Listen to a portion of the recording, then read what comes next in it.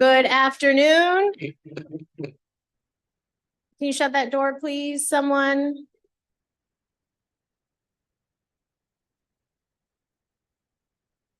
Thank you. Good afternoon. Today is February 28th. Welcome to the bill hearings of the Ways and Means Committee.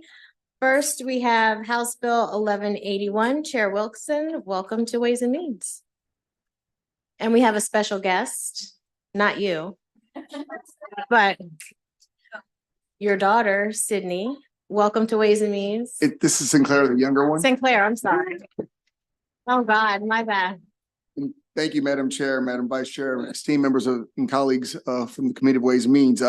Thank you for allowing me to be presumptive and have a seat. I have one person on my panel with me. She's sitting beside me and we'll follow up with some testimony when I'm done.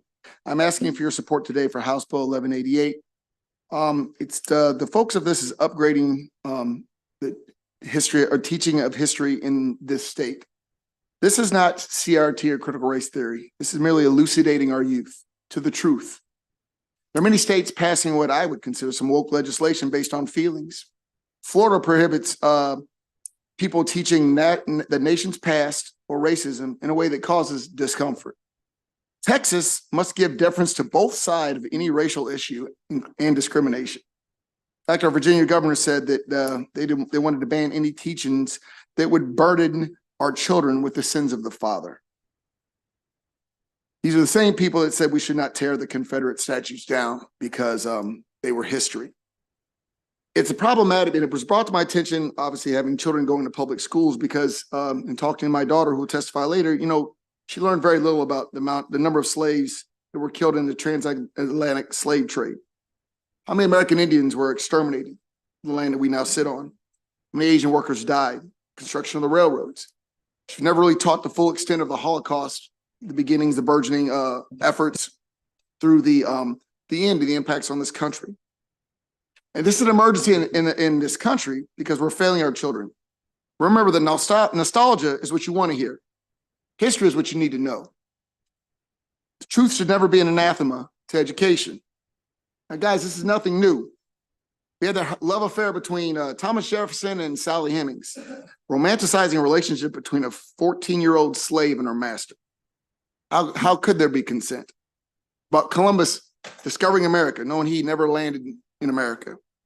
Or about the Civil War being about Northern aggression and states' rights versus what it was, slavery. I mean, I found out mere years ago that 1 out of every 4. Okay, we're gonna have to get off the walls. Somebody's leaning on the walls. Doing the old quiet storm thing going on. I like it. Yeah. Gets my little lower voice then.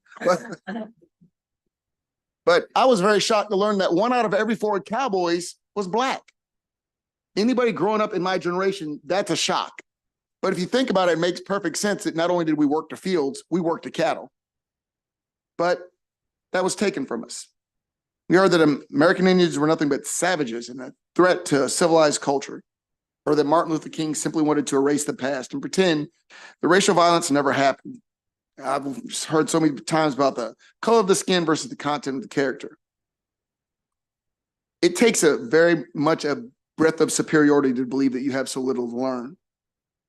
In addition, the contributions and the sufferings of minorities and women have long been overlooked by our history books, except for those special months. But see, it's not Black History Month, it's not Hispanic History Month, it's not Women's History. It's all American history. And furthermore, sometimes the suffering of a people provides a context for their current state. An example is the American Indian who's living on the reservations. And if you've ever been, I would ask you to go because you will get a shocking revelation to poverty. Their teen suicide rate is 10 times the national average. This is not pernicious or hateful. After all, we know who bombed Pearl Harbor, who bombed the World Trade Center. We know about bin Laden. We know about Hitler. We learned about Stalin. We know who did these things. In addition, it's important we focus on world history and we educate individuals, make sure that they can evaluate and understand the proper causes of the Holocaust, the events that led up to it, the actual suffering, the aftermath, and the impact on the U.S. views of the Jewish people. Now, in conclusion, I'm aware of the horrible and violent genesis of our country. The actions that were done in furtherance of democracy and the building of this nation. I learned about the atrocities committed against my people, the enslavement and racism, the hate and bigotry that engulfed our entire history. I know about xenophobia, the genocide that was committed to build this country. It's not cause hatred or shame for my country. It shows how far we've come as a nation and demonstrates how far we still have to go. And I know this because not only am I proud of my country, I was willing to risk my life and did so for 8 years in service of this country that I love. It is not shameful to learn your past. But if you don't, as the old saying goes, you're very well doomed to repeat it. And I believe if we're looking at our country right now, we're walking down that direction. Never be ashamed to teach your children the truth. And let's make truth the focus of our teachings of our children. I ask for your support on House Bill 1181. Thank you very much. May my panel go? Madam Chair Atterbury, Vice Chair Wilkins, and members of the Ways and Means Committee. My name is Sinclair Wilson, and I'm a high school student in Charles County. I bring my own perspective from witnessing firsthand the limited adolescent comprehension of race, manifested through ways in which students interact with each other. In my own education, I've encountered curricula that often glosses over the realities of racial oppression and inequality. More specifically, I've been taught disinformation that reduced the brutalities of slavery to solely working for free. This, as well as negligence in thoroughly teaching other historical events, leaves many students, myself included, ignorant of tragedies, as well as positive contributions of various ethnicities in our history. The first time I heard of the Tulsa Massacre was while watching the surrealist TV show called Lovecraft Country. The series motivated me to resort to the internet to learn about the prosperous Black Wall Street, which was a community of Black entrepreneurs in Tulsa that thrived before the massacre. The first time I learned about Emmett Till was from seeing a horrific image of his open casket on Twitter. I've learned substantially more about race online than I have in any classroom, and the dangers of relying on unverified information from the internet are well known. Forcing kids to learn from the internet either exposes us to the truth through gruesome delineation or it exposes us to racial dogma and propaganda. Either way, ignorance prevails. My journey through high school consistently reminds me of what comes from ignorance. Things even as trivial as a joke that plays on stereotypes can result in someone's new degree of self-hatred that they hide under an uncomfortable smile. This is hate, which is ordinary and infectious. This is why it's crucial to take every measure to combat hate and encourage equity by teaching how this country is built upon the achievements of all races and by examining the root causes of injustice. My generation's future in this country is controlled by our ability to understand and adapt to the complexities of our society. A thorough understanding of how we are socially engineered is essential for us to use our powers for collective success because we're only as strong as our weaknesses allow. This advocacy for education is not trying to look at the truth with shame, but it's rather noting how far and giving credit where credit is due. In the light of Florida banning books and advanced placement African-American studies in schools, it is integral that we demonstrate our trust in the youth by acknowledging the depth and the calamities of our country's past. Since knowing and understanding our mistakes is the only way we ensure that we do not replicate them in the future. Thank you. Questions from the committee, Madam Vice Chair? Thank you, Mr. Chair, for bringing this really important bill, and really excited about your special guest, Sinclair, and her leadership on this as well. My question to Sinclair is just if you could tell us if and how you think that students are able to just comprehend some of the hate and discrimination that is taking place historically in the United States, and students' ability to comprehend and understand that as a part of our American history. I think that if taught from a very young level, then we can learn things on the level that we are taught, we can learn things in the level that we understand. So if you're in third grade, then you would learn things from a third grade level. But as a high schooler, I believe that we have the capacity to understand the depth and of our past. And I think that we should, students have the potential to understand and comprehend all of that stuff. Any more questions for this first Delegate Roberts? Yes, thank you. Thank you, Madam Chair. Thank you, Mr. Chair, and thank you, Sinclair. It warms my heart to see a young person up here speaking on this particular topic. My question to you, Sinclair, is have you ever had the opportunity to voice your concerns or make any inquiries about this to any of your administrators or teachers that you trust to discuss this topic. And I'd be interested in if so, I'd be interested in what some of their responses may have been. In middle school, we've had, a few controversies about that. I've addressed it, or I've asked about it, and the responses weren't very, they weren't really listening. They weren't really, trying open to understand what I was saying. But in high school, I have not yet talked to the administration about that.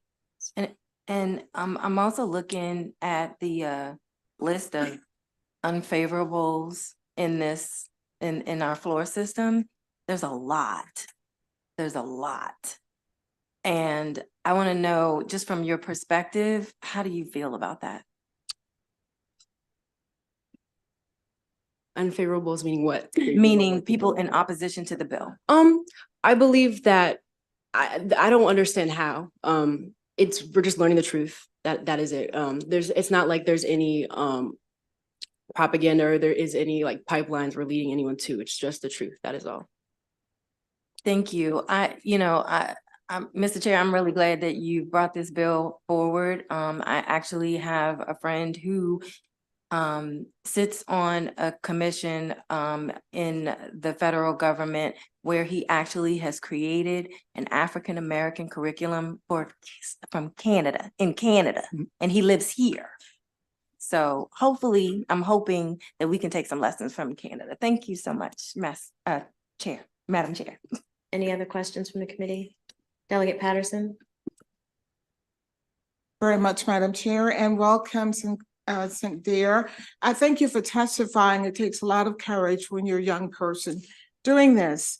And I also want to acknowledge that you're offering comments from the perspective of those who are beneficiaries or those who have not been beneficiaries of getting a clear understanding of our social studies. Pretty much in the line of Delegate Roberts, there's a lot of persons who are opposed to this legislation. But from your view, is the funding or the passing of this legislation only for one group, or do you see it as helping not only teachers, students, but our entire nation? It definitely helps our entire nation. It's not going to favor one group. It's education in every aspect of our history, not just, minorities or, majority or whatever or whatnot. Thank you again, Chair Wilson, for bringing this legislation to us. Thank you for the opportunity to testify. Any other questions? Okay, thank you both very much. Thank you. I will call the next folks on the panel: Abigail Schneider, Sarah Mickey, Deborah Miller, Evelyn Frankel, Reverend Kobe Little,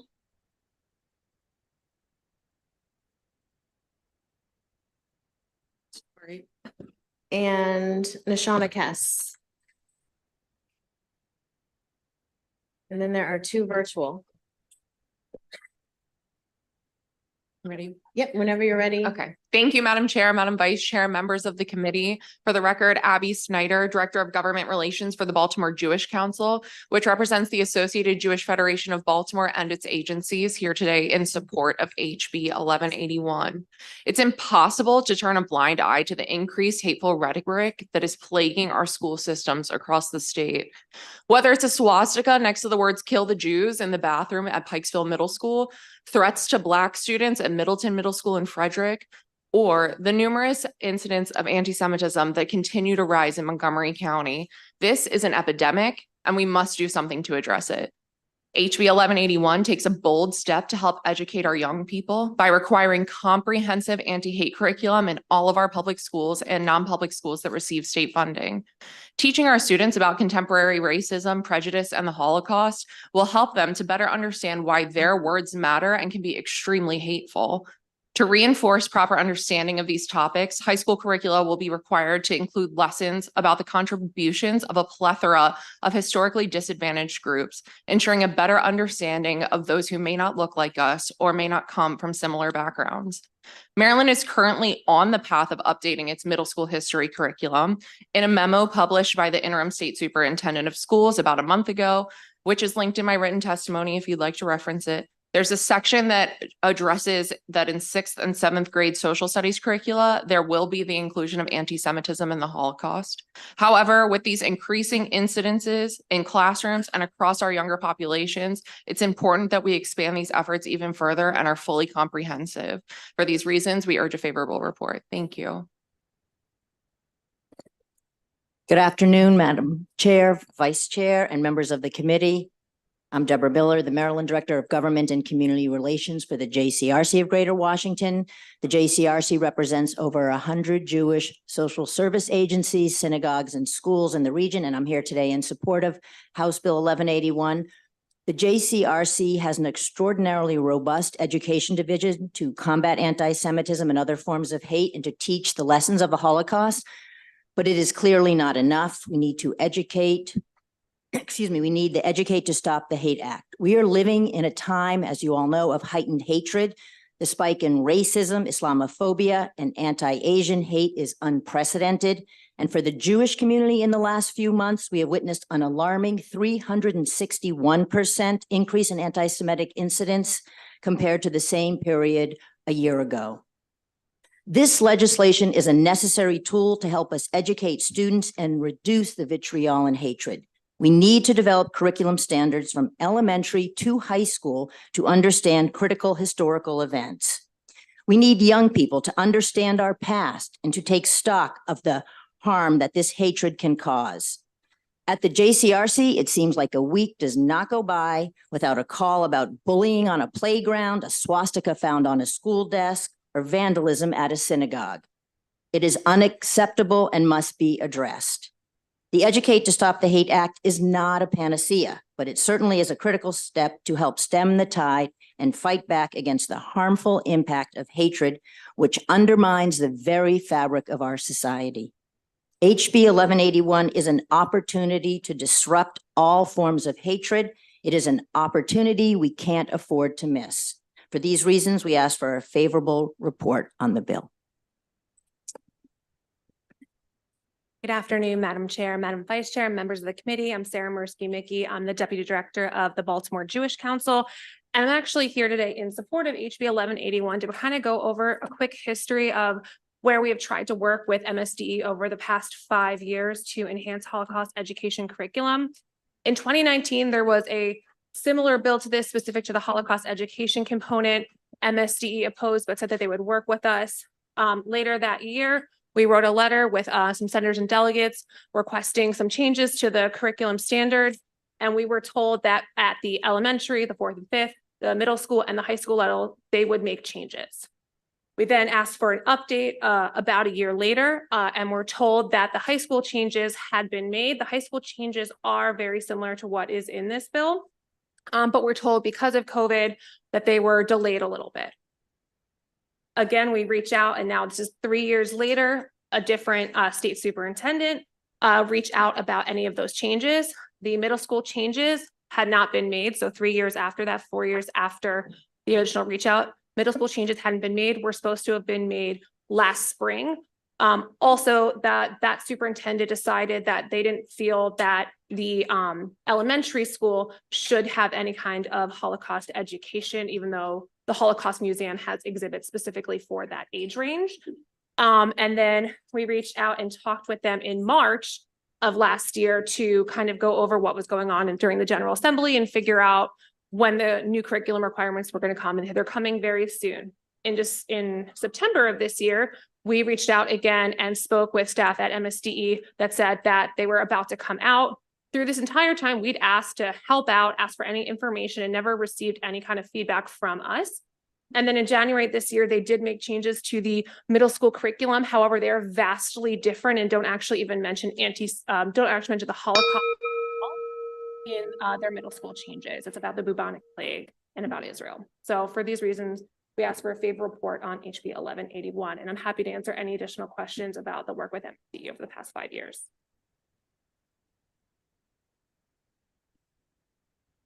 Good afternoon. My name is Evie Frankel. I'm a daughter of Holocaust survivors and a member of Jewish Voice for Peace. I am speaking favorably with amendments on HB 1181. As a former teacher, education advocate, and national expert on community schools, I'm familiar with the impacts of government-created curricular mandates. They are at best difficult to implement and enforce. At worst, they carry unstated agendas and dangers to students that are difficult to undo. HB 1181, however well-intentioned, is replete in warning signs of all of the above. HB 1181 aims to address all forms of hatred and bigotry, but tasks educators with teaching specific content only about the Holocaust. Reverend Kobe Little's remarks on SB 1058, asking that amendments add the transatlantic slave trade in every instance in which the bill mentions the Holocaust, goes a long way to solving this imbalance, but still leaves other groups without specific content. Witnesses during the Senate hearing mentioned a lack of common knowledge about the Holocaust. This is, of course, tragic. As tragic is this lack of historical knowledge extends to many other people's histories. I would venture, for example, in educating against anti-Asian, anti-Native American hate and Islamophobia, that most people aged 18 to 30 have no knowledge of Japanese internment camps, the full atrocities against Native peoples, or what Palestinians call the Nakba or catastrophe. I would therefore further amend HB 1181 to include specific content about the horrors perpetrated against each group and the histories leading up to those events. In conclusion, how do we address all this without, as the bill currently requires, not expanding the total amount of instruction? Here I find myself in agreement with the State Board of Education. A collaborative effort developed by them, or perhaps a Kerwin-style task force, could comprise a more inclusive, intentional, and expertly informed process that includes a study of what is already included and should be included in our social studies curricula. Thank you.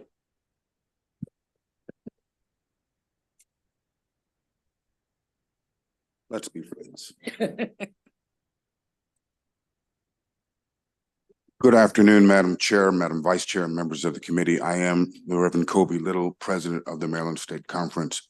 My colleague has already given my testimony probably better than I can, but I still have a responsibility to give the testimony that I can give. So here it is. I have 3 points. One, hate education, anti-hate education, and education about the oppression that has taken place here in Maryland and around the world is important. Second point that I would make is that it is an extraordinary request to legislate curriculum mandates, but we live in a state that still has the symbols of white supremacy and oppression as our state symbols, like that seal there and like the Crossland banner in the Maryland state flag. So these are extraordinary times that require extraordinary measures. We support this legislation. We're grateful that Delegate Wilson and Senator Kramer offered this legislation, but we do ask, in view of the fact that the transatlantic slave trade impacted Maryland greatly, Maryland was a part of it, and in sight of the nearly 2 million African Americans who live in Maryland, we would ask that at every instance where the word Holocaust appears, that this bill would be amended also to include transatlantic slavery, and that everywhere that the words anti-Semitism appear, that the words white supremacy would also appear. And this is important on the face of it, but we offer these amendments too as a reminder to all of us about the importance of wearing an equity lens. And so we hope that in the future, perhaps these types of amendments will be offered by Thank you, Madam Chair. Are there any questions from the committee? Okay, seeing none, thank you all very much. Next we have, is Nashona Kess here? Oh, okay. And then we have 2 virtual. I'll just take the testimony that Reverend Little. We appreciate that. Thank you very much. Is Meredith Weissel with us virtually? Okay, we'll take Meredith Weissel. She's favorable. Whenever you're ready. Thank you, Madam Chair, and members of the committee, and allowing me to testify virtually today. I had to be in 3 places at once, so thank you. For the record, Meredith Weissel, I'm the Regional Director for the ADL, the Anti-Defamation League, a leading anti-hate organization that works to combat anti-Semitism and all forms of hate and bigotry. I want to echo my colleagues at the JCRC and the BJC, specifically about Holocaust education, but also understanding the rise in hate and extremism, that it is impacting a lot of communities. This committee has already heard several bills specifically talking about Holocaust education and the numbers that we are seeing in the state of Maryland. You heard previously about how Maryland is in the bottom 10th, so the 10th from the bottom in Holocaust education and understanding of what our students are aware of.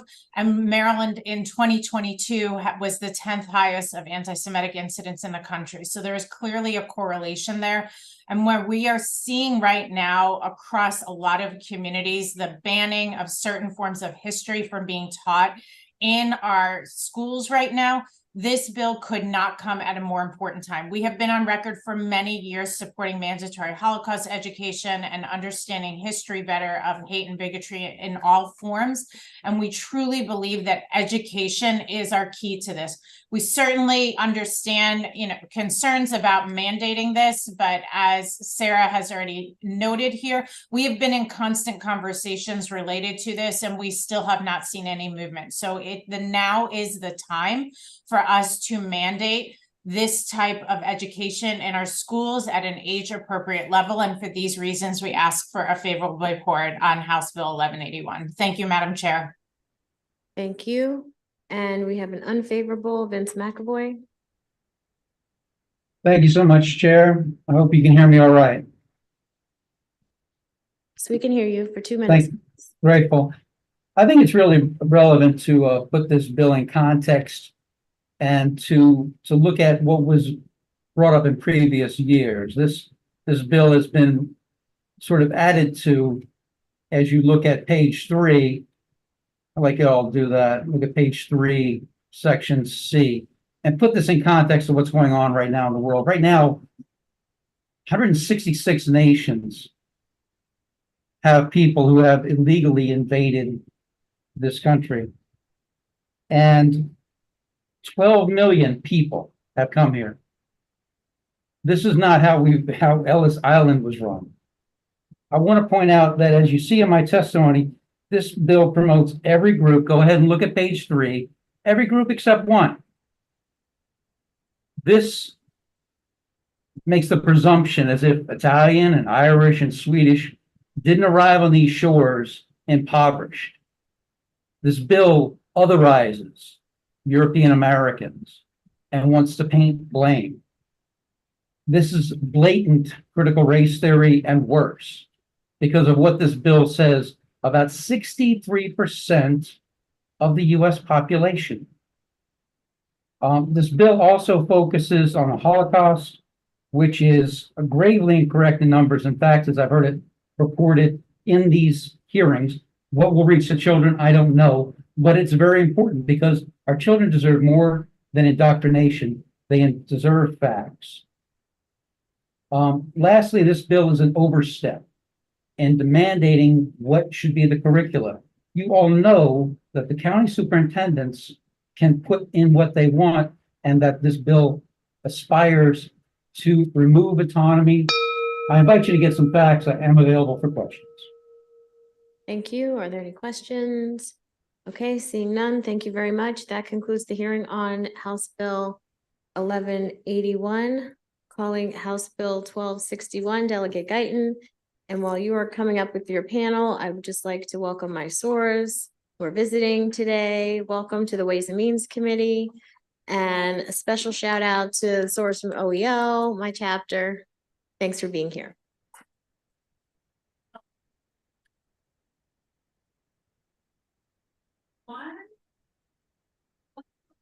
For the record, I am Delegate Michelle Guyton from District 42B in Baltimore County.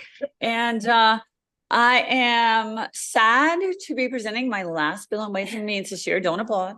But I am not particularly happy that it is a commission bill, but it is a good one. Okay.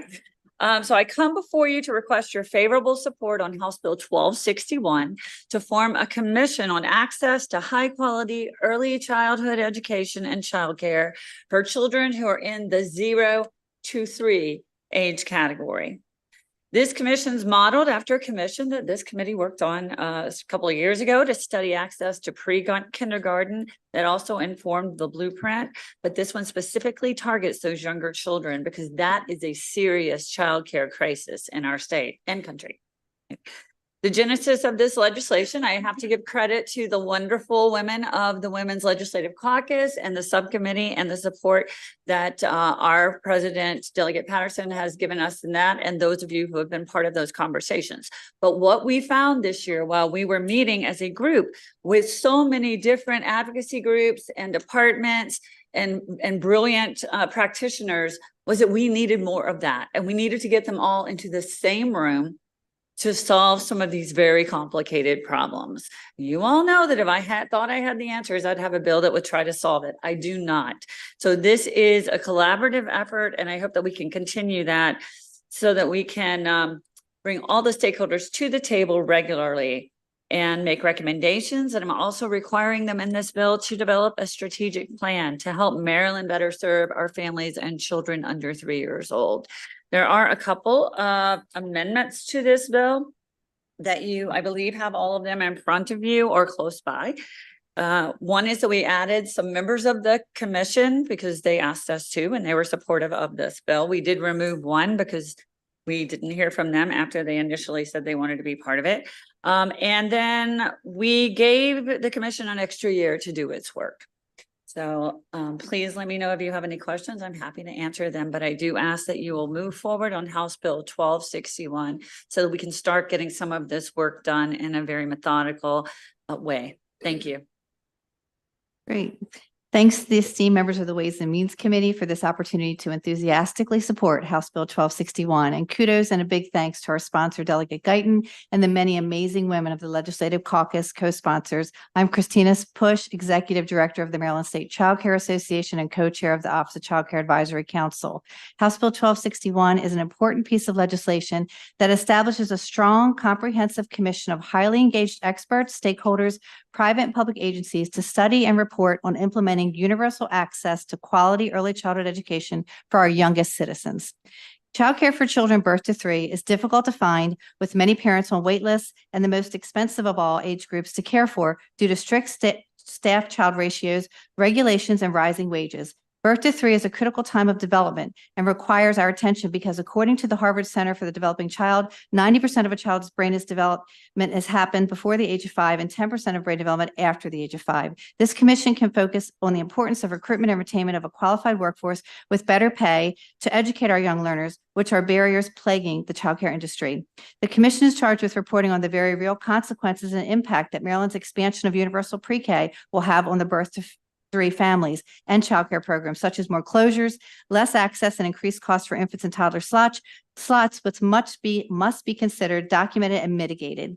The bill creates space to review what Maryland is currently doing, such as review the new cost of care surveys MSD will be rolling out, the impact of Montgomery County's new grant program to provide additional funding for infants and toddlers, and how other states are tackling these issues. For example, our neighbors in DC developed the Under 3 DC Coalition with big dreams for DC's youngest children. Childcare is an economic and equity imperative, and the workforce behind the workforce. We can not only focus efforts on expanding pre-K in Maryland, we must build capacity for all childcare with good legislation like HB 1261 to take a statewide deeper dive and make recommendations that could become legislation in the future. MSCC urges a favorable report. Thank you.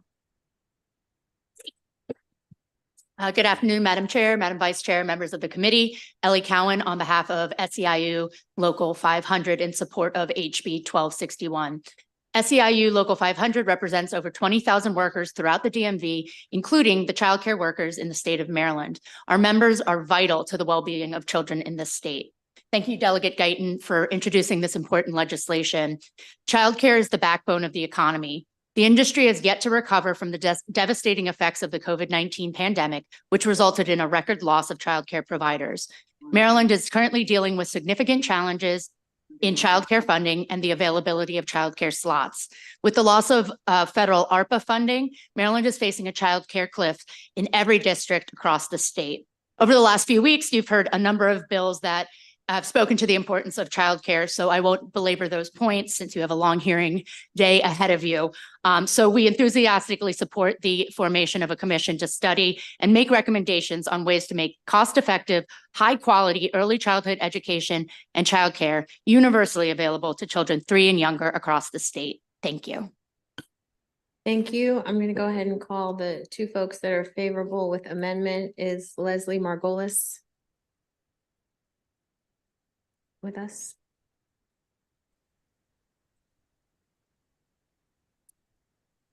Yeah. Can you hear me? We can hear you. Okay, great. I wasn't they didn't connect me. Hi, good afternoon, Madam Chair, members of the committee. I'm Leslie Margolis, Managing Attorney and Policy Counsel at Disability Rights Maryland. I'm also the co-chair of the Education Advocacy Coalition, which is more than 40 organizations concerned with education policy for students with disabilities in Maryland. I'm here today on behalf of the Education Advocacy Coalition to support House Bill 1261 with an amendment. So many of our organizations represent or work with families of very young children and older children with disabilities as well, who have been denied entrance into childcare programs or who are kicked out of childcare programs on the basis of their disabilities. We also represent or work with families of very young children in the infants and toddlers and early childhood programs who are waiting for services, who have difficulty accessing services. So we certainly support a commission that will look at the global issues affecting childcare and in early childhood education. We do propose an amendment, though, to add a family, to add a parent whose child who is seeking childcare for their child with disabilities in the community childcare program. We also ask that an organization familiar with childcare and early education issues be added to the commission. And with that, we do support House Bill 1261. Thank you. Thank you. Is Christina Lopez with us? Yes. Hi, I'm here.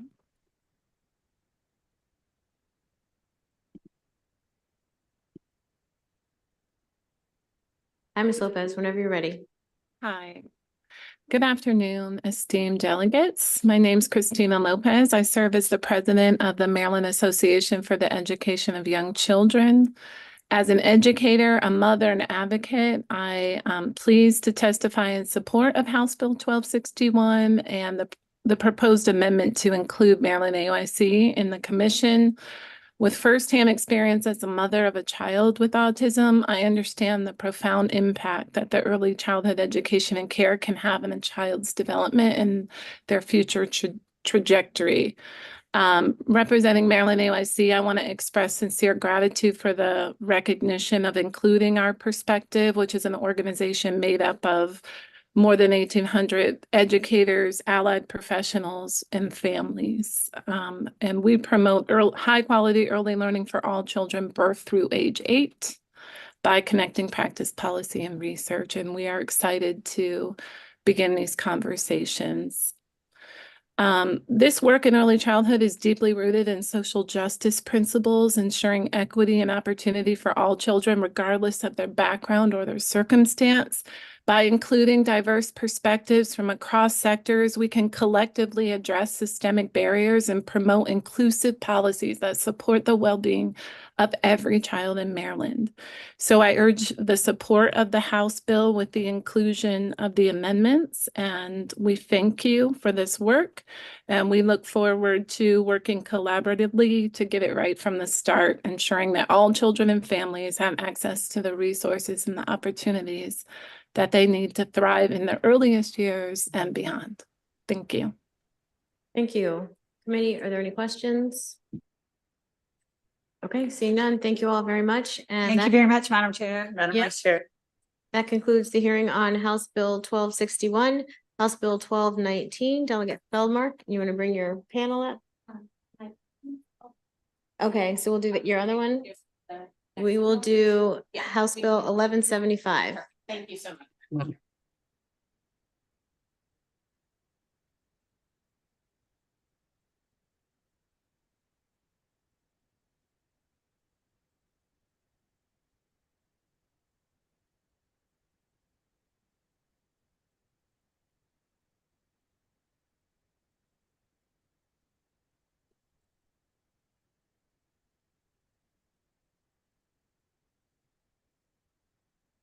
Here.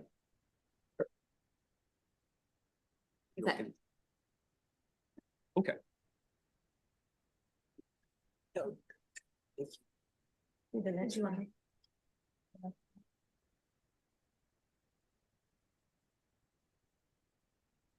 Thank you, Madam Chair. Thank you for your flexibility. Good afternoon, Chair Atterbury, Vice Chair Wilkins, and colleagues. For the record, I'm Delegate Jessica Feldmark, and I'm pleased to be presenting House Bill 1175. I have a robust sponsor panel with me this afternoon, so I just want to give a little bit of background before I turn it over to them. Colleagues, as you know, I represent Howard County. Now, as my Howard County colleagues are painfully aware, and I think most of you are probably aware because it got fairly significant media coverage. At the beginning of the school year, we had a rather significant failure of private contracting with our transportation services.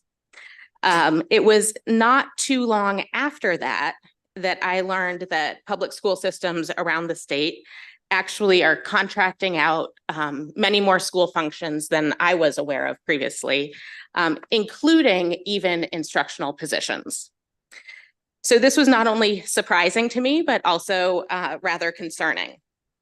With this bill, our goal is not to eliminate a school system's ability to subcontract for services, but rather to limit it to those situations where it is truly needed and appropriate. So this bill aims to set a clear process and some guardrails around school systems subcontracting for services and brings transparency and accountability to the process. With that, I'll turn it over to my panel and respectfully request a favorable report. Thank you. Thank you. Good afternoon, Chair Atterbury, Vice Chair Wilkins, and members of the committee. My name is Christian Goebel. I'm with the Maryland State Education Association, representing 75,000 public school employees across the state of Maryland, testifying in strong support of House Bill 1175. This legislation promotes two policy goals. First, establishing protections for public school employees from the negative impacts of subcontracting. And second, to promote more transparency and accountability when public school employers attempt to subcontract out work or services performed by public school employees. HB 1175 furthers these policy goals by prohibiting employers from subcontracting work during the term of a collective bargaining agreement, subject to certain exceptions in the bill. Following the expiration of an agreement, the bill permits an employer to subcontract out work if they provide advance written notice to an impacted exclusive representative, meet and discuss the employer's decision to subcontract, and negotiate the effects of the decision. The bill authorizes an employer to subcontract out work during the term of an agreement if the agreement is for services that are not available from the employer or cannot be provided by utilizing existing public school employees. The legislation promotes more open and transparent decision-making processes by requiring an employer to notify the public as soon as practicable that the employer is considering or exploring subcontracting, reviewing subcontracting proposals in open board discussion, and inviting public comment on the proposals. Finally, I do want to note, we do not believe the language in the bill is so broad that, as Delegate Feldmark said, contracting out would be exclusively prohibited. The bill is intended to address work that is performed by our public school employees represented in bargaining units. So we're not looking to interfere with capital projects or legal services, anything of that nature. And we're certainly happy to work on amending the language to clarify the scope, exceptions, and intent of this legislation. Thank you, and here's your favorite report on this legislation.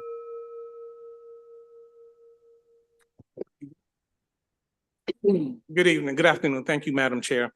I'm President Diggs of ACE Ask Me Local 2250. Representing the proud and well-trained professionals in the education and support sector in Prince George's County. And I speak in favor of this Bill 1178. We question the wisdom and the employees' decisions, particularly given in the financial challenges facing the school system.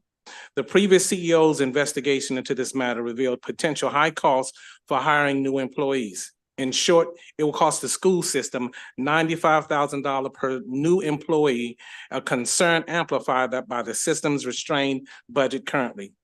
When the new transportation director of Prince George's County announced that they were going to be hiring contractors. They were supposed to come to Local 2250 and have a discussion.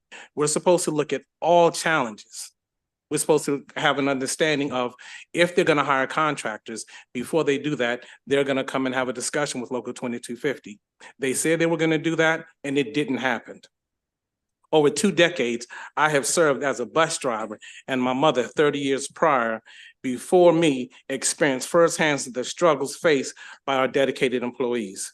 The issues of mistreatment and retaliation against those who speak are pervasive, creating a hostile work environment, the open disregard of our negotiated agreement. So many drivers and attendants can't even get 40 hours of work week and are paid by a system called proration. That leaves many workers with less than making $30,000 a year.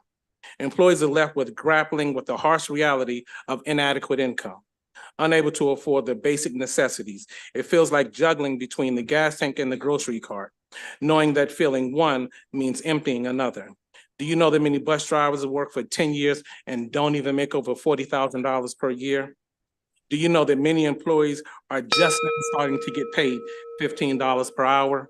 We ask for your support in this in order to make sure that those in these leadership positions make the right decisions for the residents of Prince George's County. Thank you.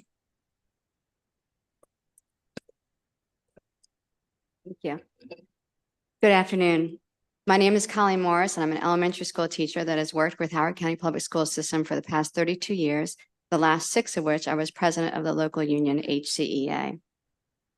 Over a decade ago, HCPSS began subcontracting the educational support professionals they needed to supply close adult supervision. These employees are referred to as TEs, or temporary employees. The employees have almost the exact same job description as HCPSS student assistants, but they do not receive benefits. They work only the hours the students are in school. They receive no training. They are not supposed to be left alone with students. I say not supposed to be. They are paid a much lower hourly wage. And if the child they are providing services to is absent or the IEP is changed, they are not paid at all. HCPSS started with less than 50 TEs, and today they have more than 300. Thus, there is nothing temporary about them. More recently, HCPSS began subcontracting out related service providers, such as speech and language pathologists, we call them SLPs, board certified behavior analysts, BCBAs, as well as some special educators. I found out about these positions when members shared their concerns about the additional workload created by the subcontractors. Utilizing virtual SLPs creates an unequal distribution of the caseloads, leaving the in-person HCPSS SLP with more intense cases. Additionally, any questions from parents or teachers are almost always addressed to the SLP on site because the virtual one is not readily available.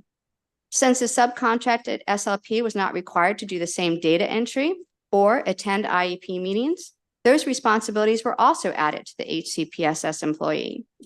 Further, other educational support personnel have additional duties because someone must supervise and assist the student receiving virtual services.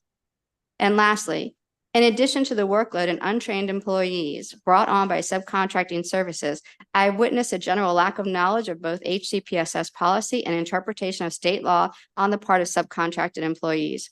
Last year, a subcontracted BCBA interfered with a situation, reporting an HCPSS employee for misuse of the new restraint and seclusion law. Once the investigation was completed, it was noted that it was the BCBA's lack of knowledge of both policy, practice, and state law that caused the confusion. And since you rarely get to see the unintended consequences, I hope these examples and I have more support a favorable outcome on HB 1175. Thank you. Thank you. Sir, can you tell me your name again? Martin Diggs. Okay, thank you. Ms. Bose? Good afternoon. Catch your breath. I'm just going through all my files to find this testimony. Is it okay if I go after the next person? You're the last. I'm the last person. Give me 1 second. Sorry. Oh, I got them. Sorry. That's what happens when you're over organized. Good afternoon, Chair Atterbury, Vice Chair Wilkins, and members of the Ways and Means Committee. My name is Cheryl Bosid. I'm a 4th and 5th grade teacher from Baltimore County, proudly serving as the president for the Maryland State Education Association. representing 75,000 educators across the state. As you heard, Delegate Feldmark describe this issue. Our union, in coalition with our partners from AFSCME, BTU, and SEIU, are seeking to establish guardrails when our employers attempt to subcontract out work or services performed by public school employees to third parties such as for-profit companies. MSEA strongly opposes efforts to subcontract out education-related services or employees. House Bill 1175 will ensure public school employees, students, and their families and communities will have the opportunity to share their concerns and review important information before an employer subcontracts out work provided by our public schools. For too long, our employers have failed to provide notice or seek input from public school employees when subcontracting out work. Public school employees through their unions should be provided advance notice when an employer attempts to subcontract work. Subcontracting out work may create differing working conditions between a public school employee and employees of subcontractors. This legislation promotes the public interest by enhancing transparency and ensuring accountability from our employers when they are subcontracting work. Under the bill, as soon as an employer is considering or exploring subcontracting, they must notify the public and impacted local unions. Proposals and decisions to subcontract out essential school services would need to occur in an open session of the Board of Education, and the public would be invited and permitted to provide comment on the proposals before a decision was made. Additionally, any subcontract agreement must provide strong labor standards to make sure our employers are not creating a race to the bottom. So we strongly urge the committee to issue a favorable report on House Bill 1175. And thank you for your flexibility. Thank you. Thank you. Mr. Diggs, I did not have you on the list, actually. Were you, I have a Christina Duncan Evans. I'm just trying to figure out. Madam Chair, that's, I believe it was Megan. Yes, you did tell me Stokes. this. Yeah. Yeah, thank you. Yeah, that Mr. Diggs is You taking her told me place. that. Thank you. And our final panelist is really just to join for questions. Okay, do you want them to come up? Come on up. I have a Yeah. Christopher Cano. Oh, Christy Anderson? Christy, I have a Christopher Cano. I have a Christina Duncan Evans. And I have a Christy Anderson.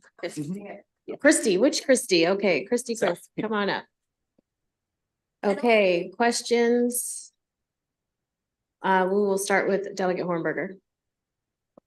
Thank you, Madam Chair. So I'm struggling with how to answer this question or ask this question. So maybe you help me along here. So I did a lot of contracting with the federal government. They're guided by the FAR, Federal Acquisition Regulations. And, you know, their attorneys and the federal government has basically come to the conclusion that they can outsource anything other than the administration of contracts in the federal government. They can basically outsource anything they want. So is there and I think that there is a similar document that is for the state that dictates how these is that what you're looking to amend with this law? Sure. So I'm happy to answer that. There are provisions in state law that provide protections for state employees when state agencies are attempting into state service contracts, and we're seeking comparable protections there. So, for example, state employees are provided the opportunity to be given advance notice before a state agency is attempting to contract out the work that they perform, exploring other alternatives to contracting out, conducting cost comparison analysis. So those requirements do exist in state law for state employees, and we're seeking comparable protections. Okay, that's great. The second follow-on question, and we had a recent court decision in Harford County, whereas a employee of the schools was determined by our Court of Appeals to not be an employee of the state. In other words, that finding was that he could serve for office, for example, as a county elected official because a school employee is not prescriptively a state employee. So are employees of the schools for purposes of this bill treated as state employees? No, they're not.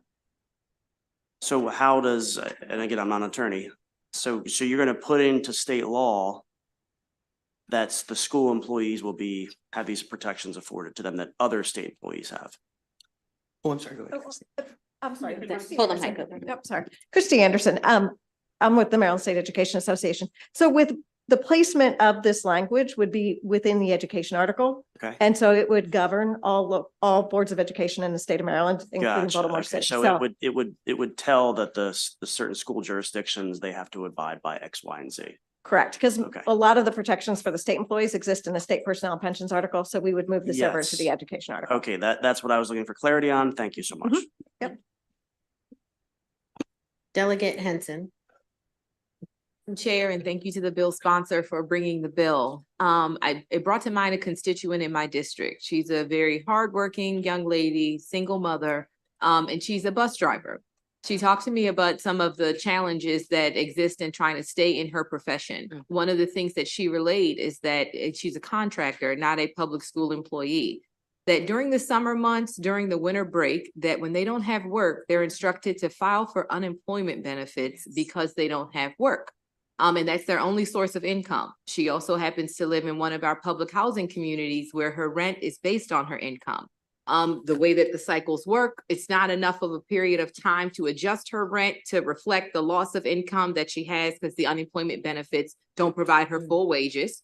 So she's stuck paying the rent that she can't afford during the summer months, during the month of the winter break, during the month where there's a spring break. She takes all the opportunities she can for extra shifts. She's doing any field trips, any sporting events, anything she can to pick up more money to make that paycheck make ends meet. But she simply struggles with being able to do that based on the structure in place for being a contractual employee. Would this bill bring any relief to constituents like her that are working their very hardest, but still having trouble in our system? Sure. So I'm happy to say, so this legislation would not impact services that are already currently contracted out. So my understanding is Anne Arundel County Public School already contracts out bus drivers. I will say one provision, though, is that in the legislation, we're seeking to establish that employees of contractors, in order for agreements to be approved moving forward, where the public school employees are performing the worker service and an employer is attempting to contract that out, that the employer, the subcontractor would need to provide comparable wages and benefits in comparison to what public school employees are performing. So we're seeking to establish a floor and making sure that workers of subcontractors are receiving good living wages and good benefits as well. Sure. Can I just jump in? Because if I'm understanding correctly, and please jump in if you think I'm misunderstanding, but I think for this particular constituent you're speaking of, this bill would not necessarily help her in her situation. What we are trying to do with this bill is prevent more of those situations from happening, right? We're trying to prevent more public school system jobs from being contracted out to contractors who may not provide, the same level of wages and benefits and put their contractual employees in this challenging situation. Thank you. If I'm hearing you correctly as well, this could impact future negotiations for contracts. And if a part of that is designed to make sure that benefits and that wages are comparable to school system employees. I know my husband is a school system employee and they get paid year round. They work for the 10-month schedule, whatever it is, but they get paid year round. And if our bus drivers who were contractual had that opportunity for stability in their wages, I know that constituent would be positively impacted, and I'm sure lots of other people as well. Thank you. Thanks, Madam Chair. Thank you, Delegate. We'll now go to Delegate Edith Patterson. Thank you, Madam Chair. And Delegate Fillmore, I needed your bill back in Charles County last year. It's really timely because it's really important. It's not just your county, but it's many counties. The question I have in terms of protections from being, I'm just going to say bought out. We have in our county a large group of small businesses, women-owned businesses, etc. And the superintendent in Charles County has made it known that the board will intends on absorbing those groups or those businesses and contracting out comparable what happened in your county. We use your county as an example of what not to do. Yeah. So how can we tell the opponents that the school systems will not be restrictive from having the ability to contract out but yet we want to ensure that there is fairness that is involved with the people that we're working with and to save their jobs and businesses. Right.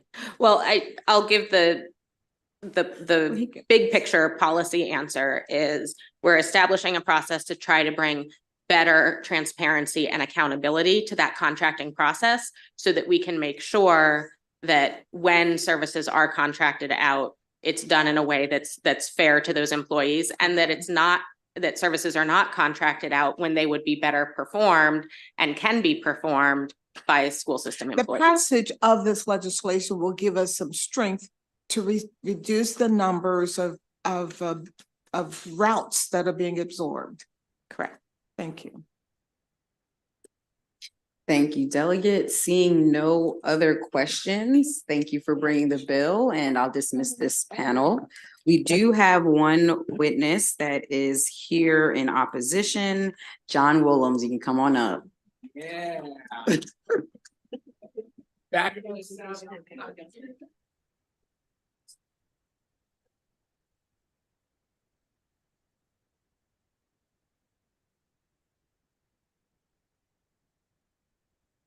Vice Chair, members of the committee, John Willems, representing the Maryland Association of Boards of Education.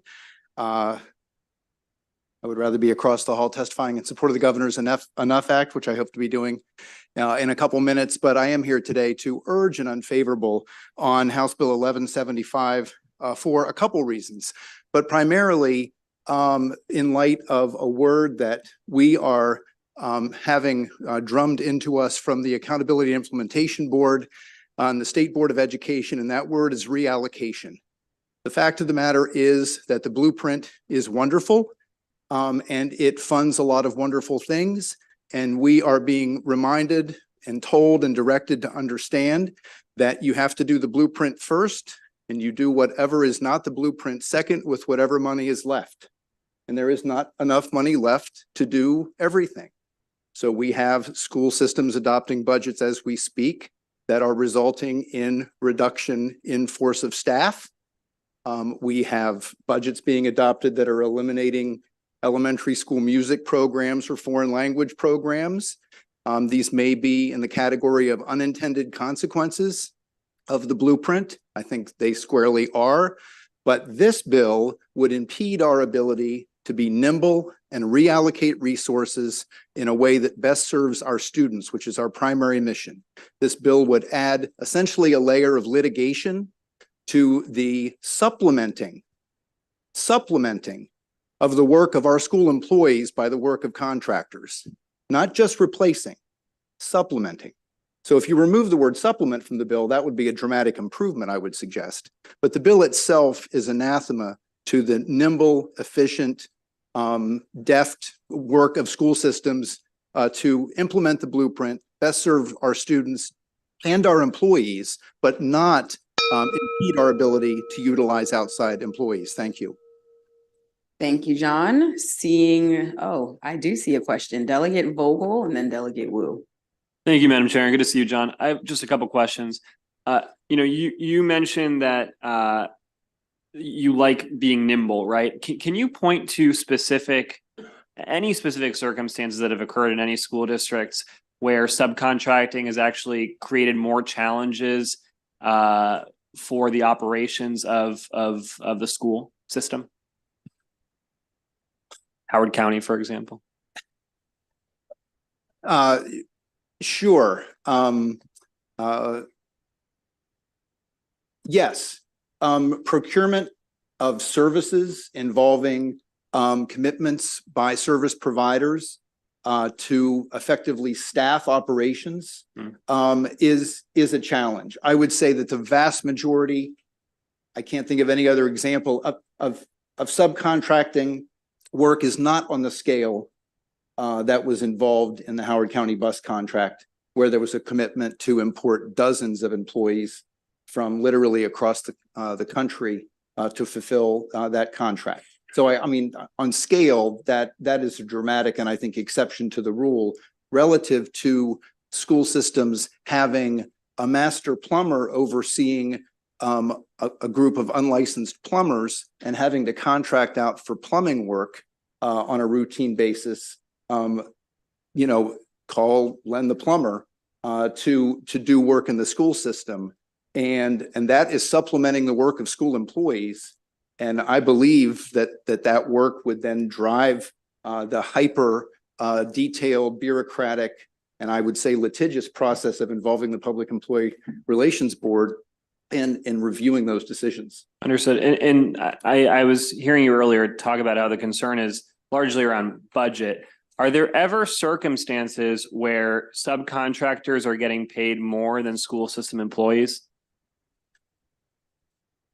I would think that would be most likely to be in situations of like information technology and cybersecurity, where if you're contracting out for a technical professional service like that, I don't know that our contracts actually particularly delve into what an individual subcontractor with that entity is making, but recruiting and compensating, again, non-certificated, but professional, staff in those IT fields is an example that would occur to me, and I'd be happy to look into that to see if that is in fact the case. So sorry, just to clarify, and a yes or no is okay here. Are there situations where subcontractors are getting paid more than school system employees?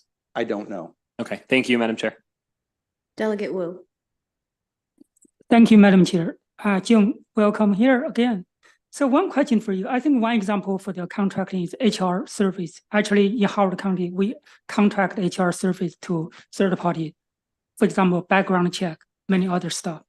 And I think the reason for this is really want to add a guardrail to really examine the contracting services, right? Want to make sure the contract, if the school system can do it or our employee can do it, we don't want to contract it out. At the same time, as you mentioned, we need that flexibility because sometimes we don't have other choices, right? I think if you think about the spirit of the bill, what can we really, if we want to amend that, what do you think is the best way to really make it both provide that flexibility at the same time guarantee the school is not really outsource everything they try to outsource? Delegate Wu, I appreciate the question. Of course, I appreciate your service as a former school board member in Howard County as well. I look, to be clear, maybe strongly opposes the bill, but I always try to be constructive in my criticism, and have suggested that there is a stark contrast between not a prohibition, but a lot of guardrails or a lot of restrictions and limitations on decision making with regard to replacing current employees with outside contract employees and supplementing the work that those employees are doing through the work of outside contract employees. And so by eliminating consideration of supplemental work from the parameters of the bill, I think that would be a meaningful improvement, but it doesn't alleviate all of our concerns with the bill by any stretch. Thank you. Okay, are there any more questions? Seeing none, that concludes the hearing on House Bill 1175. We are going to pivot.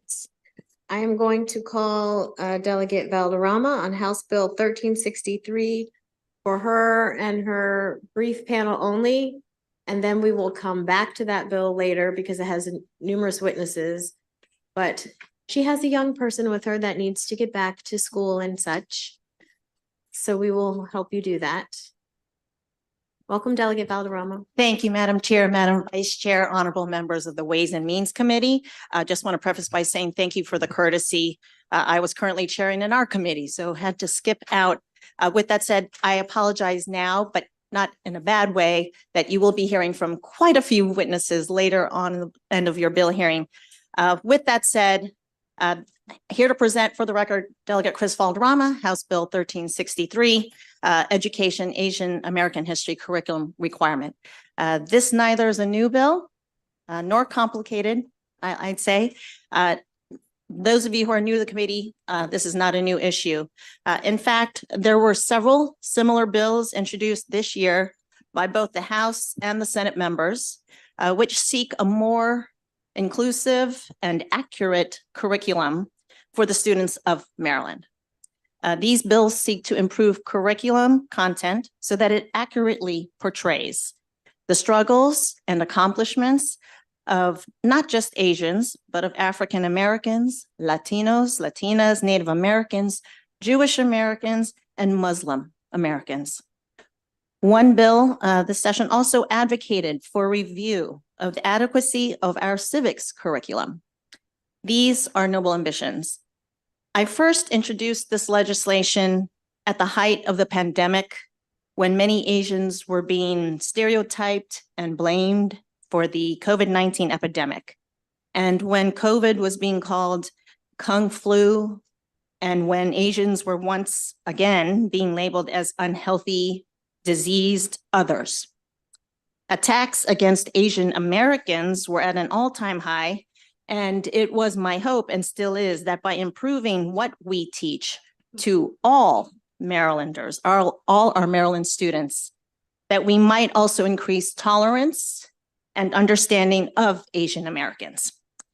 The simple premise of this bill is to provide an inclusive and accurate depiction of all aspects of the American experience by including Asian history within the current American history courses that are required in our elementary school years, 5th grade, 8th grades, and in high school.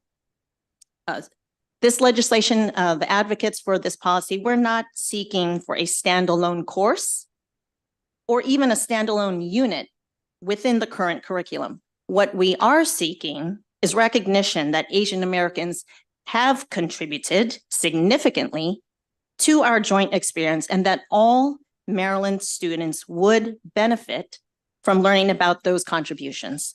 I've heard from parents who recognize the void in our curriculum and who have tried to volunteer to assist teachers in our state by providing Asian cultural or historic experiences to their children's classroom and have mostly had their offers rebuffed.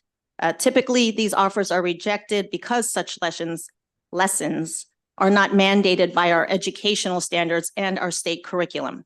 Teachers feel great pressure these days to teach mandated topics and often feel there is no extra time for additional material. So children who experience this lack of inclusion often feel confused and invisible. By failing to recognize the Asian contributions to our greater experience, we give them and non-Asian students the message that their experience and that of their ancestors are foreign and somehow lesser than the dominant culture. So even children who have deep roots in the Asian American experience and whose families have been in this country, in the United States, for centuries, are often assumed to be born in another country. Non-Asian students never learn that Asian Americans have made rich contributions to our collective culture, politics, and history. So it should surprise no one here that there's an alarming uptick in intolerance and hatred towards individuals and groups that are not part of the dominant culture. We have seen other states limit what can be discussed in the classroom without serious consequences for teachers who seek to introduce new information and ideas to their students. This attitude is best illustrated by the censorship that is happening in our public school libraries. We comfort ourselves by saying that this isn't happening in our great state, but it is. And if not addressed, it will only get worse. It is past time for Maryland to take a comprehensive look at the messages that we are teaching to our children, to our students, both Asian and non-Asian. So we will never correct this injustice until the Maryland Board of Education provides standards that include the Asian American contributions to our larger history. And for all the reasons I've stated, Asian American history is American history. And as a proud Filipino American, proud to present this bill to all of you today. Thank you, Madam Chair. Good afternoon. My name is Lily Pang, and I'm a senior at River Hill High School and the co-founder of Project Lotus, an AAPI youth advocacy organization. Later, I will be joined by 4 other Project Lotus student members, as well as one of our very own teachers at River Hill High School. Before I begin, I would like to thank you all for your time. Thank you so much, Madam Chair, for this opportunity to testify. And thank you to Delegate Valderrama, Delegate Wu, and the rest of the API caucus for supporting this critical piece of legislation that I stand in firm support of. On February 3rd, 2022, I testified in front of the Maryland General Assembly for the very first time. On March 1st, 2023, I was back. Today, I sit in the same spot, testifying for the third year in a row for the cause of API representation in history curriculum. Year after year, I have come back to testify because this issue is truly a pertinent one for our community. This summer, I had the pleasure of interning at Delegate Chau's office. As the intern team lead, I led a research paper analyzing the lack of API representation. The results were disheartening, but unfortunately not surprising. Representation of API was as low as 0%. Even in the highest representation, which was 33%, 71% of all representation was in the context of war and conflict. How can we not be seen as perpetual foreigners and enemies when this is the narrative that our classrooms are teaching us? This fuels ignorance that lays at the root of the devastating injustices against Asian Americans. What we need is proactive action, starting at the root. This issue is not just about racial injustice, but the quality of education Maryland students receive and the types of citizens the state raises.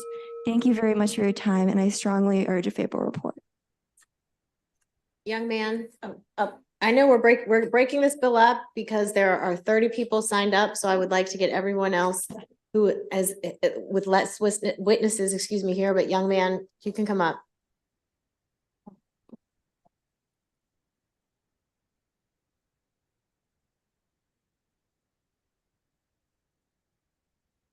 Are there any other young people here to testify? Children?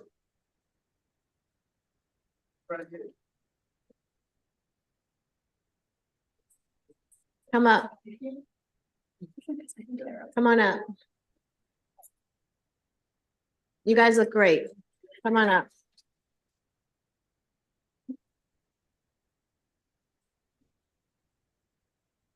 So what we'll do is there were 6 chairs up there. We'll get another chair up there. But what we will do is, young man, we'll just go this way. So just tell us your name and you can begin, okay? Hello, my name is Jasper. So Madam Chair Atterbury and members of the committee, my name is Jasper Chen. I'm a 6th grader at Thomas Powell Middle School. I want to start my testimony with a question. What did you learn about the history and contributions of Asian American community in your K-12 education? I'm guessing 0. Now I'm telling you that I've been learning 0 for 6 years. This lack of education has a lot of consequences. The FBI reports that from 2020 to 2021, hate crimes rose more than 11%. The people most affected are my community. The same report documented a 167% rise in anti-Asian hate. It's not just hate crimes too. Many stereotypes against Asian Americans, like YouTube videos making fun of Chinese accents and our facial features, make their way into our classrooms and into my daily life. This is my 2nd year testifying to change the curriculum, and the sad part is this probably won't be my last time in front of you guys. I don't know how to get through to you, but I'm telling you, as a young person, I need you to do more for me so I can feel like I belong. Passing HB 1363 is the first step. Thank you.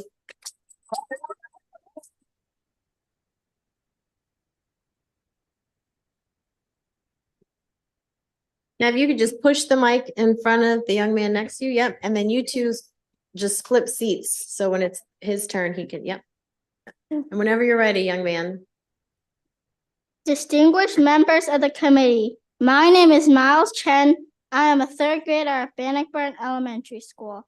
My family moved from Arizona last year, where I testified at the Arizona State Legislature in support of AAPI curriculum.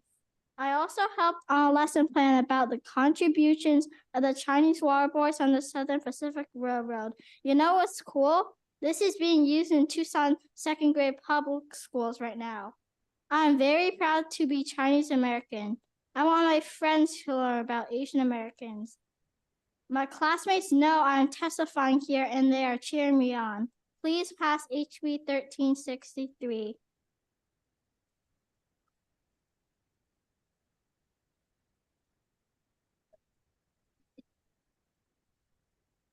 Thank you to the Madam Chair and the entire committee. My name is Albert Lee and I'm in 8th grade at Feynman School in Montgomery County. I'm in favor of the bill HB 1363 because very simply, Asian Americans are Americans. So Asian American history is part of US history and should be taught in every classroom. Unfortunately, Asian American history has been marginalized for centuries. Did you know that the first ever recorded Chinese immigrants in the US was in 1785 at Baltimore, Maryland? But even before that, it is believed that Filipino sailors arrived in the US a decade before the Revolutionary War. This shows that Asian Americans have been in the US since the very beginning, but few know this. In addition to gold mining and building the Transcontinental Railroad, Asian Americans also fought in the Civil War and were very important workers in the orchards and ranches along the entire West Coast in the 19th century, supplying food for the whole country. However, in return for their work, the US implemented the racist Chinese Exclusion Act of 1882, which led to immigration bans against Asian immigrants ranging from Korea all the way to Afghanistan. Unlike Ellis Island, the US built Angel Island, used for detaining and deporting Asian immigrants. All of these examples show that Asian Americans have been an important part of US history, but have been also facing discrimination for centuries. These facts should be taught in schools so that the discrimination will not continue, and this bill will be another step in creating a complete picture of US history in Maryland school systems. Thank you.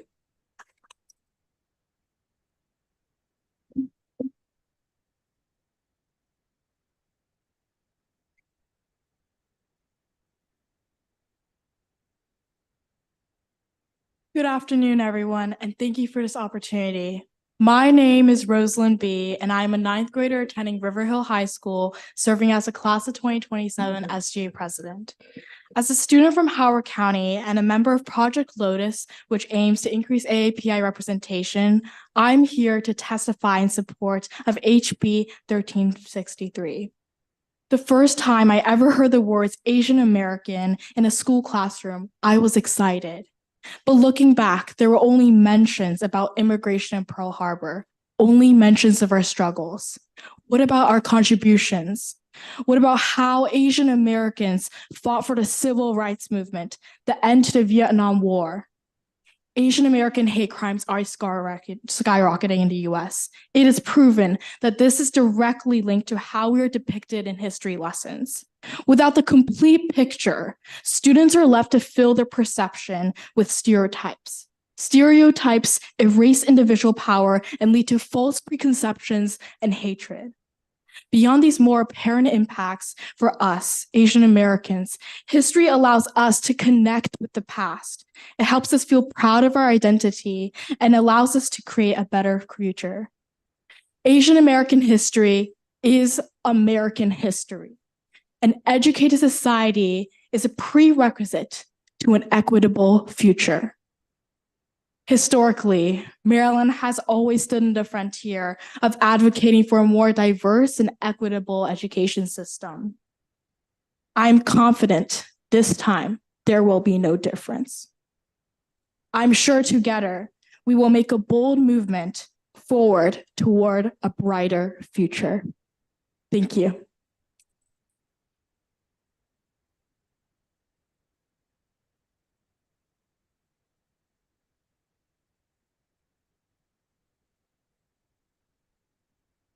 Hello, my name is Ryan Zhao. I'm a junior at Howard High School. I'm a student leader of the AAPI Ambassadors Program, and I'm a student representative for Maryland Superintendent Chaudhry's AAPI work group. The discrimination Asian Americans face is in many ways different from the discrimination other minority groups face. Asian Americans are viewed as perpetual foreigners, as invaders, or even virus bringers. And this is largely due to the lack of API education in our school system. Asian Americans have made significant contributions to the US, from Asian American communities going all the way back to the 1750s, to the Chinese American community in San Francisco, to even the Chinese American community in the Mississippi Delta, who acted as a catalyst for peace between white Americans and African Americans in the 1870s, a time of extreme racial tensions. As a student representative for Superintendent Chaudhry's work group, I have reviewed the Maryland State Framework for the Social Study curriculum. There is extremely little representation, and yet the fix is so simple. Mentioning Asian American names for fifth graders when they're learning about the amendments, names such as Wong Kim Ark or Yik Wo V. Hopkins, who determined our modern day interpretation of the 14th Amendment, is extremely important, especially for young students to hear. We're not asking for a whole unit, but just for names to be around the education for our students so they can understand that Asian Americans are not foreigners, but we've made significant contributions, even defining parts of our Constitution, which is the backbone of our government. Asian Americans shouldn't need to feel like foreigners anymore. I urge you to pass this bill. Thank you.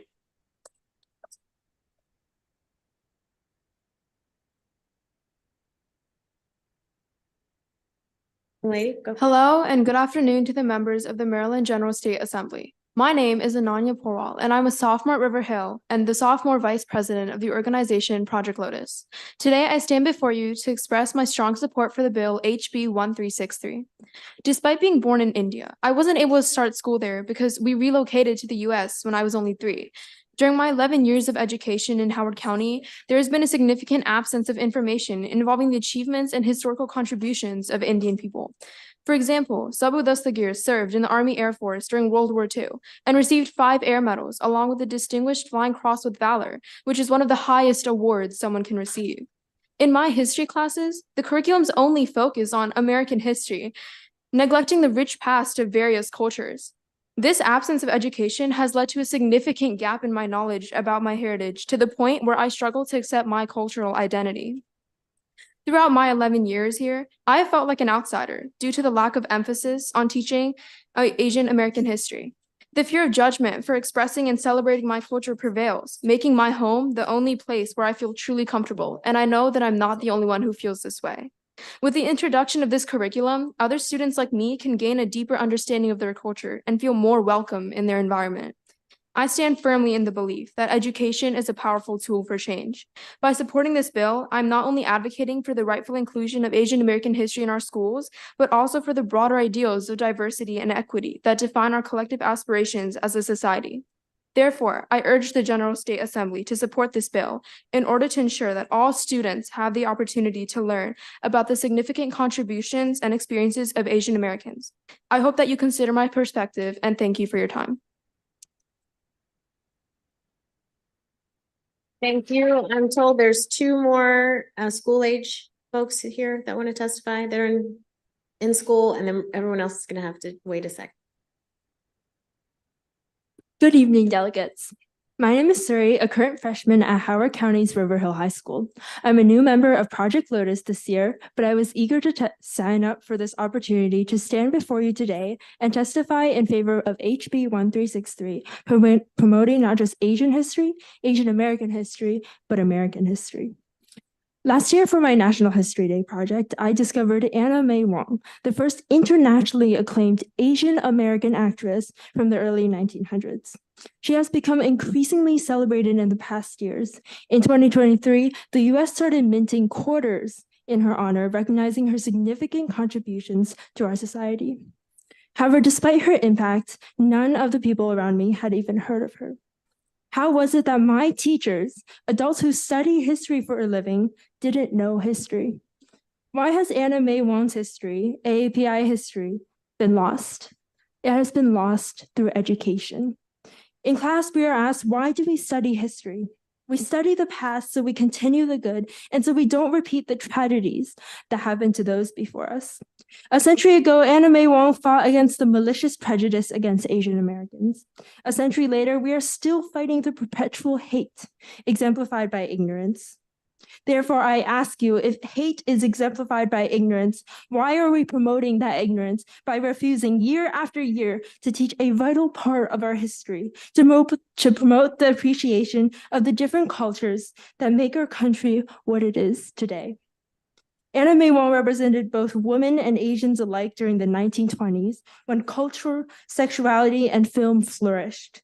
Incorporating this into a pre-existing lesson on the 1920s era and showing how diverse and absolutely beautiful our country is will lead us down a path of appreciation and respect, rather than the hate that we are sadly becoming accustomed to.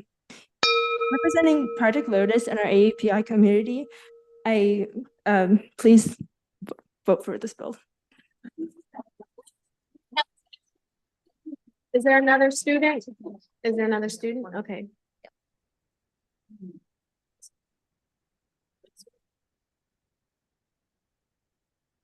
Hello, my name is Zach Pan. I'm a freshman attending River Hill High School and a member of Project Lotus. I urge a favorable report on HB 1363. Thank you for this opportunity to testify. Let's travel back to 2020. The world began to face new unprecedented challenges and witnessed the rapid spread of a rising, highly contagious virus.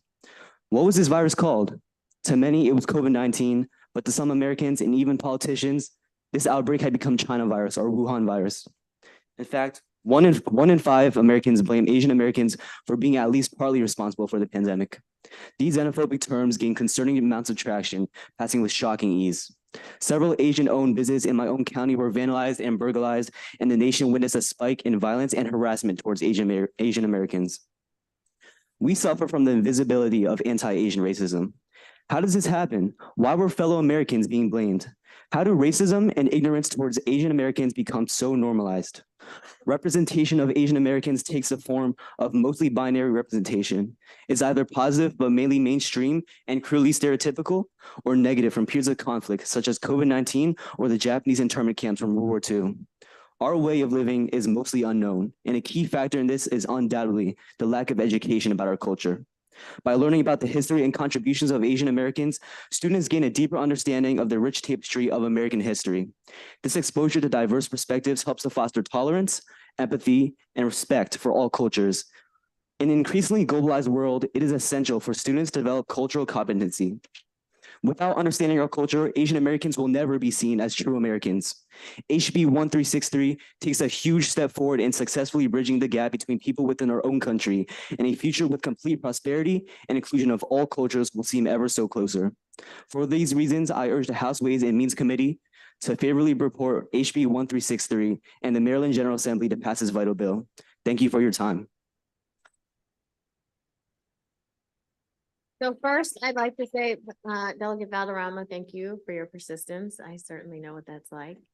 And I want to thank all the young people that came today, because it is incredibly important that you advocate for yourself and for your beliefs. And I want to especially give a shout out to all the students from Howard County. I represent Howard County. She represents Howard County. So thank you for coming here today. We're going to pause the hearing on this bill. So we're going to take a pause on House Bill 1363 and resume our regular schedule. So thank you, Delegate Valderrama, and you all can step away. Thank you, Madam Chair, Vice Chair, and I would note, you beat me to the punch. Montgomery County as well was represented, or Madam Vice Chair from Montgomery County and Howard County. Thank you. Suck up. Thank you, committee members, for the indulgence. I really do appreciate it. Thank you. Okay, House Bill, Delegate Feldmark, House Bill 1219, and you want to call your panel: Laura Hale, Tori Smith, Patrice Bullock, Karen Lake, Lily Baruch.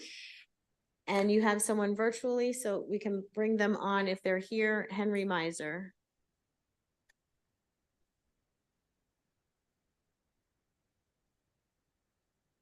They just reach out to us, you know, and they do the same.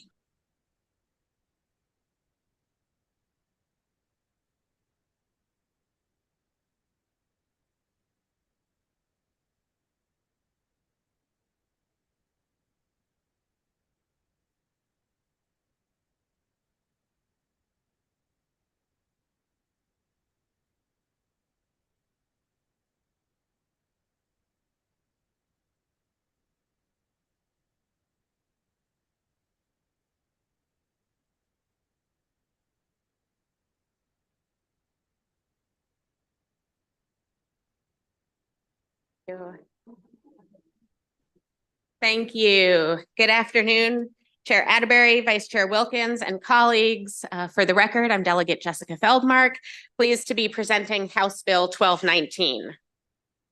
So colleagues, I do have a wonderful sponsor panel assembled for you. So I just want to make a few key points to frame the conversation. First and foremost, this bill is about saving lives. Now, moving from that very important mission to a technical piece. There is an amendment which has been submitted already. The bill is drafted, calls for schools to create a new separate cardiac emergency action plan. Unfortunately, that did not reflect our intent with the bill, which was to incorporate appropriate cardiac emergency provisions into the existing venue-specific emergency action plans that our schools are already required to have. So the amendment makes that change, but the substance of it is the same. And that really is because when the heart stops beating, every second counts. So having a plan in place where everyone knows their part, they've been properly trained to play that part, and they've actually practiced playing that part can make all the difference. Every minute that passes before CPR is started decreases the chance of survival by 10%. Finally, we know that student athletes have suffered cardiac arrest in the past, some fatally. And we know, sadly, it will happen again. With proper planning and training, though, we have the potential to stop at least some of these terrifying instances from becoming tragic losses. Again, this bill is about saving lives. With that, I'll turn it over to my panel and respectfully request a favorable report. Thank you. Thank you. Good afternoon, Chair Atterbury, Vice Chair Wilkins, and honorable members of the Ways and Means Committee. Thank you for the opportunity to speak.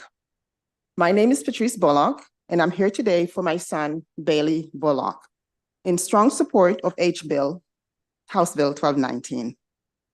Improving cardiac response in Maryland high schools is very personal to me, as I lost my son Bailey to sudden cardiac arrest on May 12, 2021, when Bailey was only 16 years old. Bailey collapsed at his high school after completing a 200-meter track event, and no one performed CPR for over 8 minutes. Once the AED was retrieved from inside the school, the AED was applied versus starting CPR. Bailey died before the paramedics arrived. Bailey was an incredible young man with a bright future ahead of him. Bailey loved sports, music, and helping others. He excelled in basketball, track, and football, and Bailey dreamed of becoming a professional football player as a wide receiver. Bailey had a big heart and a smile that could brighten up any room. His passing has left a void in my heart, my family, and our community. As a mother, I cannot describe the pain of losing a child. It is something that no parent should have to experience. Every day, I miss Bailey's voice, his hug, his laugh. Every day, I wonder what Bailey would be doing now, what he would have achieved, and what he would have become. As you might be aware, sudden cardiac arrest is the leading cause of death in young athletes and the #1 killer on school campuses. It can strike anyone, anytime, anywhere, without warning or symptoms. But it is not inevitable. It is preventable. With proper cardiac response, the survival rate of sudden cardiac arrest increases from 10 to 70%. I urge you to support HB 1219. Thank you. You could, did you just stop because of the time? You can finish. Thank you. With proper cardiac response, the survival rate of sudden cardiac arrest victims can increase from 10 to 70%. I urge you to support HB 1219. This bill would save lives and spare families from the tragedy that I have endured since 2021. It would honor Bailey's memory and his legacy. Thank you.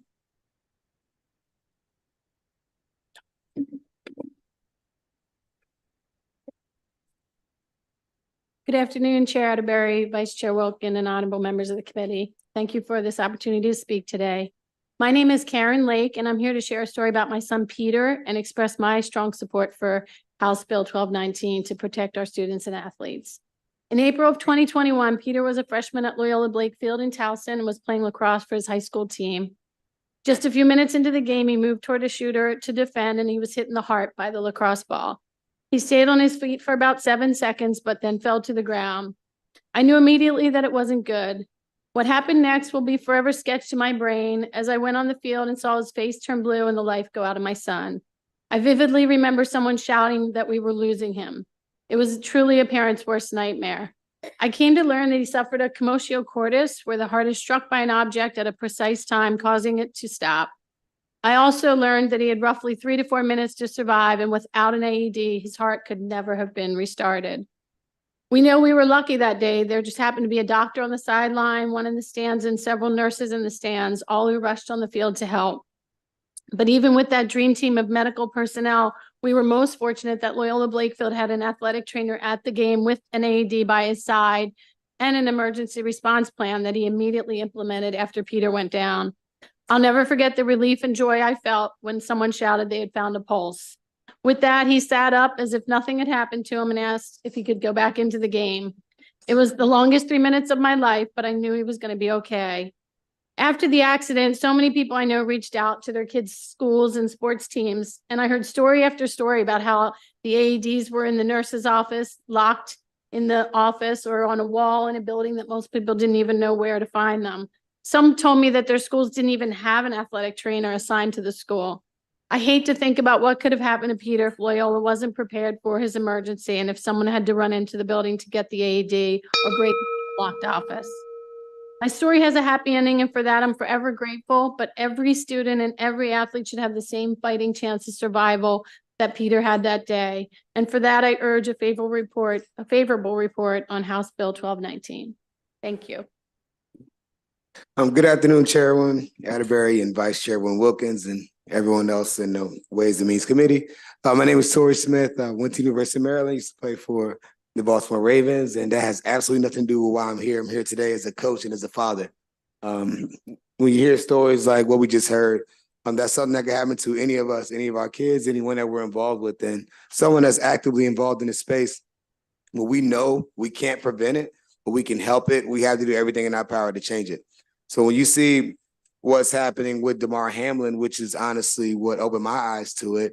I've played sports my entire life, and I haven't been around to see someone that experienced cardiac arrest, but I heard about it in the newspaper. I've seen articles, but when you see it and it hits home, it's completely different. And so we don't have to continue to learn from our own mistakes. We can learn and figure out what we can do to help make the situation better. And what saved Damar was the fact that they did have a great athletic emergency action plan, that they did have an AED, that they did know where it was, and they had CPR education. So we watched in live action what it looks like when it's done correctly.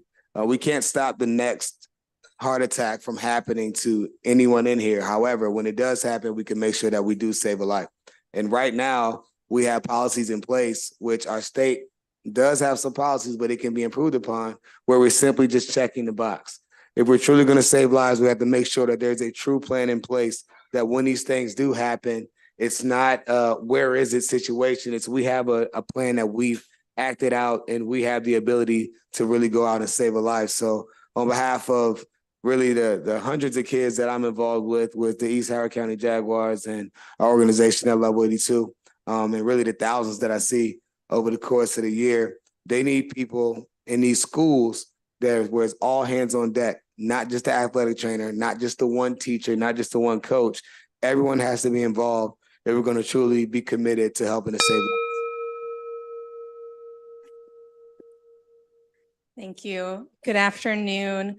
Thank you, Chair Atterbury, Vice Chair Wilkins, and members of the committee. My name is Laura Hale. I'm the Director of Government Relations with the American Heart Association, in strong support of this legislation. I'll leave you with a few key things about what we see with this bill. One, there is no fiscal note on this bill. So in a rough budget year, that is a good, strong positive. Minutes matter. And sudden cardiac arrest, we can save lives if we are prepared. We have seen it happen. And this makes a difference at the end of the day. Sudden cardiac arrest happens to children as well as adults. And so making sure, especially at sporting events, we know for children who experience this, that it's actually 40% more of those happen at sports related events. It's more than just an AED. Having CPR and those other pieces in place to be able to respond quickly makes a huge difference, and we urge a favorable report. Thank you. Thank you. We're going to do your two virtual witnesses. Lily Baroche.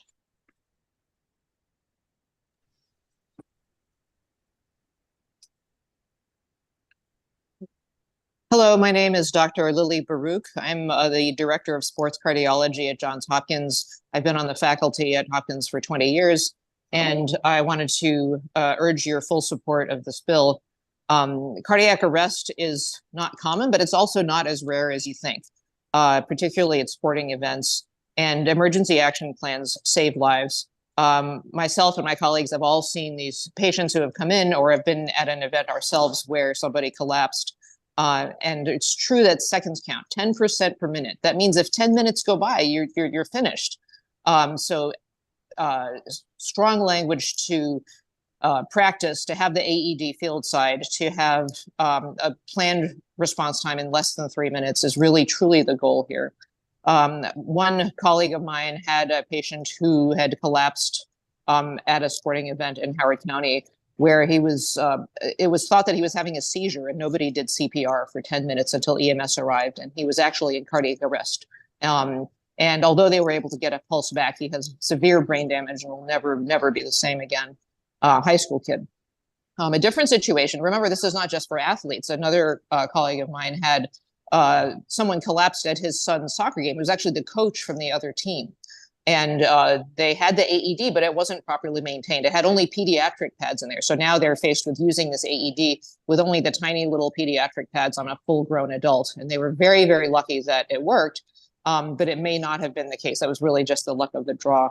And so proper maintenance of AEDs, availability, practice for the plan, for the emergency action plan are really, really key when seconds count for survival. These stories that you heard today are very, very powerful, and no parent should go through that. Nobody should have collapse at an event like this and not have someone rush to do CPR and rush with the AED. We need to have standards for these that will apply equally so that we can save lives. Thank you, and I urge your full support for this bill. Thank you, Doctor. Do we have Henry Meiser? Yes, thank you, Madam Chair, Madam Vice Chair, members of the committee. For the record, my name is Henry Meiser, and I'm the Executive Director of the U.S. Coalition for Safer Schools. And the coalition is here in full support of House Bill 1219. Leaders in the field of school safety continue to place an emphasis on regular emergency preparedness and the development of emergency action plans. A cardiac emergency requires swift planned action, and having such a plan ready and having staff brief can save a life. The time of a cardiac crisis is not the time to decide and to delegate responsibility. It's the time to have all of that stuff planned beforehand. And House Bill 1219 calls for just that. These are all things which can be easily determined prior to an actual cardiac crisis. And as previously mentioned, the bill has virtually no fiscal impact on state or local government. And again, the coalition moves for a favorable report. Okay, thank you. Before we move to questions, first, I would like to just thank Ms. Bullock for coming in and sharing your story with us. I know I can't imagine how difficult that is, but thank you. It's stories like that and your story, and thankfully your son is still with us, that me personally, I think moves members. So it is very important that you're here. So thank you very much. We'll start with Delegate Ebersol. Thank you very much, Madam Chair. And yes, and also, I'm just going to echo, thank you for sharing your story with us. I missed a woman's name on the right, or my right, your left. You talked about Loyola Blakefield. Yeah. Loyola Blakefield is a private school. This bill only addresses establishing these policies in a public school. I feel like kids have heart attacks in private schools too, as was demonstrated by that. Was there any thought toward requiring it in all schools across the state rather than just schools that were public schools? It wasn't directed at you, it was using your testimony as an Right. example. Ma'am. I would certainly consider that a friendly amendment. Thank you. Yeah. The other thing is, I always watch for this emergency response team, identifying people in the building. I wonder if we could have some language saying that you wouldn't require administrators, once they get these rules, sometimes will place a certain amount of pressure on teachers to join. There are always ones who will volunteer, but I concern myself that some of the people you have identified here are certainly people that would be willing to, athletic trainers and things like that. I'm just curious if maybe we would be just a little more careful about how we ask regular classroom teachers and people who have other responsibilities in the building to necessarily be on these response teams. Okay. So do you have a specific suggestion or? No, but I just wonder if some language around making it more voluntary for people to join it would be. Right. I think, I mean, from my perspective, the important thing is to make sure that people who are going to be there when something happens are ready to jump into action. Right. And I think, you know, it has to be, as, you know, as was said, all hands on deck. Right.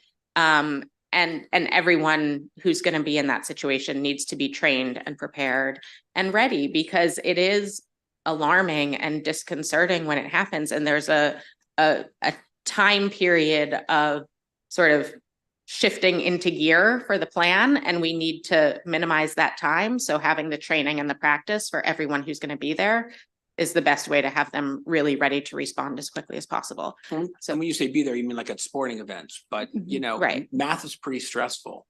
And I'm joking, but what I'm saying is people can have cardiac events. Well, and I think that's an important point, because we're focusing here on sporting events because of sort of the likelihood and the risk involved, but having the staff of a school well trained in responding to these events is going to help in all sorts of situations where you know, a cardiac arrest may occur. It doesn't have to be on a sports field. So having this in place will really help outside of the sporting context also. Great, thank you. And I appreciate the idea of the amendment of it folding into something, because that even goes further toward the zero fiscal note. I think that's very, very thoughtful of you. So thank you very much.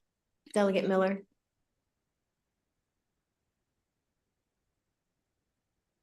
Thank you, Madam Chair. And I echo the chair's thoughts. Thank you all for being here, especially for sharing your stories. I am completely in support, and thank you, Delegate, for bringing the bill, because I am completely in support of this, in support of this. My question is, have you considered first aid, particularly making sure that the Heimlich is being taught as part of it? Because a lot of times that will go on with some of the CPR training or even hands-only training, sometimes but that's like critically important, especially in our school systems, not necessarily at the sports activity, but certainly in our school systems. And I like to Delegate Ebersol's point about, you're not only having people more trained to be on the sidelines, but then there are going to be more in the cafeterias. There are going to be more that are around the schools, and most importantly, also in our communities. So the more people we can have trained, the better to address any situation. So had you thought about that? So specifically in the bill language, we have training that is required, and some of it is kind of duplicative of what's already required for people. For coaches, athletic trainers, and for school nurses is CPR, AED use, and first aid. So to your point, yes. Also specifically, this is around having an emergency action plan for schools. There are certain for school sporting events.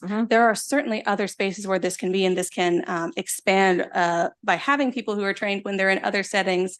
That can certainly be. It also includes saying people who are designated on the cardiac team should also be trained in CPR, and that's really for the school to decide. So it is not saying every teacher should go and be trained. I mean, from the Heart Association's perspective, yes, please go get trained in CPR. You can save a life.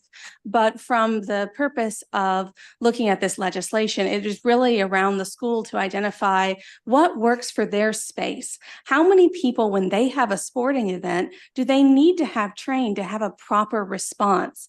Does that mean that beyond those that we list, the school nurse, the coach, the athletic trainer, who else makes sense to have these key trainings that when an emergency happens, we'll know what to do? Does that mean that maybe a few principals need to be trained too who are going to be at an athletic event? But it doesn't dictate who that is. That can be determined by the school on what is appropriate for their space. Okay. And then just double check the language in the bill, because it does just say the CPR and the AED, but just double check that just in case. That's why I want to make sure. Okay, So thank you. Thank you. Maybe in the minute. Any further questions? Okay, seeing none, thank you all very much. Thank you. That concludes the hearing on House Bill 1219. Moving to House Bill 1326. And if Shamoya Gardner is here, please come forward.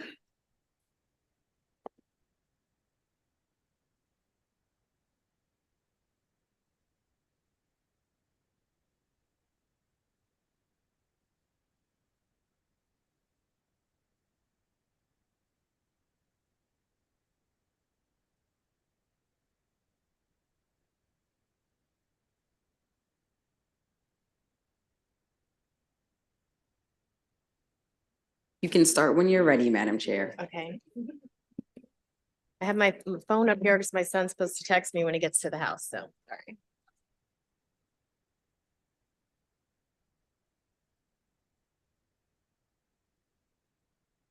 Thank you, colleagues. This is not going to be like Monday. These are two quick bills that are very easy and very simple. The first one, House Bill 1326. I'm going to ask for your favorable report. This I'm going to call this an Alistair special. We wanted to focus on teacher retention. So we just kind of got together and did the best we could. So this is absolutely open for discussion. But what this bill does is to provide support for new teachers. So this is for new teachers to ensure that they can continue to be motivated and retain their passion to teach. That is a quote from Alistair.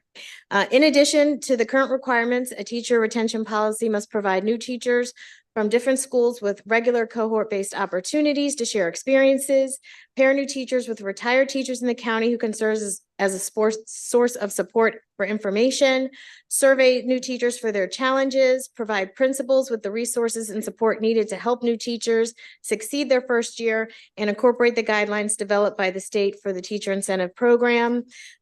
There's a lot of other things in the bill. Also, as under the current teacher retention policy or law, it's the intent of the General Assembly that if money becomes available, the governor would include an appropriation in the state budget for grants for teacher support programs established in accordance with guidelines under the legislation. The purpose of the bill is to keep new teachers here, particularly minority teachers, in their jurisdictions so that minorities can go into schools and see themselves reflected in those that are teaching them. Quite frankly, that was the intent of the bill. And with that, Madam Vice Chair, I will turn it over. Great. Good afternoon, Vice Chair Wilkins, members of the House Ways and Means Committee. For the record, I'm Shamoya Gardner, Executive Director of Strong Schools Maryland, here in support of House Bill 1326. And first, I think you all should understand why we're here. We have a For the Future agenda this year. One of the tenets of that agenda is fortifying the future. And that means shoring up in terms of policy, the great things we already have laid down and making sure that they can work effectively. This is a great example of fortifying the future. And so there's no doubt that our local education agencies, the AIB, the State Department of Education, the board are all working extremely hard to carry out the blueprint, particularly Pillar 2's tenet of high quality and diverse teachers and school leaders. We firmly believe that HB 1326 helps LEAs work smarter, not just harder. And so this really comes from our own policy analysis work. Back in 2022, there were some teacher hiring and diversity reports that were due to the state. This was prior to the AIB really getting up and running. But the point is, it was an opportunity for our school systems to reflect on their practices about how they go about recruiting diverse teachers and ensuring that they stay on board. Over the course of all those reports, we rarely saw retention or the word retain actually used. And this is really highlighting the disjointed strategies that we're seeing at the local level that we want to shore up with this piece of legislation. So even as we expect our school systems to diversify and grow their educator workforces, if we're not also having a conversation about retention in tandem, then we're not operating as efficiently as we could be. Clearly, since then, the blueprint implementation work has evolved. We've seen a lot of growth across our LEAs, but we still do believe that this bill requirements are a great idea. This is a conversation we ought to be having. The teacher induction programs mandated under the blueprint would be supported and taken more seriously in implementation if there were local policies to back up that vision. And for those reasons, we urge a favorable report.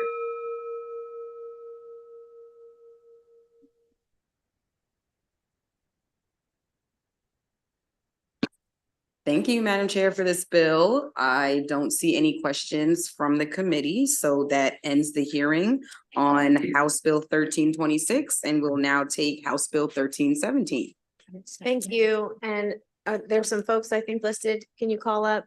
Yes, we have Megan Miskowski, Bradley Laposa, Katie Phipps, who is virtual. Okay. And then I think there was one other virtual person, but I'm hearing that person may not be on yet. Oh, and Jocelyn is not going to be able to come. Okay. But I'll go ahead and get started. All right. And Okay. if those individuals can come up if you're here. Okay, thank you. And thank you, committee. Delegate Vanessa Atterbury again here asking for a favorable report on House Bill 1317, Maryland Medical Assistance Program, use of reimbursement funds by schools. And this is a really creative and interesting way to keep health professionals in our schools. This bill would direct reimbursement funds toward initiatives aimed at bolstering the school healthcare workforce to provide students the services they are entitled to, including funding additional positions for providers, offering paid internships for students aspiring to enter healthcare professions, and providing stipends to address recruitment and retention challenges among providers. As you will hear from today's testimony, various healthcare providers bill Medicaid for a range of student services. These funds eventually flow back to the school districts for disbursement. We estimate that these funds are many millions across the state, but it is unclear how this money is currently used or if any flows back to the very departments that bill for the services. As we all know, we face a continued shortage of school-based providers. Although school speech pathologists are among providers who bill the most, they continue to be the third largest staff shortage area in all Maryland schools, with only elementary teachers and special educators in greater demand. This shortage impacts the services our students receive. Streamlining these funds to allowable uses around the providers is critical. Prioritizing wraparound services next to the implementation of Blueprint is critical. Other states are prioritizing funds in a similar way, and we anticipate new and unaccounted dollars to flow back to the districts once school psychologists begin to bill, hopefully later this year. This new and unaccounted for funding will help our students and help Maryland get closer to the nationally recommended ratio of 1 school psychologist to 500 students instead of the current ratio in Maryland, which is currently 1 school psychologist for every 1,066 students. This ratio puts us behind other states, including Massachusetts, New Hampshire, New Jersey. Directing these funds would help other provider groups in a similar way. House Bill 1317 represents a significant opportunity to enhance healthcare access in Maryland schools and improve provider recruitment and retention. And for these reasons, I ask for your favorable report. Thank you, Madam Chair. I will just call some of your panelists once again, just in case anyone walked in. Megan Miskowski, Bradley Laposa. We do have a virtual witness as well, Katie Phipps. So Katie, you can go ahead and begin. Okay, Hello, my name is Katie Phipps. I am a school psychologist working for Baltimore County Public Schools and a member of the Maryland School Psychologists Association's Legislative Committee. My colleague Brad is going to speak to you about the shortage and the desperate need to address recruitment and retention of school psychologists across the state. I could talk for hours about the mental health needs of Maryland students and how the shortage impacts their access to services. Since the beginning of the school year, I have received 74 testing cases to complete, and I provide counseling services to 7 students on a regular basis. Under the new guidelines, almost all of these services that I'm already providing in schools will now be able to be submitted for reimbursement from federal Medicaid funds. Our position is simple. Funding generated by school psychologists goes back to school psychologist departments. This funding could be used to hire additional school psychologists, incentivize school psychologists to remain in the profession through the use of stipends, and grow our pipeline by funding school psychology full-time internships. The way the money is actually spent would depend on the needs of each LEA and school psychology department, but the premise is the same. School psychologist money goes back to school psychology department. School psychologists were excluded from the career ladder provision in Blueprint. We have been told over and over again that there is no additional funding to support school psychologists. Frankly, it's not clear where all the Medicaid money generated by school systems is allocated across the state. In light of the school psychologist shortage, the new guidelines implemented that allow for school psychologists to be able to bill Medicaid services are a gift, but only if that money actually helps to recruit and retain school psychologists. We urge the committee to vote in support of House Bill 1317. Thank you. Thank you so much for your testimony. And I see Madam Chair's 2 witnesses have arrived. So please begin. Yeah. Hi, my name is Megan Miskowski. I'm a speech language pathologist. I work in Baltimore City Public Schools. I also am the legislative chair for the Maryland Speech Language Sharing Association. I'm here today because in the state of Maryland, the 3rd largest area of needs in our schools are speech language pathologists. There is a significant shortage.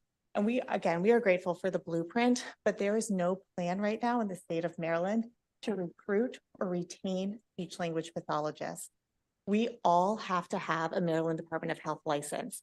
That means for every service we're providing in public schools, that school system gets to bill Medicaid. We have to work as a clinician would in a clinic. We fully chart every encounter. We submit those, we verify those, and we bill for those services. The average speech pathologist in a single month will bill between $6,000 and $7,000 worth of services if you have a Medicaid caseload. That money goes back into a general fund. That money is intended to help provide the services our students need. We should be using the funds as they are intended to ensure that the services that our students need are available to them. We can do what other states and jurisdictions have done, which is use that money for stipends or the additional work. You're not required to bill Medicaid in the public school. That is something extra that we do because it helps supplement funds in our school system. So we could stipend that extra work. We could increase the pipeline. This is a strong bill because it gives flexibilities to local jurisdictions. We don't all have the same kinds of needs and the same kinds of staffing models, but what we should be doing is using this money as it's intended, and we need to make sure that the students in Maryland have access to the services that they need. Thank you.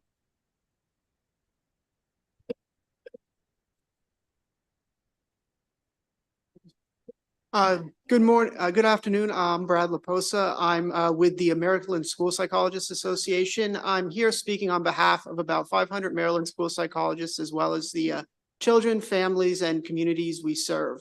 I'm here today primarily because we are in a constant effort to address the school psychologist shortage. Unfortunately, Maryland falls behind neighboring states in the race to attract and retain and train new school psychologists to address the ever-growing mental health needs of the children and youth of Maryland. Right now, our school psychology, our ratio is about 1 to 1 or a little over 1,000 school psychologists per student, whereas states such as Massachusetts, New Hampshire, and New York are around half that. The consequences of this shortage for Maryland students, youth, teachers, and families are dire. As I mentioned, the needs of students in terms of mental health continues to grow, And although the Assembly has taken laudable steps to address those needs through partnerships with community-based providers, Maryland's school psychologists, because of the shortage, cannot play the role envisioned by the Maryland Center for School Mental Health at the University of Maryland in sort of the continuum of supports set up to provide those services. So as school psychologists, we work round the clock to provide direct services, direct counseling, group counseling, as well as consultation with teachers, staff, and families to prevent behavioral and mental health issues before they become severe enough to require outside supports or develop into a legally defined disabling condition. So because of the shortage, we can't fully fill this role, and suffering continues because these problems remain unaddressed until they become severe. Thank you for your time. Thank you so much. And just to streamline, we do have one more virtual witness, so we'll just go take that virtual in favor, Laura Grubb, and then we'll go to the committee questions. Thank you.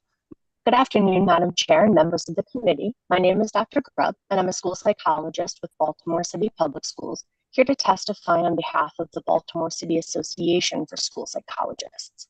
I am here to ask you, like my colleagues, to provide a favorable review of this bill, which will strengthen our ability to staff schools with adequate mental health care providers. As you heard earlier, the National Association of School Psychologists, or NASP, has long recommended a ratio of 1 school psychologist to 500 students in order to provide effective services to all. Here in Baltimore City, we're currently operating with caseloads about 25% higher than that recommendation, and that's before we account for the projected doubling or tripling of a need for our services post-pandemic. We're already seeing the first couple waves of that.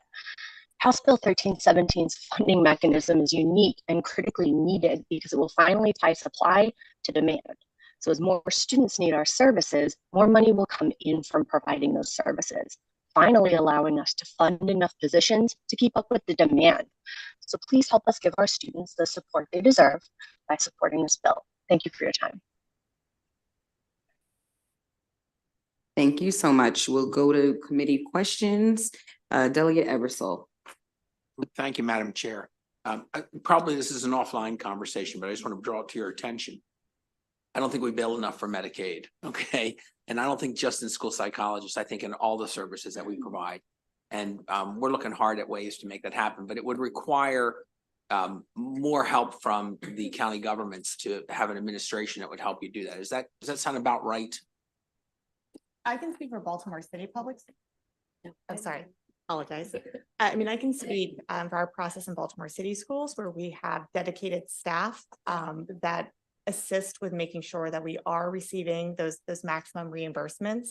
We use Maryland Online as our electronic educational medical record system, which is designed to fully chart each encounter, which is a require of Medicaid.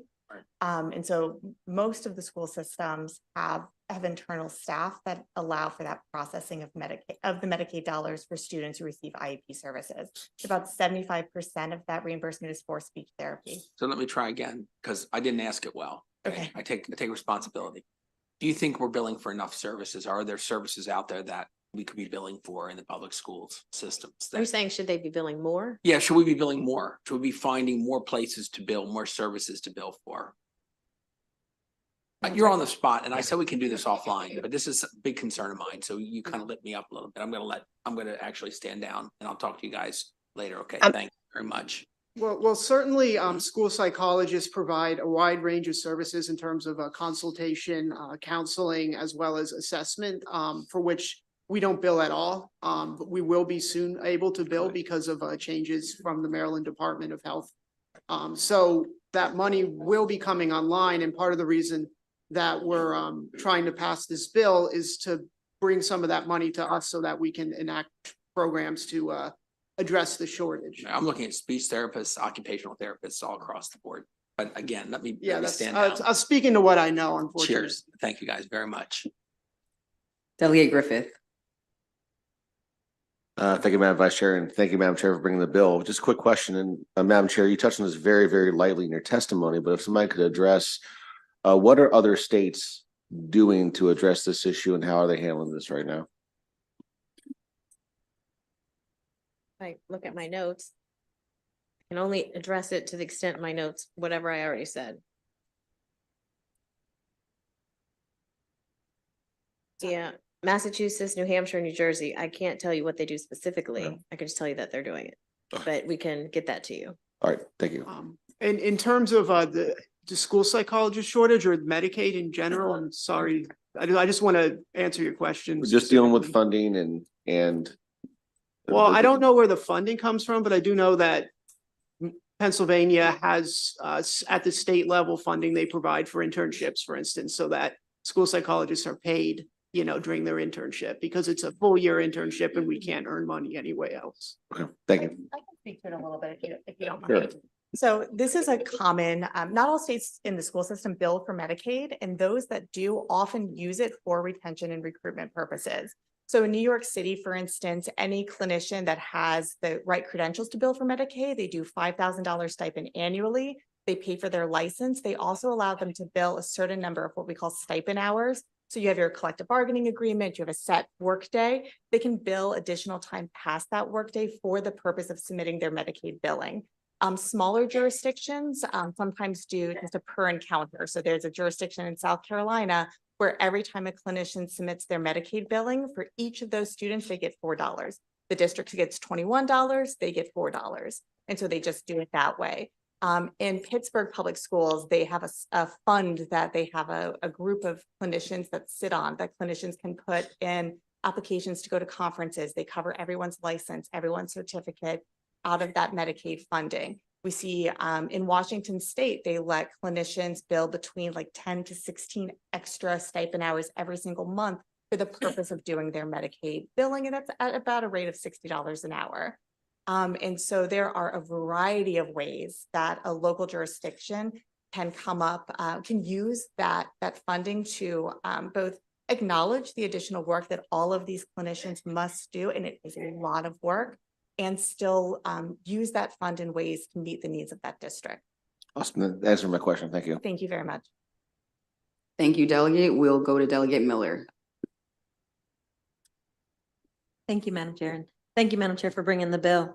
So I just had a question, just to make sure with the definitions on provider, this would not impact as far as our school-based health centers that are run by other agencies like Chop Tank Health or the community. Actually, this, just because those are provided in the schools, those would be separate. The school system does not get those funds. They are from the outside entity. So the intent is they would keep the Medicaid funds to run the school-based health center. Yeah, I don't believe it would impact them. Okay. I can double check, but I don't believe so. Okay, that was just my concern. Thank you. Delegate Hornberger. Thank you, Madam Vice Chair. And Madam Chair, just a couple questions. First off, big shout out to the speech pathologist. I had to see one for 2 years when I was younger.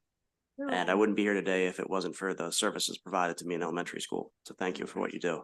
Thank you. Question about the bill. One, are there already instances in this state where these dollars are flowing back to the positions that you just described? So is it, in other words, that happening currently?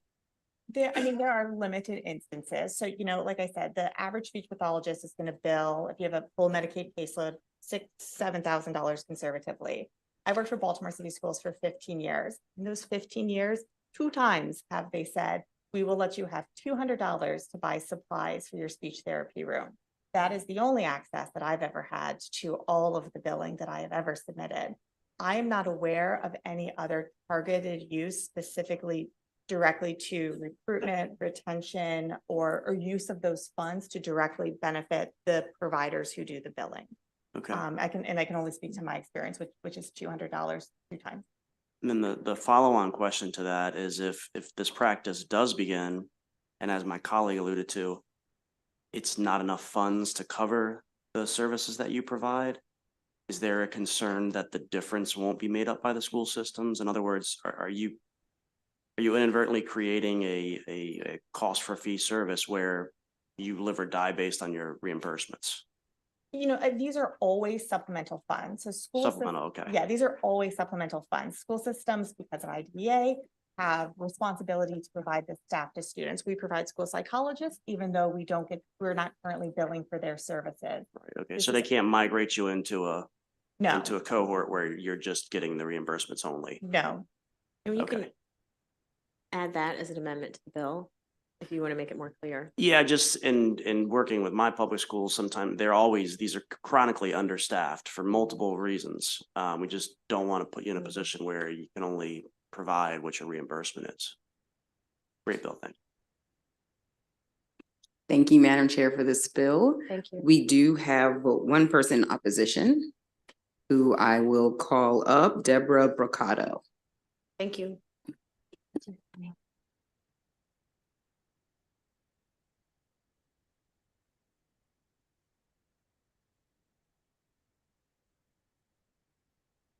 Ms. Brocato, you can begin once you're ready. Good afternoon, delegates. I'm Deborah Brocato with Maryland Right to Life, and on behalf of all our followers across the state, we do respectfully object to House Bill 1317. You do have my written testimony, and while there are some good services mentioned in this bill, the Any Other Health Practitioner expands this application of this bill to include people and entities that promote and provide abortion services. This bill addresses services for minor children, and while we recognize that audiology and speech pathology are good services to have, which will enhance the academic education, certainly entities that promote and provide abortion do nothing to enhance the academic education, especially if minor girls are being introduced to abortifacient drugs. And this bill is not happening in a vacuum. You have the telehealth bill, which is making its way through the General Assembly, and there are no parental consent requirements in that bill. So this is another way to bypass parents and their input for their children and their reproductive health. So as far as budget, if this does make it through and you want to make sure that the monies appropriated do go to the proper services like audiology and speech pathology, it would be good to have an amendment that would exclude abortion purposes from this bill. So as it stands, we don't need Planned Parenthood and other abortion facilities in the schools, and we do request that amendment be added to exclude abortion purposes from this bill. Without it, we do ask you to give an unfavorable report on House Bill 1317. Thank you. Thank you for your testimony. This ends the hearing. Seeing no questions on House Bill 1317, we'll now go to Delegate Rose, House Bill 1189. And we're excited to welcome her back to the committee, especially because she was my seatmate in this committee. I know. And I still miss you all very much, but thank you, Madam Chair. Thank you to the members of this wonderful committee. I am here again with Delegate Ebersol's favorite bill, my House bill, for the record, Delegate April Rose, here to support House Bill 1189, and it does include the famous Ebersol amendment. So this bill, basically, I've had this bill here several years in a row. I believe last year, or maybe it was the year before, it passed unanimously out of the House, and it's passed through this committee several times. And so basically, I won't read my testimony, but I'm very passionate about getting more computer education into our schools, because I truly believe that this is a path to success.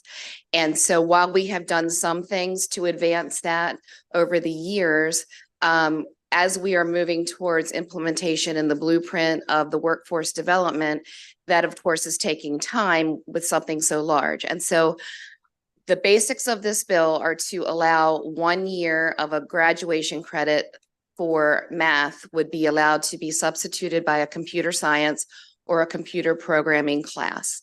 And the reason why it is important to make it a graduation requirement allowance is because it places value on that class. When students are making their decisions and filling out their schedules, they know they have to satisfy certain requirements. And so giving this flexibility would allow more children to be exposed to these classes and this education. And the reason why I do think it's important, and being an IT recruiter for 15 years now, this is such a great path to success. It's a great path to achieving wealth for our children and great career paths. We need more women exposed to this education. And I have given to you embedded in my testimony, if you go to code.org, it will give you a state-by-state breakdown. And Maryland does pride ourselves on being one of the leaders in education. And I feel that we are a little bit lagging behind. And this is something that I think that we should address. According to code.org, currently, there are more than 500,000 open computing jobs nationwide. I checked just the other day on dice.com, which is one of the most IT-centered search engines. Right now in Maryland, there were 49,500 openings for computer positions just in the state of Maryland alone. These are high-paying jobs, and even at the entry level, a basic help desk technician can start anywhere between 50 to 60,000. And once you get your foot in the door and you start to work in this career field, most employers will assist you in getting certifications.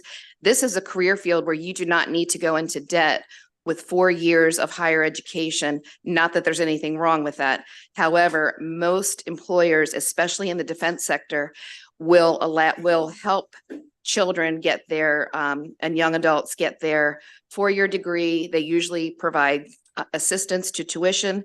They provide assistance to certifications. And once you get certifications and living where we do here in Maryland, being so close to so many military installations, if you're able to get a clearance, you will have a job for life and you will rapidly move up in this field. And so you have my written testimony. I'm happy to answer any questions. I do have bipartisan support, and I always have had that for this particular legislation. I will note in the fiscal note, they typically mention that there was a great bill a couple of years ago, actually from our Lieutenant Governor, that every school should have at least one computer science class. However, I will especially speak to Carroll County. We can satisfy that by the foundations of computing, which they take in 9th grade. And to quote my son, the class is a joke. They basically teach you keyboarding and nothing very exciting or nothing dynamic that you can do in this field. In addition, they have mentioned AP, which not every child is able to get into the AP courses.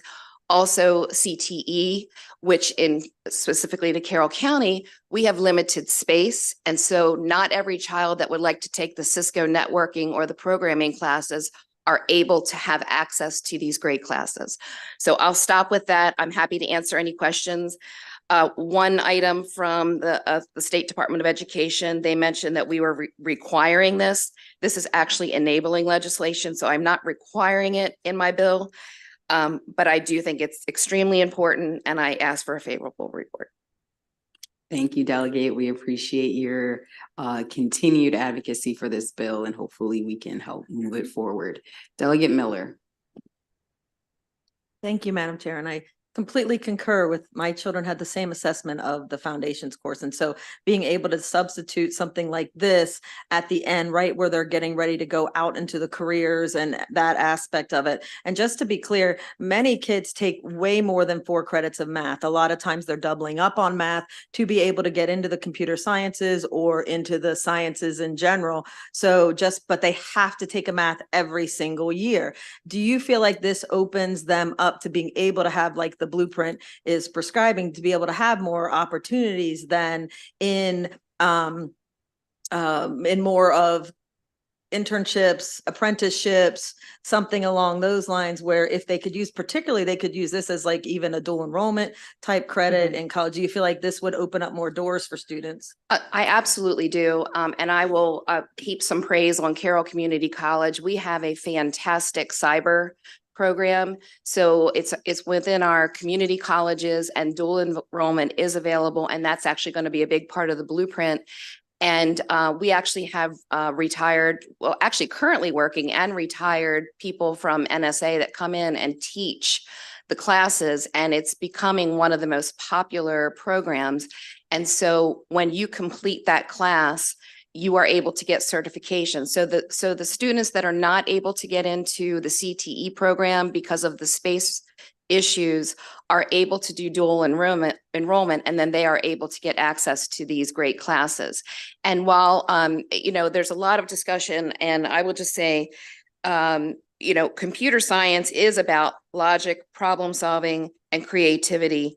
And those are a lot of things that that you find in math classes. You know, it's all about those things, and computer sciences as well. So it's not an either or, one's bad, one's good. I think they all work together, and I just want kids to get opportunities to be successful. Thank you, Delegate. Thank you, Delegate He did have Ebersol. his button on, but he turned it off. So I saw that's that. that's a good sign. Thank you, Delegate. That ends the hearing on House Bill 1189. We do have Delegate Metzger next with a great bill number, House Bill 1234.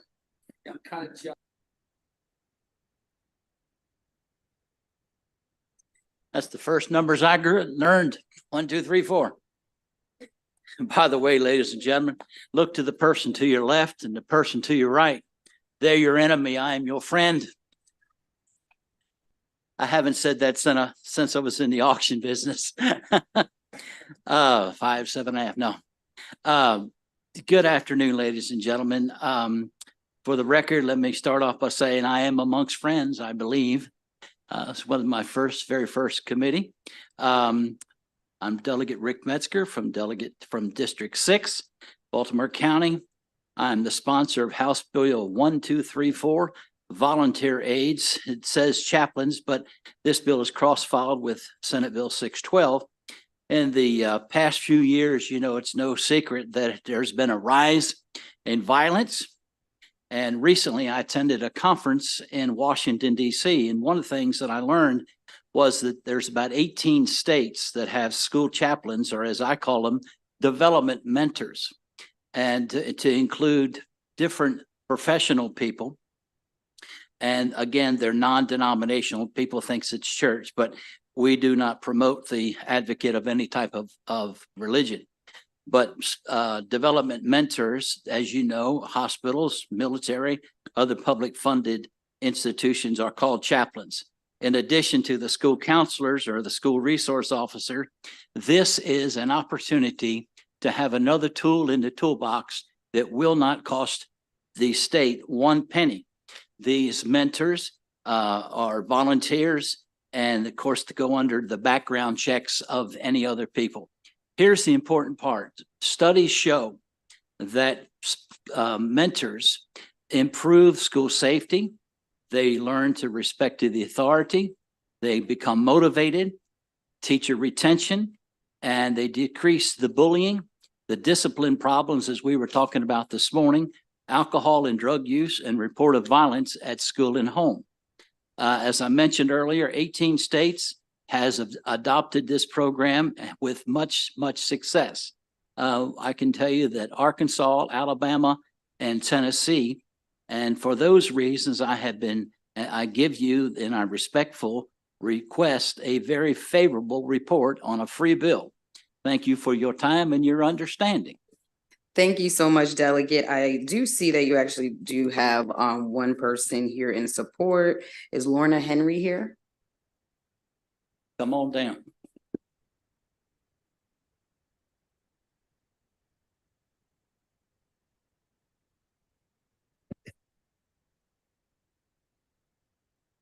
Thank you.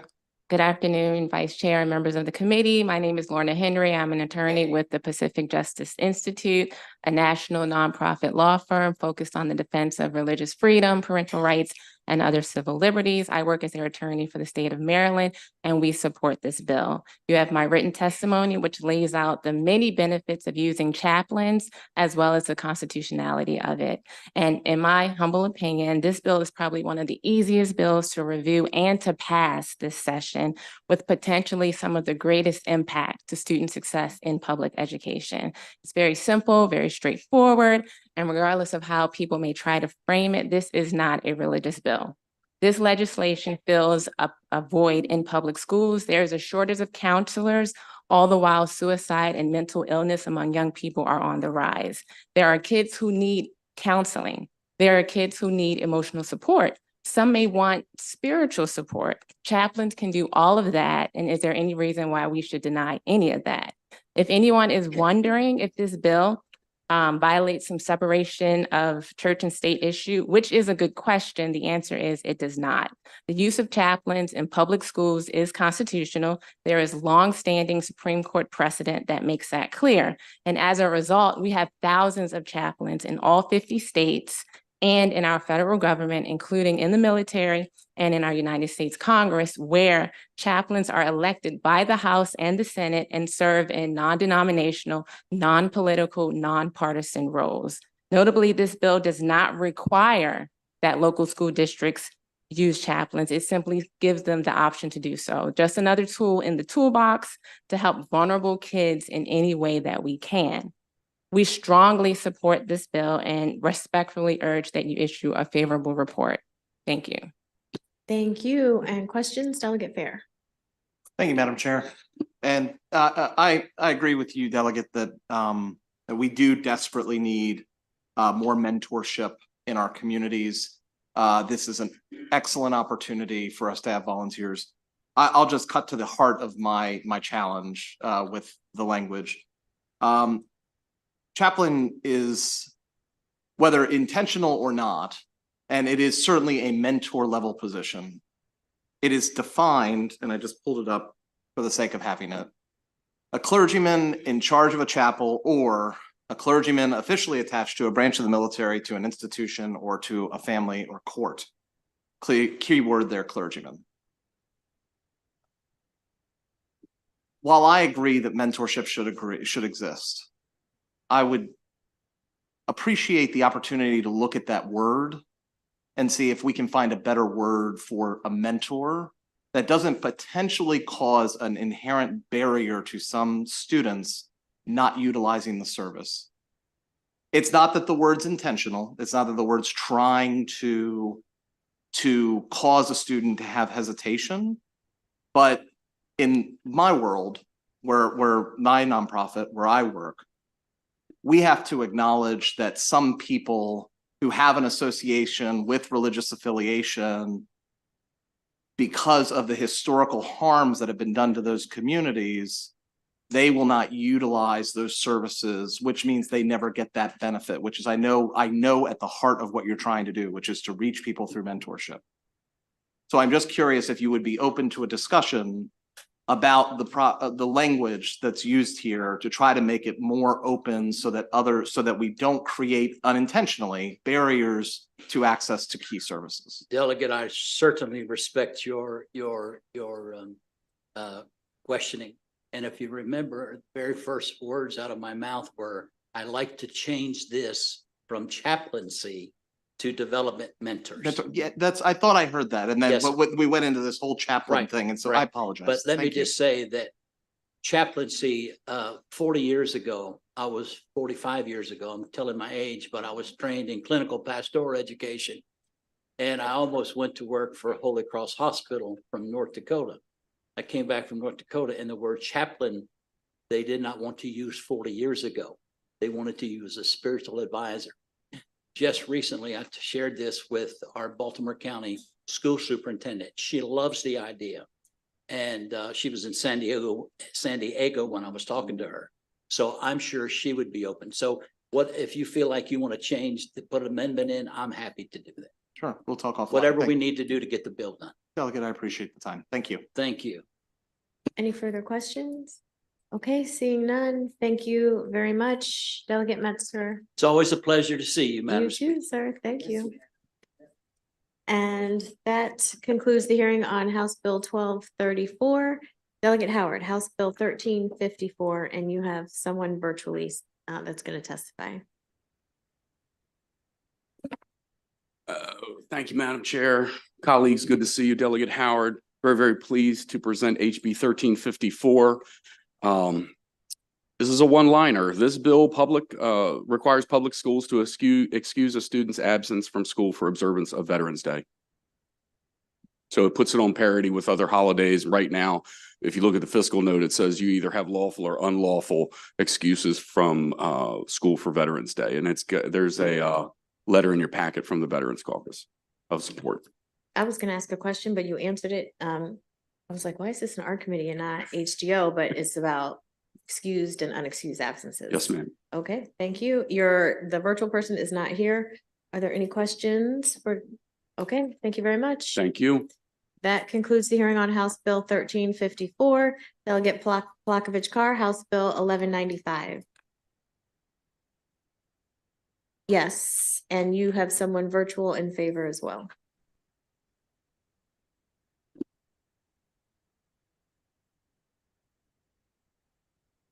Is it Jason Lindy? Like, one of the hardest things about sitting up here is I just butcher everybody's name on a regular basis. I am sorry. Thank you, Madam Chair. Well, good afternoon, colleagues. For the record and for the last time this session, I'm Delegate Julie Plakovich Carr here to present House Bill 1195. So this bill builds on work that our committee did last session. If you recall, colleagues, we passed a bill to ensure that our public school students and students in general have adequate protections in place while they're at school if they have a life-threatening food allergy. So that bill came through our committee unanimously and is now law, and in fact is already being implemented. The bill before you today builds on our work from last session to put similar protections in place for our very youngest students. These are kids who enrolled in licensed childcare. Kids can be diagnosed with a severe life-threatening food allergy at a very young age. In the case of my son, he was 11 months old when he was diagnosed with 2 food allergies. That's not an uncommon story. So when you're talking about a pre-verbal child, young kid, you really are dependent on the adults around them to make sure that they are safe and that they are not, inadvertently eating a food that could kill them if untreated with epinephrine. So this bill does a few things. First of all, it really is at its heart is about making sure that our child care providers have the information and resources that they need to keep the children in their care safe. We know that child care providers want to do that. And in fact, this bill is supported by the Maryland State Child Care Association because they too want to make sure that their providers have the information and training that they need. So the bill requires the Department of Education and the Department of Health to come up with guidelines, basically to de-risk childcare facilities for kids who have severe food allergens. This is comparable to what we directed those departments to do last year for the K-12 school settings. And then MSD would take those guidelines and create a model policy for childcare providers to make sure that basically spells out how providers can best protect the children in their care. And then any childcare provider that's a childcare center or large family childcare provider, so we're only covering the bigger childcare providers who have at least one child enrolled who has a food allergy would be required to adopt and implement a policy. And again, they could take the model policy created by MSDE and use that. They could modify it. They could write their own policy. That would be at their discretion. And then lastly, the bill indemnifies childcare providers who act in good faith to administer epinephrine, also known as an EpiPen, if they suspect the child is in anaphylaxis, having that life-threatening food allergy. And this mirrors provisions that are already in state law for school personnel and others. And in looking through the written testimony, there is a piece about expanding that indemnity clause, and I am very open to that. So basically, this is, I think, a bill that's going to help our child care providers to provide safer learning environments for our youngest kids. Other states have taken similar actions, including Virginia, New York, and Illinois. And with that, I thank you, Madam Chair. Thank you, Madam Chair and members of the House Ways and Means Committee. My name is Jason Lindy. I'm the Senior Vice President of Advocacy at FAIR, which stands for Food Allergy Research and Education, the nation's largest nonprofit organization engaged in food allergy advocacy. Speaking on behalf of the more than 29,000 Maryland children 5 and under who have life-threatening food allergies. We strongly support Delegate Plakovich Carr's legislation, HB 1195, which would establish a framework to protect those children while they're at one of the state's more than 5,000 licensed child care providers. As you may know, life-threatening food allergies are on the rise as the Centers for Disease Control and Prevention found that over the past 20 years, the rates of children with food allergies has grown by 50%. And for children with a peanut or tree nut allergy has actually tripled. Life-threatening food allergies and the risk of fatal anaphylaxis are growing at an even faster rate among African-American, Latino, and Asian American children. And the CDC has found that about 8% of all children have life-threatening food allergies. The dramatic rise of food allergies among the youngest and most vulnerable Marylanders, babies, toddlers, and children, means that parents must be able to trust that their childcare providers are prepared and trained on how to protect their food allergic children. The fear every food allergy parent feels, and I was one of them, my son has a shellfish allergy, when dropping off their child at daycare comes from the tragic experience of the Silvera family. I believe our next witness is going to speak to that specifically. Basically, a 3-year-old boy died at the hands of his childcare provider simply because they ignored the family's directions. We need to make sure that this tragedy never happens here in Maryland. HB 1195 takes the steps needed to prevent that. And it builds on the legislation that the committee passed last year and has no fiscal impact and a minimal one on small businesses. Appreciate the committee's work and ask for a favorable report. Thank you. Thank you, Mr. Silvera. Yes, can you hear me? Yes, go ahead. Okay, thank you. Thank you, Madam Chair. Thank you, Honorable Ways and Means Committee members of Maryland. I come to you today as not just an advocate, but a parent who had lost a child. My son, Elijah here, had forged this path for me to work in a way that I thought was, I could never even be on this track. But I'm gonna hear and read you, my name is Thomas Rivera, and I'm writing to express my wholehearted support for Bill HB 1195, known as Elijah's Law. Currently under the consideration of the Maryland legislature, as someone who has been deeply impacted by the ramification of food allergies in childcare environments, I cannot overstate the importance of this legislation. This law is more than just a bill. It's a beacon of hope for families across Maryland. It represents a commitment to safety and well-being of our children, ensuring that childcare providers are adequately prepared to prevent and recognize the response of life-threatening allergic reactions. The need of such legislation is clear and urgent. Food allergies are a growing public health concern, affecting millions of children nationwide. These allergies can lead to severe potential fatal reaction known as anaphylaxis, and immediate treatment is needed. This legislation is not just named of my son Elijah, and due to his tragic passing, it also highlights the dire consequences of inadequate allergy safety protocols in childcare setting. My son's story is a heart-wrenching reminder of the risks children with allergies face every single day in childcare. By enacting HB 1195, we can prevent other families from experiencing such unimaginable loss, such as myself and my family. I implore you, and I'm grateful for this opportunity to speak, and I ask that you consider HB 1195. Thank you. Thank you. Thank you for Mr. Silvera for sharing that with us. Committee, are there any questions? Delegate, I just have a quick question because I haven't read the bill, sorry. And Alistair was trying to explain to me. So I know that I'm a member of this mother's group, Jack and Jill. And so for each age group, my children don't have allergies, but we only use, we provide snacks at all the activities. We have a standard list because there is a growing number of children that are affected by allergies or have allergies. We can only use these approved lists. So does the legislation provide for that the childcare centers have to use an approved list, or is that part of the regulations that, because they give snacks at childcare centers, or is that going to be left up to the state to figure out in terms of their regulations? Yeah, so thank you for that question, Madam Chair. The bill is not as specific as that.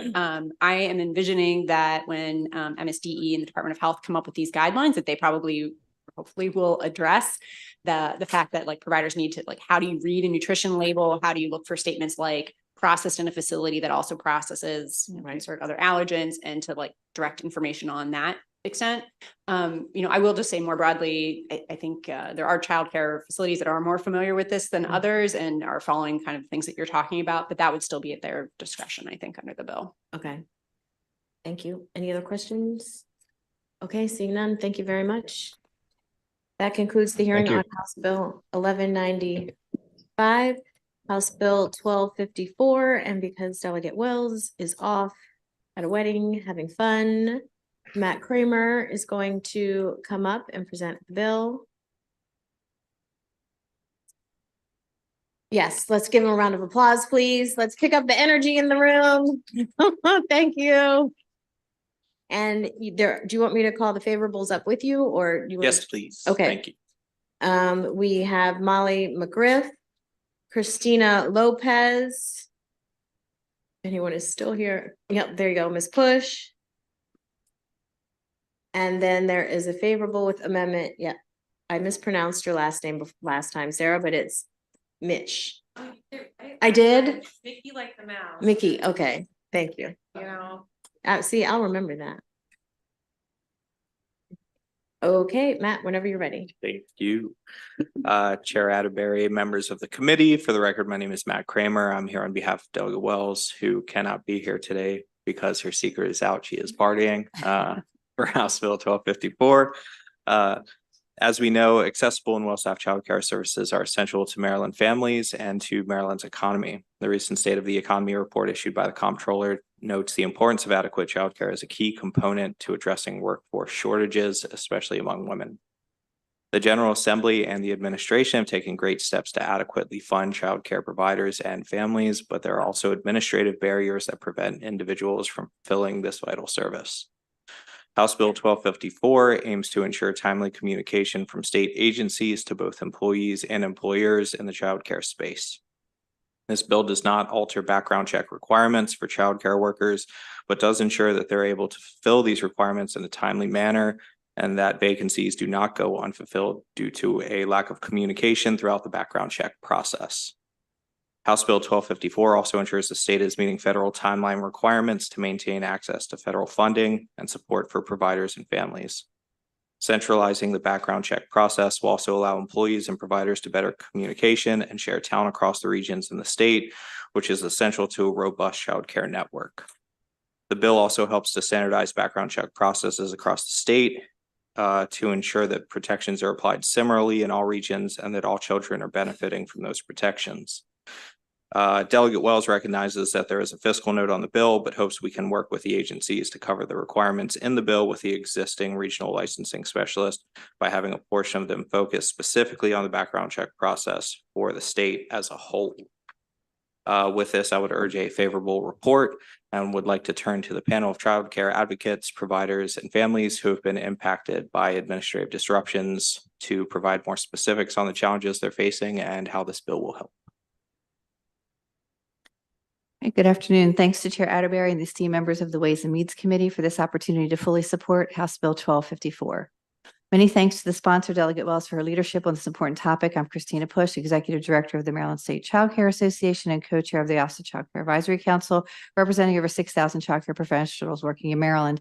If you ask parents, child care professionals, and MSD, what is the foundation of child care? The answer will always be safety. The close to 50 pages of child care COMAR regulations revolve around safety, which includes that all staff and volunteers with access to children have extensive criminal background checks, including state, federal, child abuse, neglect, and attained criminal history from other states if applicable. Additionally, there are very specific areas of criminal background checks listed in regulations that prohibit someone from working with children in child care settings. All this information must be communicated in a timely manner and stored with the utmost confidentiality. House Bill 1254 is welcome and necessary legislation for the child care community. This legislation ensures a centralized hub for the confidential and sensitive criminal background checks and clearances required in the child care industry. The sensitive CBC information must be handled in one office, which can focus on reviewing and communicating with child care programs who is clear to work and in a timely manner, as this impacts working families who need safe child care. A centralized office can also keep up with the changes and rules around the CBCs that come from the federal government to the states to maintain compliance. This bill will streamline the criminal background check and clearance processes, reinforce timely, efficient procedures, and decrease the workload for licensing specialists across the state so they can focus on their many other responsibilities. The child care industry continues to struggle with critical workforce shortages. Criminal background checks are required for employment, therefore must be a priority, and this bill helps streamline all aspects necessary to protect children thoroughly by creating a dedicated centralized office and potentially supporting a statewide workforce with clearances. MSCCA urges a favorable report. Good afternoon, Chair and Vice Chair. My name is Molly McGriff. I'm the Senior Director of United for Childcare with United Way of Central Maryland, here today in support of House Bill 1254. I've worked in childcare licensing in both New York and Maryland, and I have seen firsthand the policies and procedures we're discussing today. House Bill 1254 strengthens protections for children at virtually no cost. All existing childcare background checks will remain. They will simply be done more efficiently so that people can start working faster. And no special staff need to be hired. Simply rearrange the job duties of the 100 licensing specialists on staff at the Office of Childcare. Childcare is essential to our economy. In counting our losses, Maryland Family Network estimates childcare disruptions cost Maryland employers $2.41 billion and reduce the state's economic output by $1.28 billion in 2016 alone. House Bill 1254 aims to address one key piece of the childcare staffing crisis. Workers in licensed childcare programs must undergo comprehensive background checks prior to beginning work. The background checks are numerous and complex. House Bill 1254 will require Maryland State Department of Education's Office of Childcare to create a dedicated team to process childcare background checks, freeing up the remaining licensing specialists to complete their other duties. This dedicated team will be more efficient and will create consistency between jurisdictions. When I was a licensing specialist, I spent about 70% of every day clearing staff to move between programs. When I talk to licensing specialists, they're very excited about this idea. It is truly what's needed. House Bill 1254 will require clear and timely communication from the Office of Childcare to applicants about their status and eligibility to work. I ask that you support the passage of House Bill 1254 so that we can ease the staffing crisis in childcare and get people to work. Thank you. Good afternoon, Madam Chair and members of the committee. I'm Sarah Mirsky-Mickey. I'm the Deputy Director of the Baltimore Jewish Council, which represents the Associated Jewish Community Federation of Baltimore, its agencies, as well as the Organized Jewish Community of Greater Baltimore. This includes several early childhood learning centers, childcare centers, as well as our JCCs. We appreciate this bill and its intent, but we're worried about the negative real-life impact it may have on childcare centers. Currently, it's standard practice for larger early childhood learning centers to independently fingerprint and run that through CGIS, and we get those reports back in 28 to 48 hours so they can have employment. Right now, as the bill it's written, goes to the federal requirements, which are gives up to 45 days for someone to get that report back to know if they're qualified for employment, and then the 10 days to give a status update. If you have a head teacher in a childcare center and they suddenly have to leave, 45 days means shutting down that room for 45 days, leaving parents stranded. A similar bill was introduced last year around camps, and we negotiated with the Department of Health to have a 3 business day turnaround. So basically, in like 2019, federal laws changed. No longer at some point will we be able, as organizations, to get those CGIS reports. They have to go to departments. That's why there's been a lot of these bills. But if we can do it in 3 business days for the Department of Health for camps, what we're asking as an amendment is to have a 5-day turnaround for the status update and a 10-day turnaround to know whether or not they are eligible to be a teacher in the childcare center so that it's not so severely interrupted. So we ask for a favor report with amendments to lessen the burden on childcare centers. Are there any questions from the committee? Okay, seeing none, thank you very much. And that concludes the hearing on House Bill 1254. Delegate Miller, House Bill 1237. Absolutely.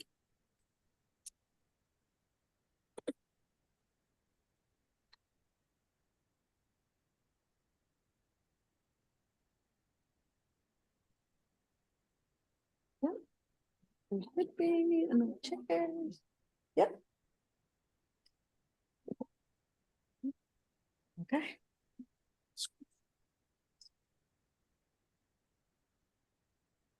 You go. Good afternoon, Madam Chair, and my amazing colleagues on the Ways and Means Committee. I am Delegate April Miller, and I am here to present House Bill 1237, which establishes a task force to study the Maryland Online Education Program and to provide recommendations to the Maryland General Assembly and to the governor by June 1st of 2025. Many of you may be thinking, oh no, not another task force. Or you're thinking, what the heck is an OIEP system? The Maryland Online Individualized Education Program serves about 84,102 of our students across the state and has about 18,593 users. And I want you to take a moment to look at this panel. We have very diverse perspectives across education, and we are all coming together because we see that reforming and updating the OIEP system as a critical issue that is long overdue. It is the very foundational tool that special education teams must use to do their jobs and to write individual education programs for their students, which are federally mandated through IDEA, and crucial for a student with any disability to be successful in the classroom. The MDIOPE has not been updated as technology has improved, nor is it friendly for the end user. Issues in functionality and significantly impact our general education teachers, our special education students, their families every single day, yet many may not know that the system is the problem. This bill represents thousands of special education teachers, parent advocates, and administrators that have been literally begging MSDE for years for a solution to improve this vital tool that they use to craft their IEP plans and to ensure students receive the education and support in the classroom that they deserve. I'm going to be very honest. I almost did not submit this bill, not because I didn't think it was vitally important, but because I had hoped that a lot of the issues you'll hear about today had already been resolved. MSDE referenced a letter that I had submitted back when I was on the Board of Education and created and co-chaired a strategic special education work group. And that is on your desks for you to see, only because they reference it. I wanted to bring everyone to the table for honest dialogue and to find real solutions about the challenges we face in special education. And on the back, you'll see recommendations that were put forth from special education teachers, advocates, parents. They echo not only concerns from Frederick County, but across the state, and they are still true today, many of them. Currently, 20 out of 24 jurisdictions use the MDIOEP system. Frederick County has decided that they need IEP software that involves collaborations from all stakeholders, addresses the needs of students with different learning styles, enables teachers to involve parents in their children's education, improves classroom practice and student learning by allowing teachers to leverage technology to personalize effective case management. And in January, they sent out an RFP for this software and have allocated budget funding for it. This bill isn't about Frederick County. They have decided to go in a different direction from the MDIOP system to support the teachers and the families in Frederick County.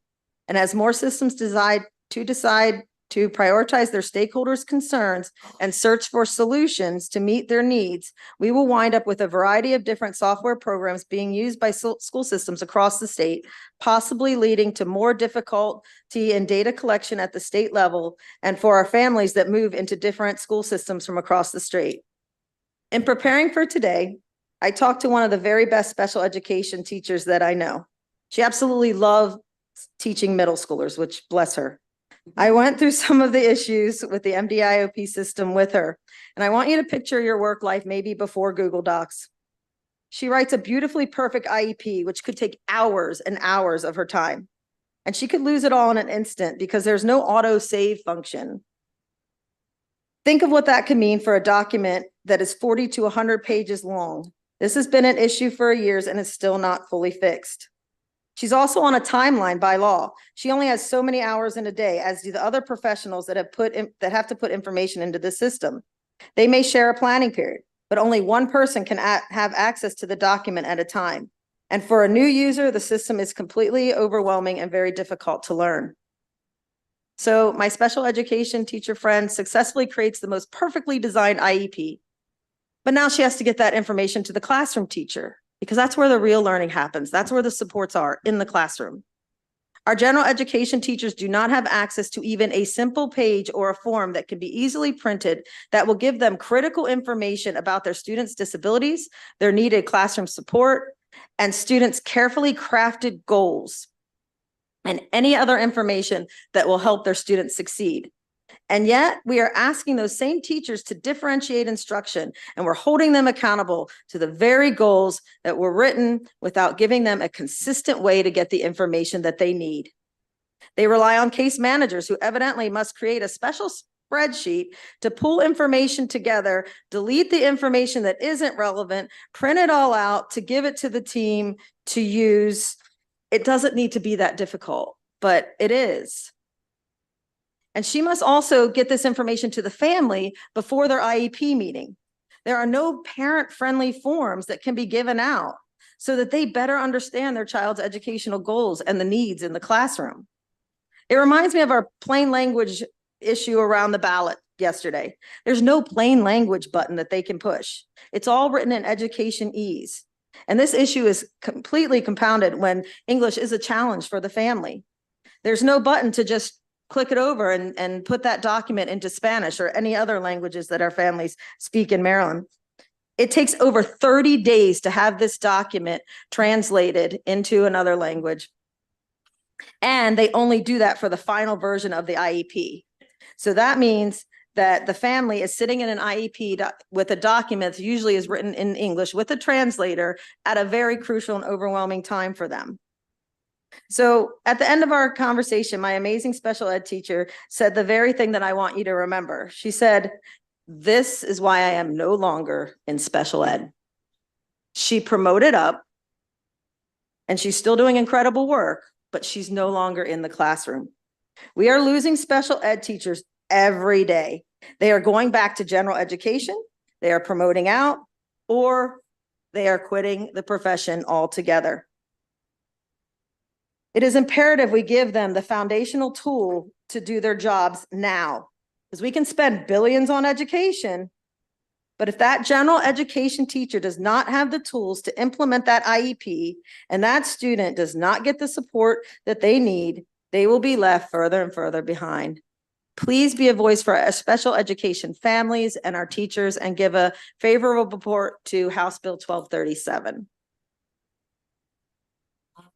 Let's start. Go ahead and start. Yep. Start down the line. Thank you. Good afternoon, Chair Atterbury, members of the committee. My name is Christian Goebel with the Maryland State Education Association, testifying in strong support today of House Bill 1237. I will be brief here, as many members of the committee have spoken to the issues with the Maryland online IEP system. I just want to highlight that special education continues to be the most significant critical shortage area across our state and across the country. Our educators routinely cite frustrations in their working conditions with the amount of paperwork they have to do and very high caseloads. And as the delegate was saying, the Maryland online IEP system is the tool of their trade, the tool that they are using day in and day out on their IEPs. And the issue cited in this legislation is an issue that's persisted for years. So we believe that the charge of this task force, comprised of key stakeholders, can really make a dent and meaningful progress in improving the working conditions of our special education teachers and for our students and families every single day. So we urge you to issue a favorable report on House Bill 1237. Thank you. Madam Chair, members of the committee, John Willems, representing the Maryland Association of Boards of Education, also testifying in strong support of House Bill 1237. We believe this bill will be integral to improving the special education process in terms of ease of use by our staff, dedicated staff with limited time. We agree and have heard of many of the technical challenges, glitchiness, clunkiness, all technical terms that I'll follow up with you on later. But in all seriousness, if multiple people can't work on it at the same time, if information is not saved, there needs to be a revisit. There are also some dates associated with the current online system that are pre-COVID, and certainly which raises other concerns about an online technology-based tool and its utility for parents and our educators as we move forward. We think this is very timely, and we think there's actually synergy between this and this committee's keen interest and engagement with our parents on the services that are being provided and being responsive to their questions and concerns about what's in or what's not in the IEP. And so clarity and ease of use is going to benefit everyone, and this task force will address those issues, we believe. Thank you. Good afternoon, Chairperson Atterbury and respected committee members. My name is Renee Averett Sanzoni, and I am the Executive Director of the Parents Place of Maryland. We are Maryland's Parent Training and Health Information Center, and without fail, almost every reason a family contacts us is because there is an issue with their child's IEP. Our core belief is that families are the expert on their child, and it is our job to help them become their child's best advocate. As mentioned previously, the IEP is a challenge for many reasons, and today I'd just like to share a couple. One, it is very hard to understand and overwhelming, high reading level and acronyms. The online version is not in the family's native language. During a meeting, as Delegate Miller alluded to, it's available in English. This means families are not getting the necessary documents as required by Maryland law prior to their child's IEP meeting in their native language. And even more tragic and problematic, they are not receiving the IEP translated sometimes 45 to 60 days after a meeting and sometimes longer.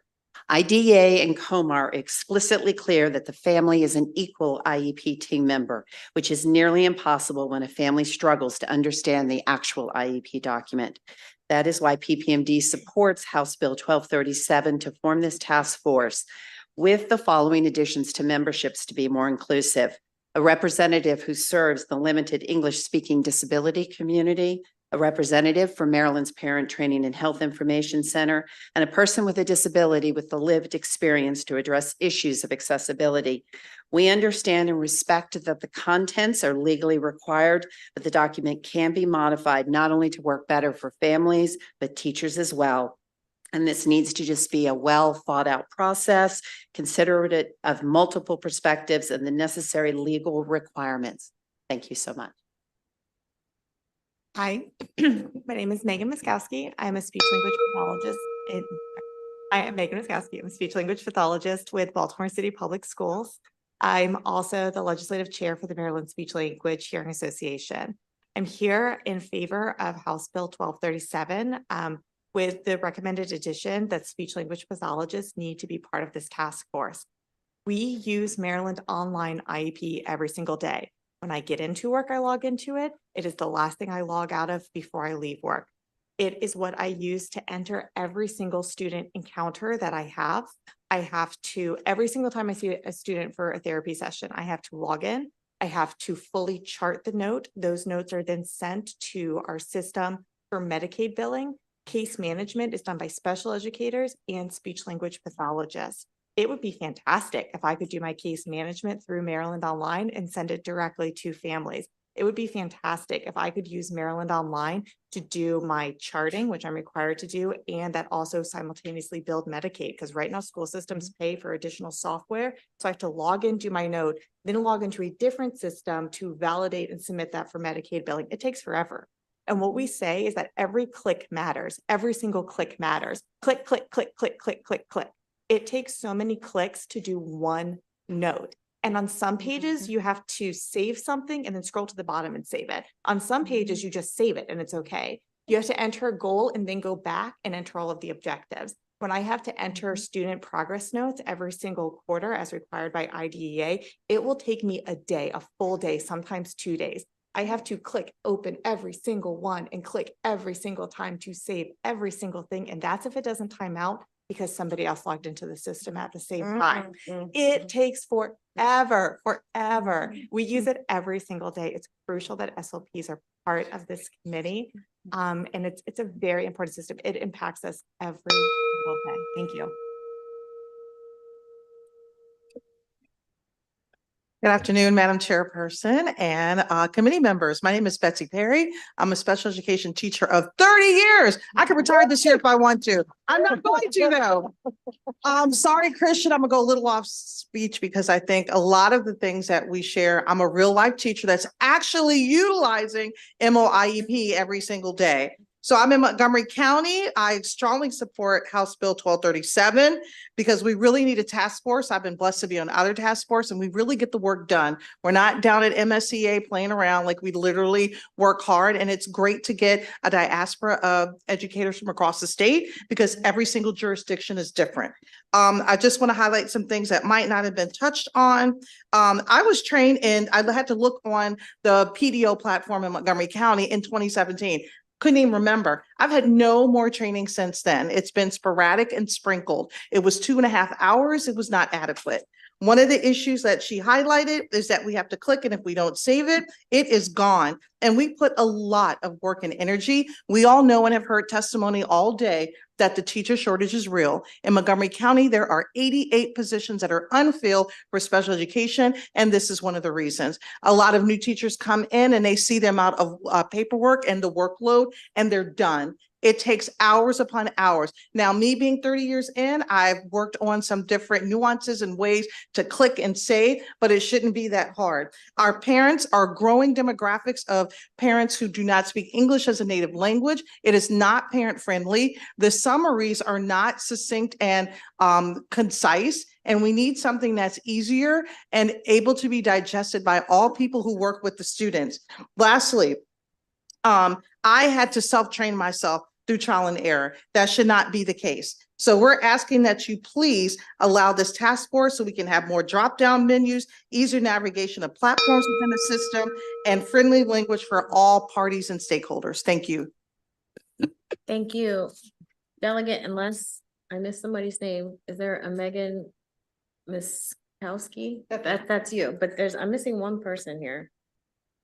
Renee Everett Samzone, that was you. Okay, I thought I was missing somebody. Maybe I'm not. Okay. Are there any questions from the committee? I have a question. So can multiple people, you might have said this, I'm sorry. Can multiple people work on the platform at the same time? No, Okay. it's a high risk move. Say that again? It's a high risk move. So even if I'm in a meeting and another service provider wants to add something while I'm in a document, I have to log off and then they have to log in, which let's talk about Wi-Fi. Hopefully we won't get kicked out.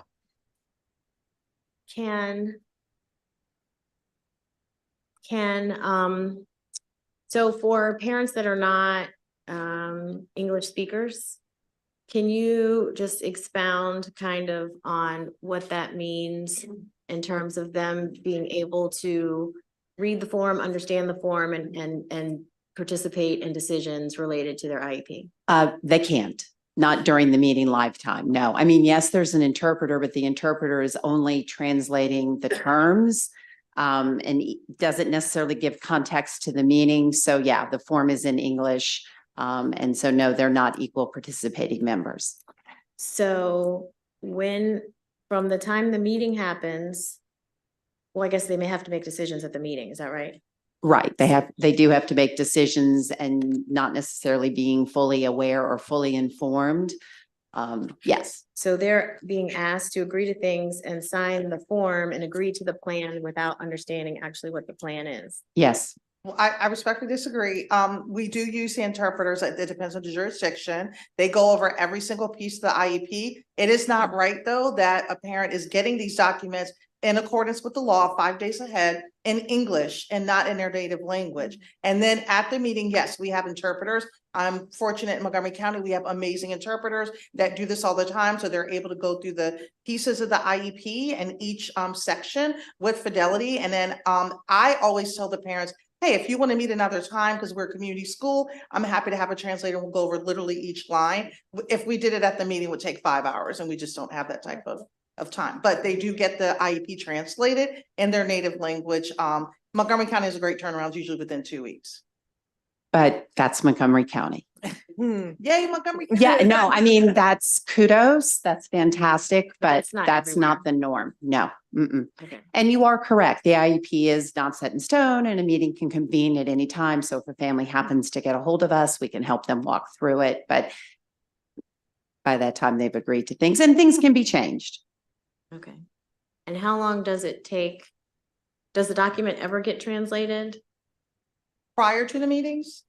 After the meetings? Yeah, the IEP itself gets translated in their native language after the meeting. Yeah. And how long does that take? It varies. In Montgomery County, like I said, we usually get it within 2 weeks, but across the state, as she said, it could be anywhere from 2 weeks to 2 months. The language. Or not at all. Yeah, because not every language, we've had some interesting languages that are not included. There's about 7 languages that are translatable. But we're just talking like the most common one, which is Spanish across the state. Okay, so sometimes there are instances where parents are not receiving a translated version of their IEP. Yes. or they're receiving it months later, at which point their child is already in this program or the agreed upon terms. So there could be situations where they say, oh, no, that was probably not the best decision. I wouldn't have done that. Right, exactly.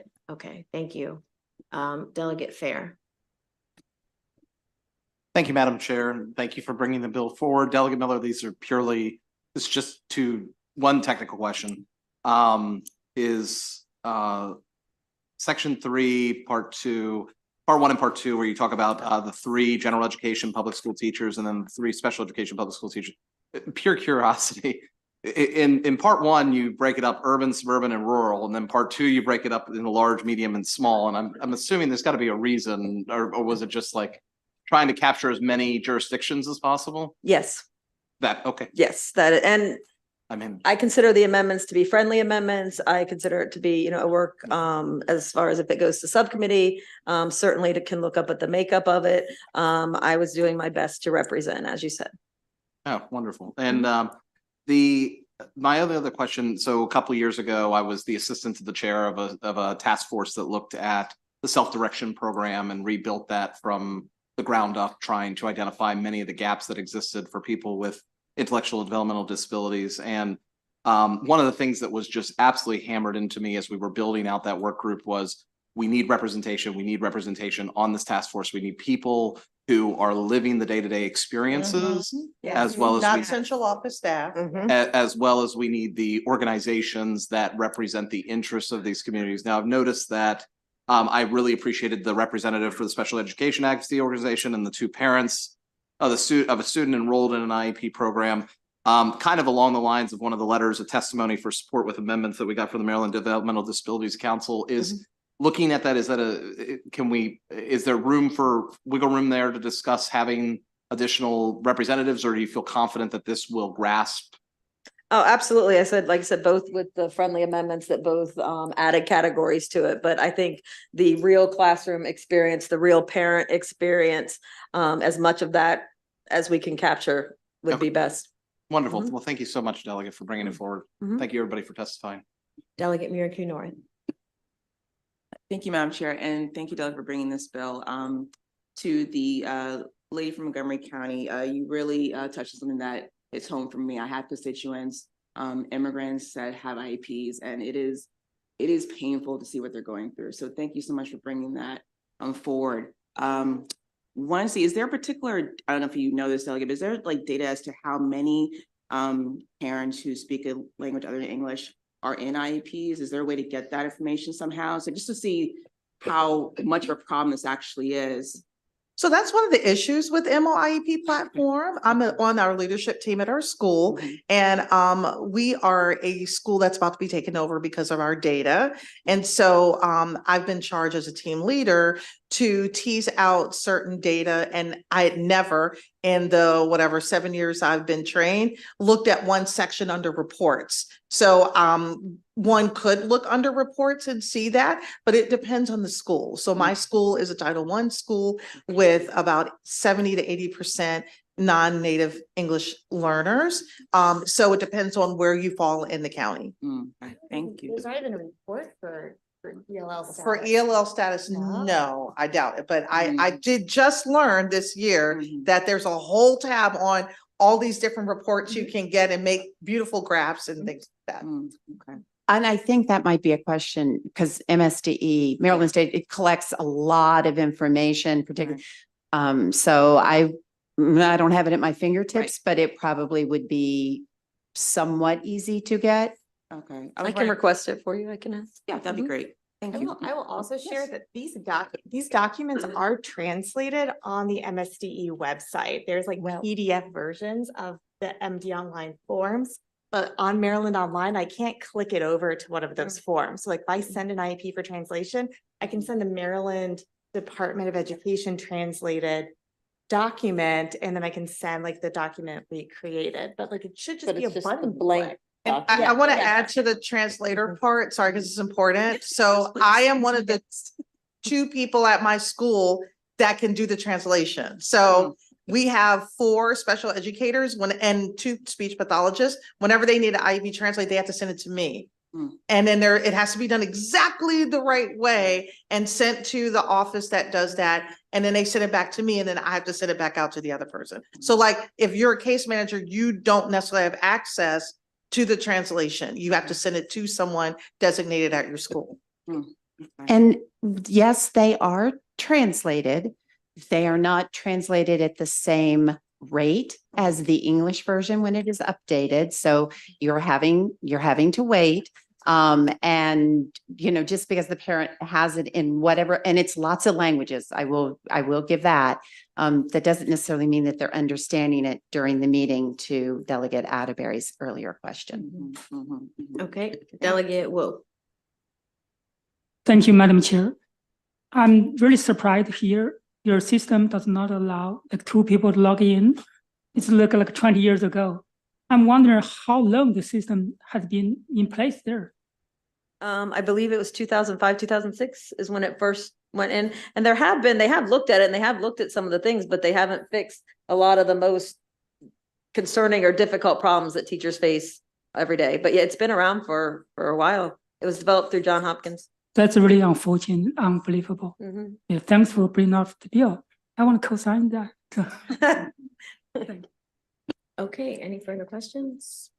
Okay, seeing none, thank you very much. Thank you. That concludes the testimony on House Bill 1237. Delegate Young, House Bill 1297.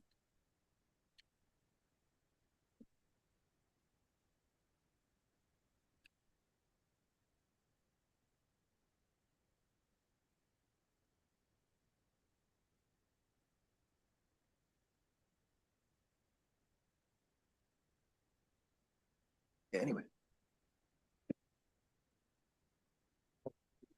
Thank you, Madam Chair.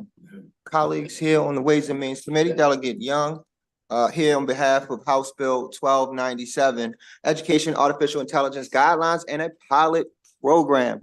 I'm really here to discuss the impact and potential of artificial intelligence and the imminent and evident reshaping that it will ultimately have on our educational landscape. As we transition out of the internet information ages and into the intelligence era, it's critical that we realize and recognize AI's capability to revolutionize education while acknowledging and addressing the potential risks that it may present. AI has the power to transform education by personalizing learning, optimizing instructional resources, and scaling educational services to meet the needs of every student. It promises to address the unfinished learning exacerbated by the pandemic and adapt learning resources to the very strengths and needs of students through differentiation. AI can support our teachers, who are the backbone of our educational system, by providing automated assistance and extending their reach to students when time is a constraint. Yet, while we embrace these advances, we must be vigilant. The introduction of AI brings risks of increased surveillance, of potential job displacement, and algorithmic bias that could lead to discrimination against certain groups of students. These concerns, if not addressed, threaten the trust and transparency necessary for educational technology to be effective and equitable. We stand at a crossroads, colleagues, where AI's ability to automate educational decisions at scale could inadvertently widen achievement gaps and perpetuate historical biases if based on flawed data and assumptions. While at the same time, we must understand that its inevitable proliferation necessitates urgency to ensure our students, and indeed our entire state, remains at the cutting edge of world-class instruction and economic and technological advancement. The future we envision for our students, the future and the blueprint that we've laid out for our students, makes it imperative that we implement policies that leverage the benefits of AI, position our state and our students as leaders in this world, while safeguarding, again, against its risks. We must utilize AI to enhance learning outcomes. We must rigorously assess data quality in AI models. We must critically examine how AI technologies will broaden our educational system and how it can either promote or undermine student equity. And we must ensure that we must establish robust checks and balances that include human oversight to prevent any AI systems from exacerbating those inequities. AI in education offers a gateway to innovative and improved learning experiences, but requires thoughtful regulation to prevent unintended consequences. Now I want to quickly shift to the blueprint. In light of our financial constraints that we face and our commitment to our transformative blueprint for Maryland's future, it's vital that we address the role of AI in achieving these outcomes in a cost-effective manner and identifying how it can help us be cost-effective. AI offers a strategic opportunity to enhance efficiency, reduce costs, and to do so without compromising the quality of the education that we promise Marylanders. The integration of AI can streamline administrative processes, reduce redundancies, and optimize resource allocation. In fact, Delegate Miller, I would say that you just teed it up in a significant way. For instance, AI-driven data analysis can help us identify the most effective educational practices and eliminate wasteful spending. By automating routine tasks, schools can redirect funds towards direct educational services and critical support for our students and teachers. Moreover, it can assist in predictive analytics, enabling us to make informed decisions about schoolhouse and classroom needs before they become costly emergencies. The implementation of AI in educational procurement could yield significant savings, ensuring that we get the best value for every dollar as we consider the imminent budget forecasted shortfall. Taking AI seriously is an educational strategy. And it's not just about cost savings, but it's also about investing in Maryland's economic future. We are the Revenue Committee, and we understand that education is the cornerstone of economic development. And AI-enhanced education can lead to more skilled workforce, increased innovation, and higher productivity. By providing students, teachers, and our administration with cutting-edge technological advanced learning environment, we prepare them for the jobs for tomorrow. We drive economic and GDP growth in Maryland, and we might even attract the supply chain of AI that is going to grow in a significant way in the next coming decade. The potential for AI to contribute to Maryland's GDP cannot be overstated.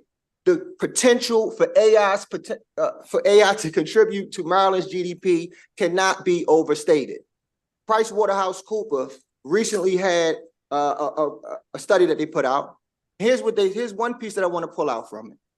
In all our scenarios, the minimum global economic impact of AI in 2030 is expected to be $11 trillion, making up roughly 10% of global GDP in 2030. Let's translate that to Maryland. We have a little more than $60 billion budget.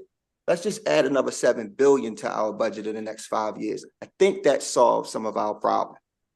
As industries increasingly rely on AI and machine learning, a workforce proficient in these areas will attract high-tech companies and startups. It will stimulate job creation, attract investment, and broaden our tax base, countering the economic stagnation that our comptroller articulated to us earlier this session. As we consider AI in its promise to transform our education and to support the blueprint, integrating it responsibly once again can only occur if we work together to ensure that we realize these educational outcomes that we seek for our students and secure the robust financial future that we know we need. In conclusion, the prudent use of AI is key to funding the blueprint. It is an investment that will pay dividends to our educational outcomes, fiscal responsibility, and long-term economic growth here in Maryland. Lastly, as I conclude, I just want to point that there is a sponsor amendment on the current draft. The Senate draft is the appropriate draft to start with. The sponsor amendment conforms it to the Senate draft. That being said, there's also a pilot program that is articulated at the end of the document. We are still working through that piece with all of the necessary stakeholders. That language will likely change as well. Thank you, Madam Chair, and I'll turn it over to my panel. Madam Chair, members of the committee, hello. My name is Amy Brennan. I am the COO and Chief AI Officer of an organization called Avantus Solutions. We're a worldwide company that handles customer service for Fortune 100 companies, primarily in telco and healthcare. Our challenge at the organization was looking to reduce cost. I was looking to reduce my trainer burnout that my teachers had currently and free them up to do more involved in hands-on activities and have better prepared employees. The situation was this: I had 500 new people coming in every year in 4 different countries, different cultural backgrounds, different educational backgrounds, primarily in their 20s to early 30s. We were not engaging these employees. We were having only a 61% graduation rate after a month of training, and it was a costly expense. My trainers were spending a lot of time on administrative tasks. We implemented some very simple AI platforms that allowed the employees not only to be more engaged, to incorporate gamification into the learning process, but also to help dissect where their areas of opportunity were. It was able to identify in each learner's profile what additional information they needed, send them into some auxiliary trainings that help better prepare them. After a 4-month pilot, our graduation rates were up to 88%. There was more consistent knowledge among the people graduating, and the trainers were more engaged and more enthusiastic about their jobs overall. It is now at a point where they tell me they can't imagine how they would have done their jobs without AI.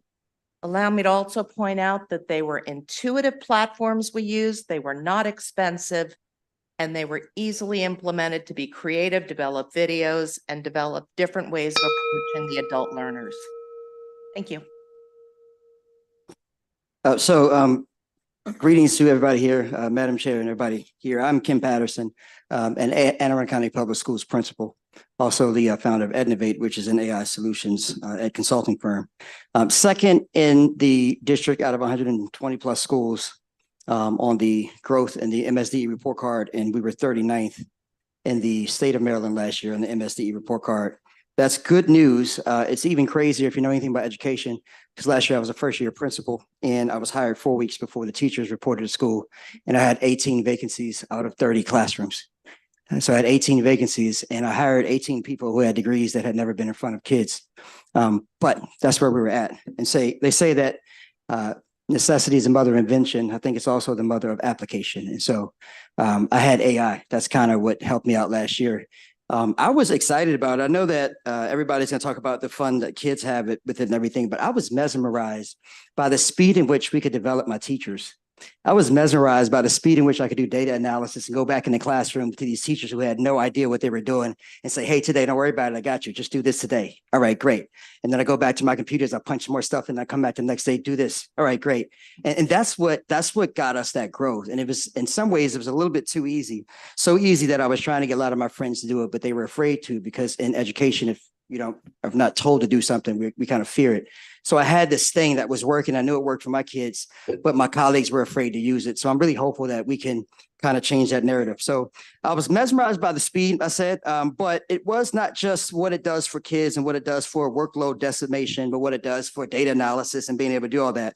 But it gives us an opportunity to change a narrative. And what I've told people often is that the new achievement gap in education will be between schools and districts that utilize AI and schools and districts that do not. It is important for us at this point to figure out how we can do the best we possibly can to utilize this analysis, not just for our kids, but for the blueprint and for the state of Maryland. So I'm hopeful that you guys can accept that. Thank you very much.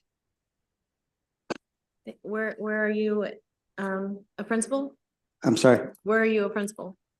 Seven Oaks Elementary School in Anne Arundel County Public Schools under Dr. Bedell. Okay, and that I knew she was going to light up her. She reps her Anne Arundel County delegate. Okay.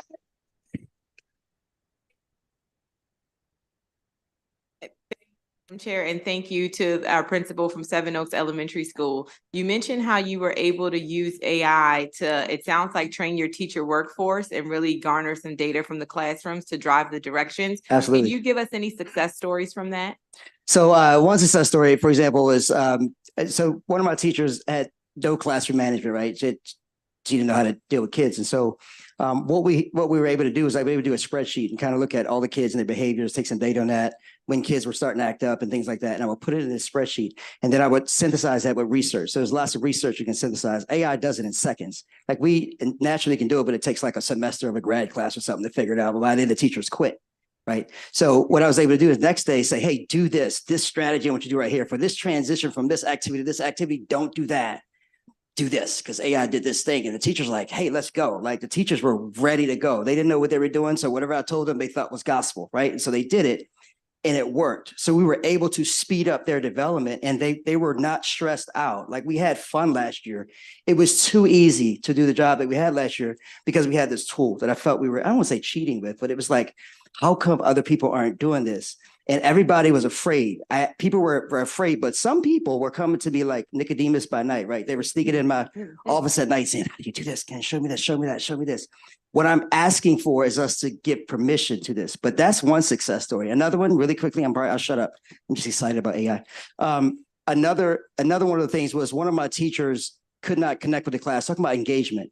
I had a young male teacher. He could not connect with his kids. He was very frustrated about what he was doing. So he asked the kids, what do they like? And what we were able to do is one kid liked Fortnite, another kid liked the Barbie movie had come out and they liked. So what we were able to do is put not their names because it's data privacy, but we were able to put their likes and things into this spreadsheet. And when I put it in the spreadsheet, I also put the Maryland State Department of Education standard. And then so he teaches the lesson, but then the lesson gets pushed to the kids on their Chromebooks within the framework of what they like. So this kid is mastering the instruction with Fortnite. The other kid is mastering instruction with Barbie, right? The other kid is doing that. And they're all like doing it differently, but they're doing it their way. And the kids were locked in. And I had no behavior issues out of that class, right? So we're like, what is going on? This is the, I know everybody's talking about with the kids, but what's exciting for me is what we can do data analysis wise, what I did with my school improvement plan and how I was able to move that day by day, minute by minute. And as a state, we can do the same thing with the blueprint. Like with the, you can put the blueprint in there and by minute, you can alter what you need to do to make sure that we're succeeding with it. Like it's crazy. Like I love it. I'm sorry. No, thank you for your passion, Principal Patterson. I do have a question for the bill sponsor as well. First, Delegate Young, thank you for your expertise in this area and really being a leader when it comes to AI, making sure that our state isn't behind, but that we are a forward leader in it. And in some of our robust discussions about AI, one of the questions I've had of you is how do we make sure we don't lose workforce? You know, I think there's a lot of societal issues that come if people are left idle and they don't have meaningful work that they can be passionate about. We want everyone to be as passionate as Principal Patterson. That's our goal standard. How do we make sure that AI doesn't replace people in the workforce, but that it truly is an enhancement to their ability? Yeah, I think you choose to do it that way. You choose to prioritize people as appropriate. But we also have to understand that there is a disruption that is coming and it is imminent and it's coming like a wave. And if we aren't at the forefront, then we will be on the back end getting hit as opposed to doing the hitting, so to speak. So the goal of this bill and the goal of the entire push of AI is to ensure that Marylanders are the ones that are at the forefront, that are leading the charge, that are upskilled first. So that way we can first experience that GDP growth. We can be the ones innovating, developing and leveraging the AI to develop new strategies, develop other technologies that will imminently be developed. If we do that and we make this a priority, first and foremost with education. Why education? Because obviously it's our kids. Teachers teach, so they're going to teach the kids and they're going to teach us, right? So you prevent us being on the short end of the stick by being bold, by being aggressive, and by taking it seriously. I know that people have fears. I know that people have concerns. Those are legitimate and real, but we cannot leverage that and those concerns to prevent us from moving forward. In fact, those are the concerns that need to be the spur that drives us to move forward. And I actually want to turn it over to Amy, because I think she's really got some experience that can help answer that too. Yeah, so what I'd like to point out is that in the private sector, we are using AI as a tool. It is nothing more than that. It helps make things more efficient, more creative, more energizing for everybody. But our businesses are incorporating this tool now. And the people we hire in the future, the employees of the future, need to be familiar with that tool, which means we need kids now in the school systems to learn how to use that tool and be comfortable with it to come into the corporate environments and be effective employees. Thank you. And again, Delegate, thank you for your leadership in this area. Thanks, Madam Chair. Thank you for your question. Delegate Miller. Thank you, Madam Chair, and thank you, Delegate, for bringing this bill. You know, this is a topic that fascinates me, as we've had many discussions about that, and thank you for your help. Yes. So I was wondering, you know, one of my always biggest issues is data privacy. So if Principal, if you could speak to that, especially when it comes around, I'm very protective of our students and student data privacy. Any concerns with that? Because I love data-driven instruction, and I love how you used it in the classroom, as far as, especially as far as when you're talking about any kind of help that you give your teachers as far as classroom management. I think that was brilliant. That was great. So any other concerns? Yeah, so the data privacy piece is really like out of my wheelhouse mostly. But what I did was I tell the teachers, we don't put names in ChatGPT, right? So we did the spreadsheet. When I did the thing, we just like, it was like bear, lion, tiger, you know, monkey, right? Or whatever. And when it came out, we just were able to physically match the kids and do that. So we never put their information in there. And there was never anything identifying for the kids. So we never did that. But I imagine as it grows, we'll be able to like use it without having to do all that. But there is an extra step that my teachers know, like you can't put any names in like Right, that. Yeah. exactly. And so maybe some guardrails in any kind of piece of it. Yeah. Thank you. If I could just jump in, that's the point of the bill. The bill speaks to asking MSDE, and under the sponsor amendment, the AI subcabinet that was created by the governor's executive order, to work towards creating guardrails, developing professional development for our teachers. Again, trying to make sure that we're at the forefront.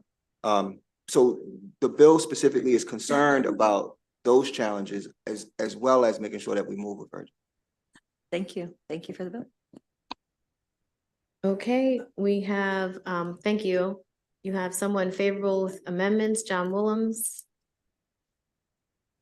And then there's two in favor virtually that I'll call up after Mr. Willems. Delegate.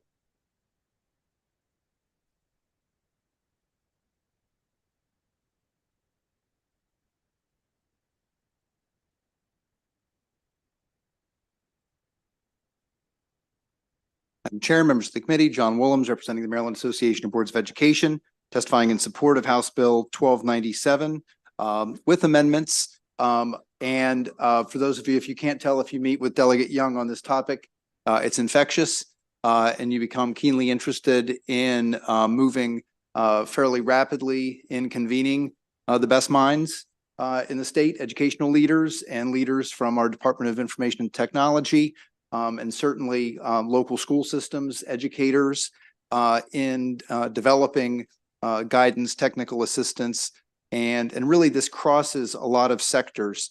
This is everything from assuring the absence of discrimination and insurance of data privacy in the use of technology. There are a lot of anecdotal examples around AI being inherently discriminatory because of the inherently discriminatory inputs on which some of the AI tools are basing its conclusions.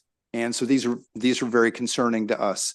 There are issues around, however, on the more positive side, energizing educators and administrators about the potential of AI and educational tools to really invigorate teaching and learning, perhaps some labor saving examples, but not to eliminate positions, to enhance the educational experience. There is, however, the CTE educational component of the bill, which does get to the more prickly topic of jobs which are most likely to be eliminated by AI. And there are charts and tables available that you can find now that indicate whether a field of work is 100% replaceable or 30% replaceable or not at all replaceable.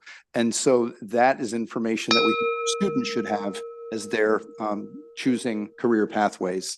And you have my written testimony identifying some more specific amendments on the bill, but look forward to working toward the passage of this bill with the committee and the sponsor. Thank you. Thank you. Any questions for Mr. Willems? Okay, thank you very much. Do we have Tim Finan or Finnan virtually?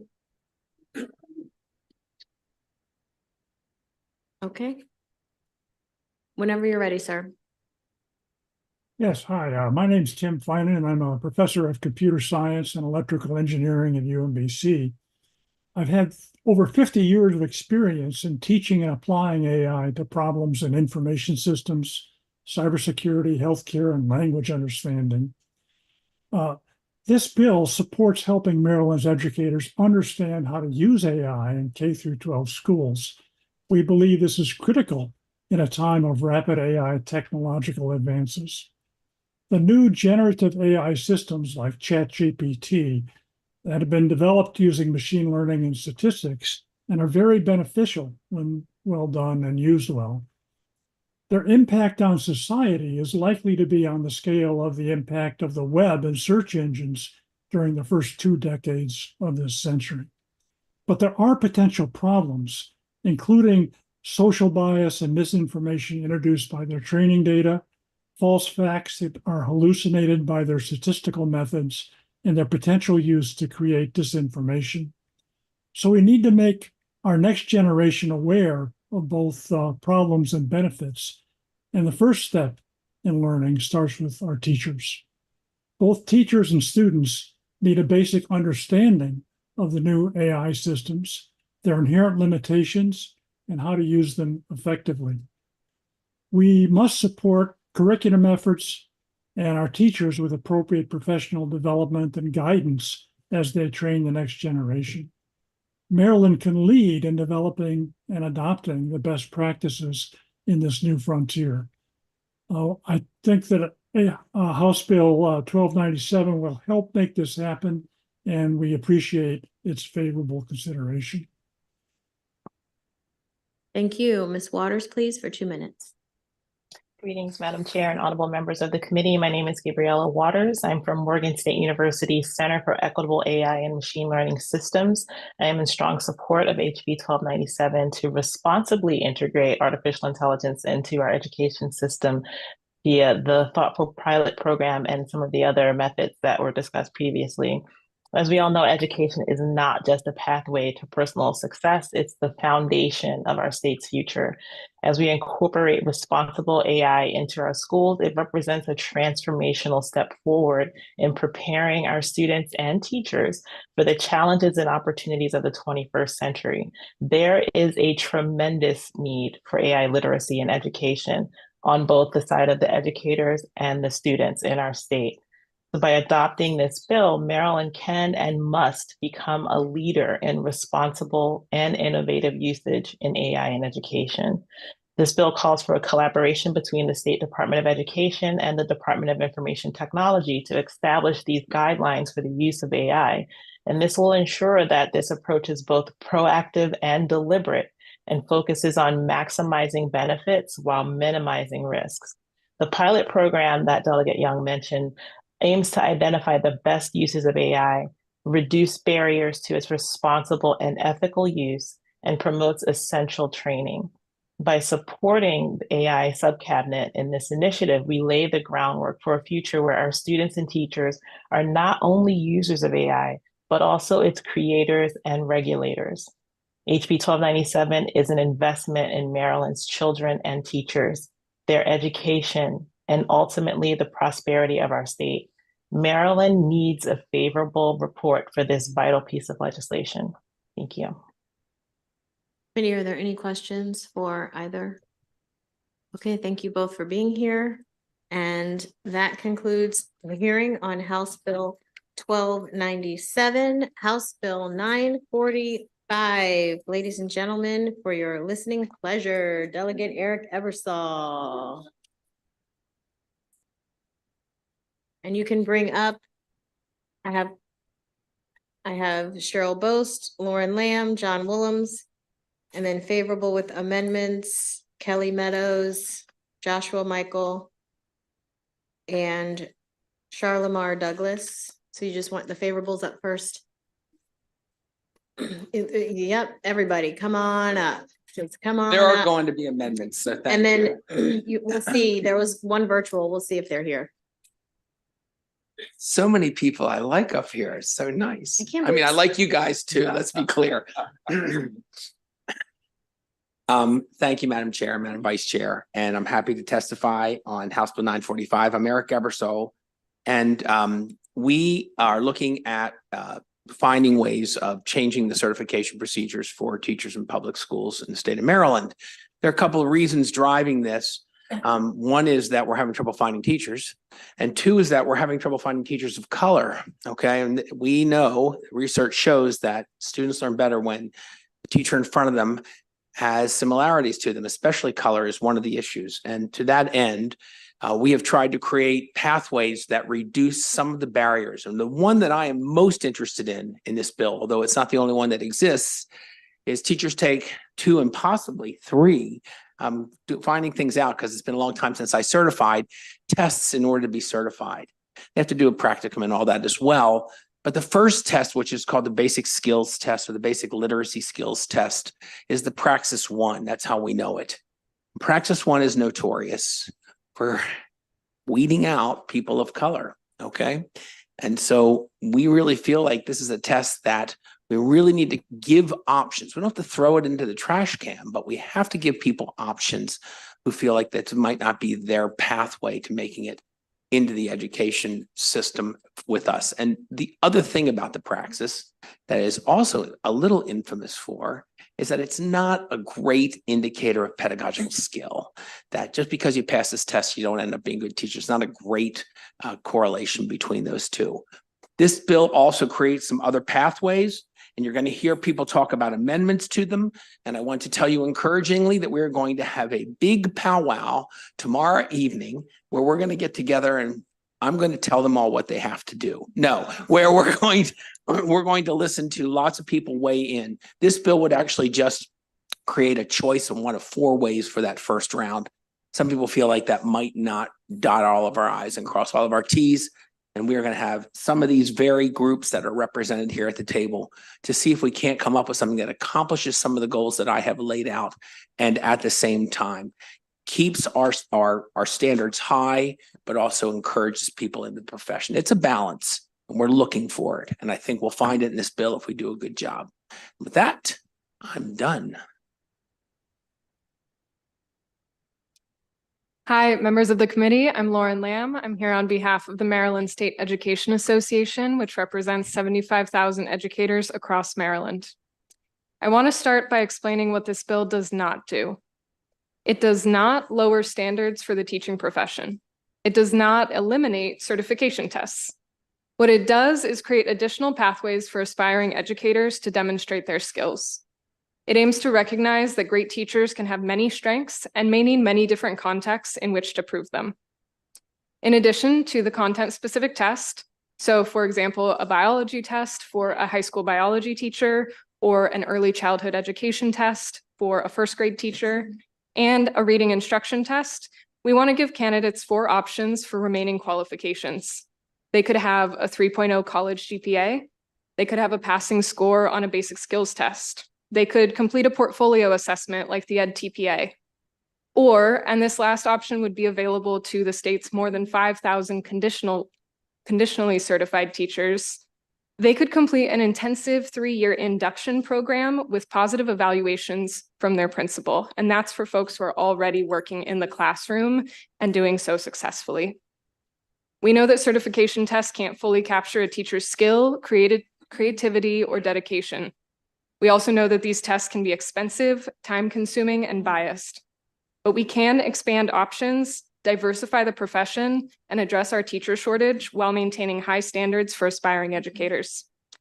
For our educator workforce and ultimately for our students, I urge you to support expanded pathways for teaching licensure and vote favorably on House Bill 945. Thank you. Madam Chair, members of the committee, John Willems, representing the Maryland Association of Boards of Education. I will be brief. I have very little, if anything, to add to what Lauren just shared from MSEA. And this also sounds like a bill that we're going to be working on over pizza in the not too distant future. But the bill as drafted checks a lot of boxes for local boards of education, looking for modifications to state law to create the flexibilities and alternative pathways that Ms. Lamb described, again, without reducing standards and without any unintended or consequences with regard to the quality of teaching of our students in the classroom. But I think we need to recognize the diversity writ large of talented persons who could and should be in classrooms who may not be now because of barriers that we either have known about for too long or only now understanding that we need to address, and this bill does that. So with that, urge a favorable report on this bill and look forward to getting it across the finish line along with my fellow stakeholders here. Thank you. Great. Good afternoon, Chair Atterbury, Vice Chair Wilkins, members of the committee. My name is Josh Michael. I serve as Vice President of the State Board of Education, and I'm here today underscoring the board's support of House Bill 945 with amendments. I also want to thank the sponsor for bringing this bill forward. I'm also pleased to be joined by our Assistant Superintendent, Kelly Meadows, who will provide a bit more detail after me. We stand hand in hand with the AIB in implementing the blueprint with fidelity, and we're aligned on the end goals as it relates to House Bill 945, building and maintaining a high quality, highly diverse and effective educator workforce. We developed a framework for amendments with the AIB that maintain standards while offering multiple pathways. The AIB has asked that I share that they do support the bill with these amendments as well. We have shared copies of a framework of amendments with the committee. The board and MSDE feel strongly that making these course corrections on initial teacher certification now in legislation is critical for yielding the results we must realize within the next 2 years. We thank the sponsors and advocates for their work in bringing this forward. We support the use of multiple measures for meeting standards, given that each measure indicates that when a standard has been met. In this case, we support the use of multiple measures for teacher candidates without lowering or removing standards. We also believe that embedding the interstate compact is a critical step that maintains our pipeline of out-of-state teachers. We hope provisions from House Bill 1191 may be integrated into this bill. We're offering amendments to House Bill 945 that maintain high standards and offer multiple measures in each of the core standard areas of initial teacher licensure. We appreciate the opportunity to workshop this bill with stakeholders after the hearing. Thank you.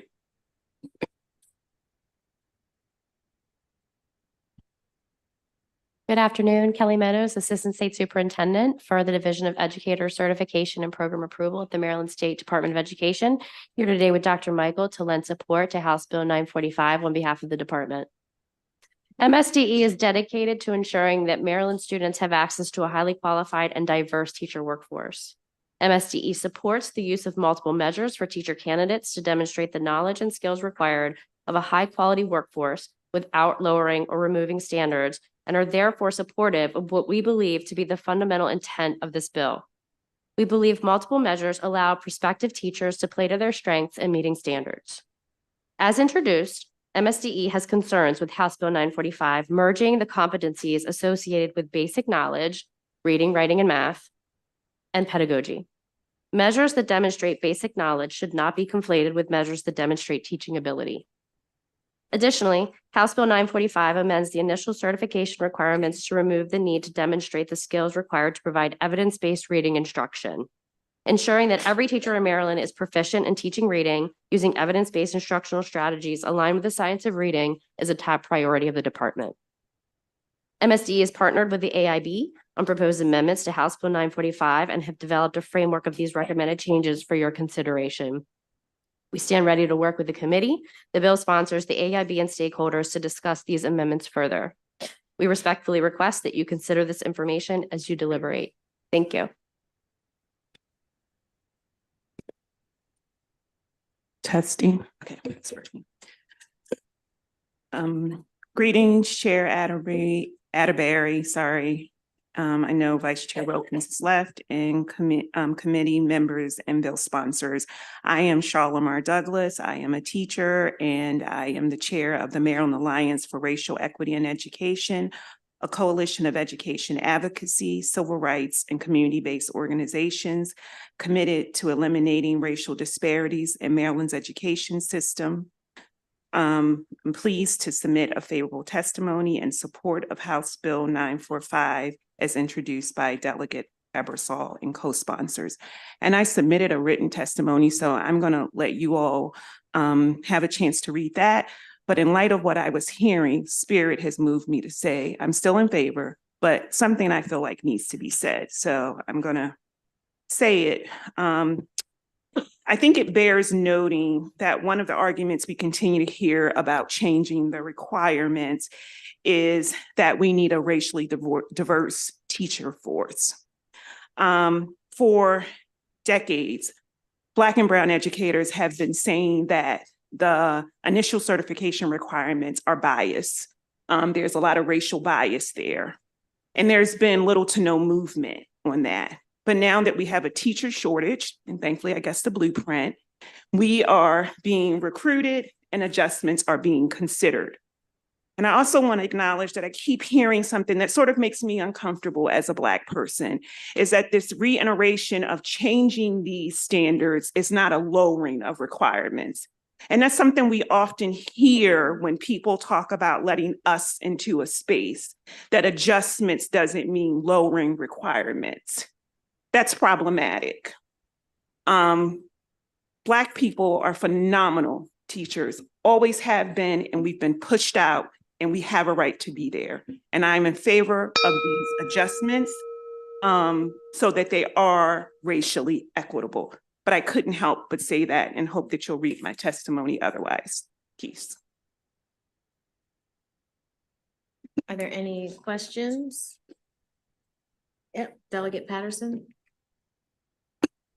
Chair and Ms. Douglas. Yes. Thank you very much. We have the same kindred spirit. I appreciate your comments and I'd like to say me too. As an educator, I'm certainly, and also a school board member for 12 years, I'm certainly aware of the concerns and the biases that have been aligned with praxis, and know that there are people who have, teachers who have passed it of color. So I concur with your comments. But would you go further as to say that this requirement should be removed?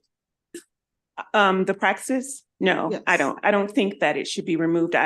During this, I think it was in 2019, and Kelly can correct me on the date. The State Department put into place that you would either have a 3-point GPO requirement on your most recent degree completed, or a passing of one of the basic skills assessments.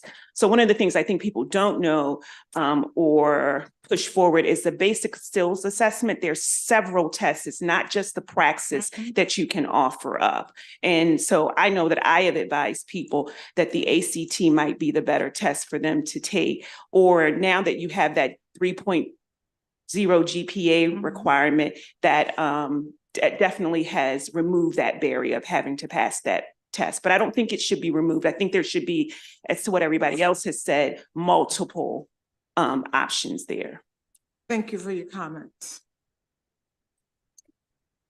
First, I want to thank everybody for staying this long testifying, and to those coming after you too. I want to say thank you for your comments too. My mother's retired 30-year educator. One of my grandmothers was an educator. My aunt's an educator. I don't have the patience to be an educator, but somehow I have the patience to deal with all of this.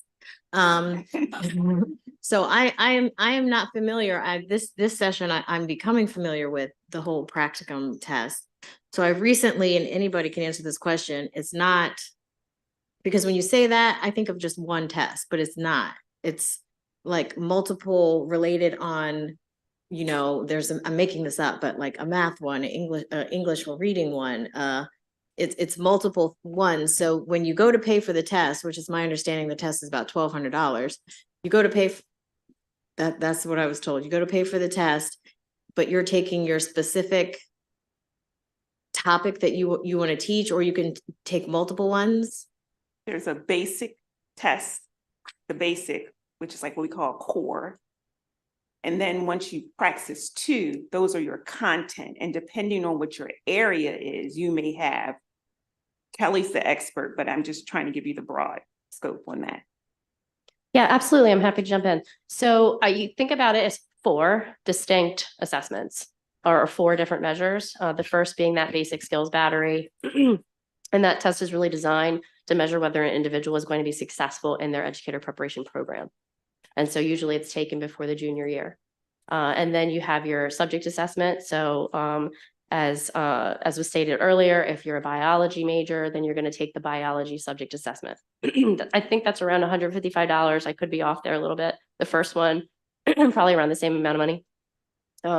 The third assessment, and not all states require this, but Maryland does, and we certainly agree that it should, is an assessment to measure whether a teacher can provide reading instruction successfully. And then the final assessment is pedagogy, and that can look a couple different ways. It can look paper pencil, or it can look, as the blueprint requires, it can be a performance assessment, a portfolio-based performance assessment. And that one's around $300. That's a TPA. The two on the market right now are NTPA and PPAT. And we accept both. Those are two different versions that you could take, two They are brands. two different assessments that measure your readiness to enter the classroom. Well, we had, I don't know if I'm confused, students, I met with some students from Morgan State who they gave me a chart. I don't have it. Sounds like what you're talking about. And it said that the cost of all this was like $1,200. And at some point a long time ago, Maryland used to cover the cost, but we don't anymore. But they were saying that taking these tests is cost prohibitive for a lot of young people. Is that what we're talking about? We're talking about this test? We are, and I imagine that the individuals you're speaking to were probably elementary education majors. Yes. Because they have to take the subject assessment that they have to take is broken up into 4 subcomponents: English, ELA, reading, math, and social studies and science. So those are all individual. They're subtests of one bigger test. So that test is going to be more expensive than just a straight biology test. Okay. They got to take a lot of tests. You wonder why we're having trouble finding these. Okay. Okay, thank you. Are there any other questions? Okay, thank you all very much. Do we have Nava Israel with us virtually? No, okay, then that concludes the hearing on House Bill 945, House Bill 1191, Delegate Miracle North.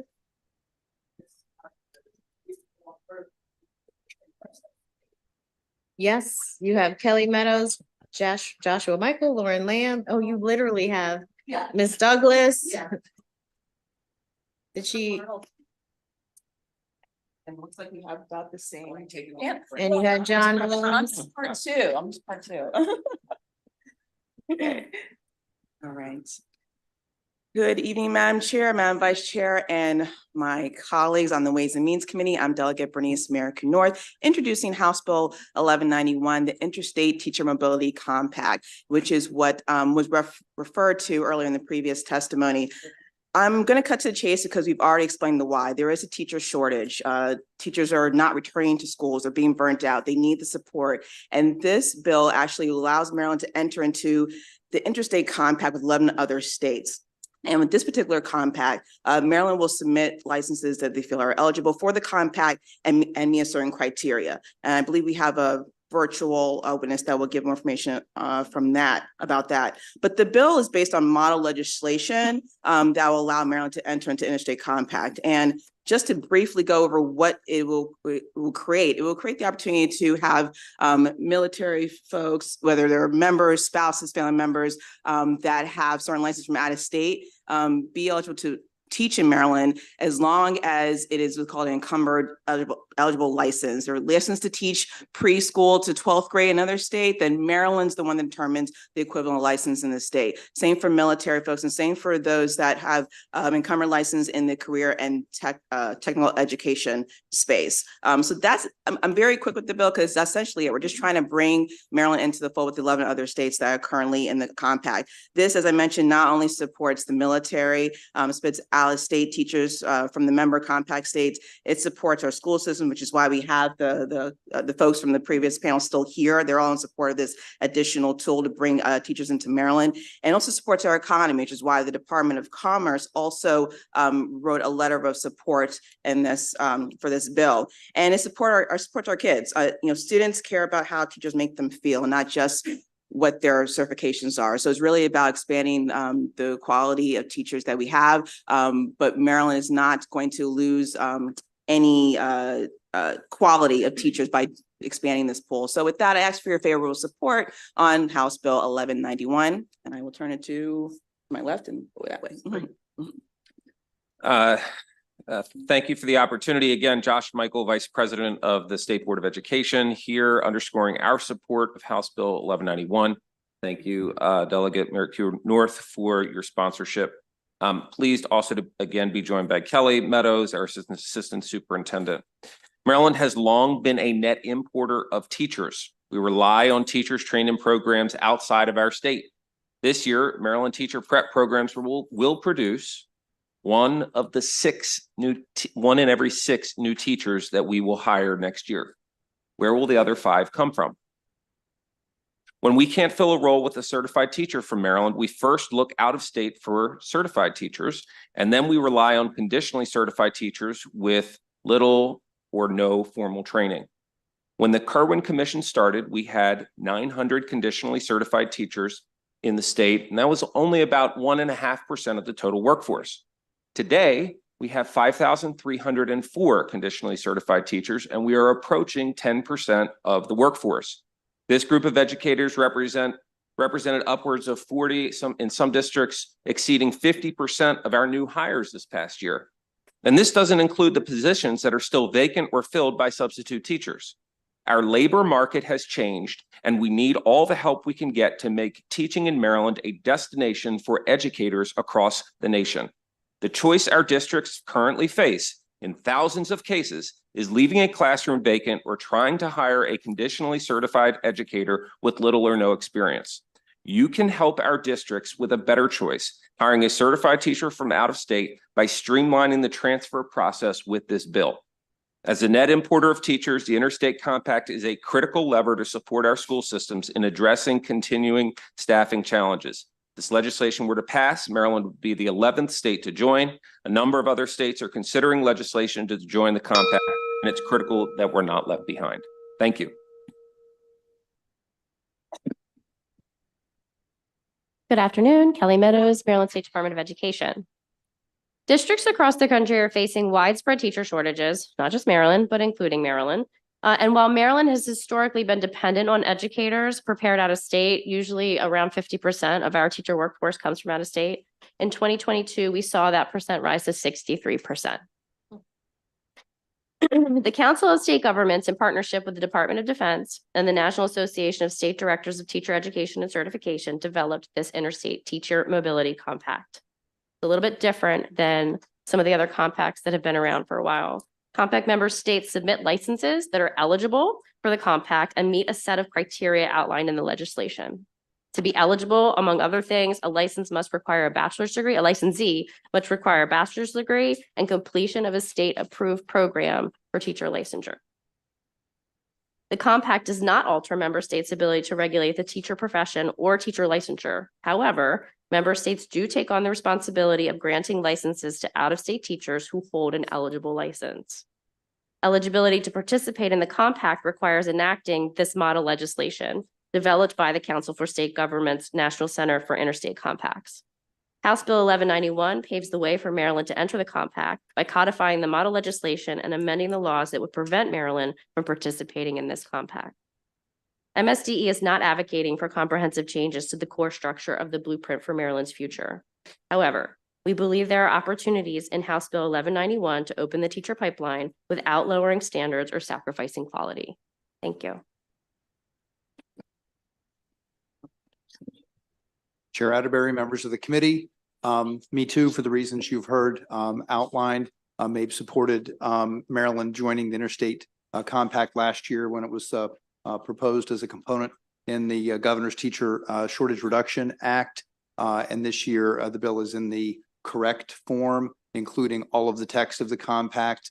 And so here we are a year later, unfortunately, but it's certainly timely now to take action and allow the compact to affect the qualifications and streamlining of assignment and hiring of teachers from out of state, where, as you've heard, the vast majority of our teachers come. Thank you.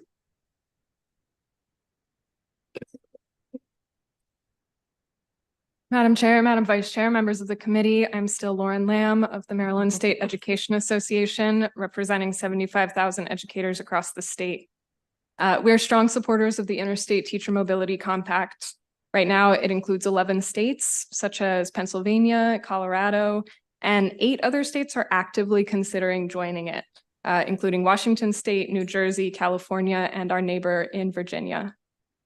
Too often, for fully certified teachers seeking to move to another state are required to complete additional coursework, assessments, or other requirements that make it difficult and expensive to continue in their teaching career.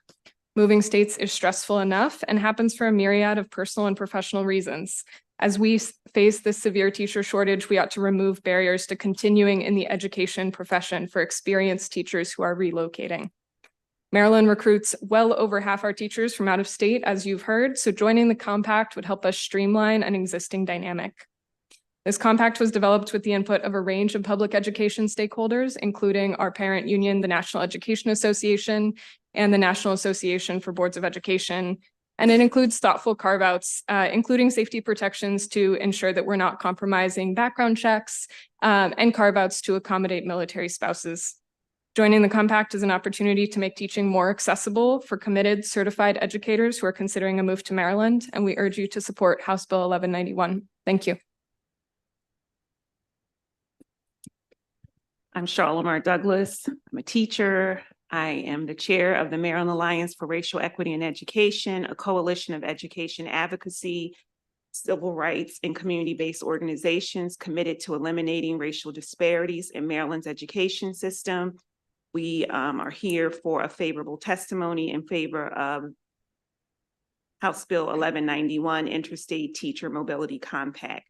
I won't repeat what has already been said, but I just kind of want to give you a story of like what happened. So imagine you are a teacher coming from out of state. You have gone to college, you have taken the test in your state, you've met all the requirements, you are a licensed teacher. And you move to a different state, and this state says you have to submit all these documents, and then we'll look at it. But that window of time that they look at it isn't immediately. You're hired, you're in the system, you find out 4 months after you've been working that you have some requirements. You need to go back and take a course, or you need to take a state test. And people really feel upset because they are a professional. They are a professional teacher in another state. And they're like, I'm a teacher, I'm a professional. Why can't I just come here and my license be accepted? It's cumbersome, it's tough, and it's tough moving to somewhere else. And oftentimes, because the process is so time consuming, people become upset, they want to quit. They say bad things about our school system, and it shows up in the classrooms and in the school culture. This will make it easier for everybody, and it will make it a more welcoming process into our state. So we must make this process for highly qualified teachers coming from wherever in our state, one that they can bear, that they can afford, and it's welcoming. Madam Chair, if I may, the virtual witness from the Council of State Governments was more of a source of information for any questions. So I don't know if it's possible to just have them on for sake of answering questions. Okay, great. There was also a Christopher Arnold. Yeah, I have not. He's in, so just bring him up as well. Oh, virtual, okay.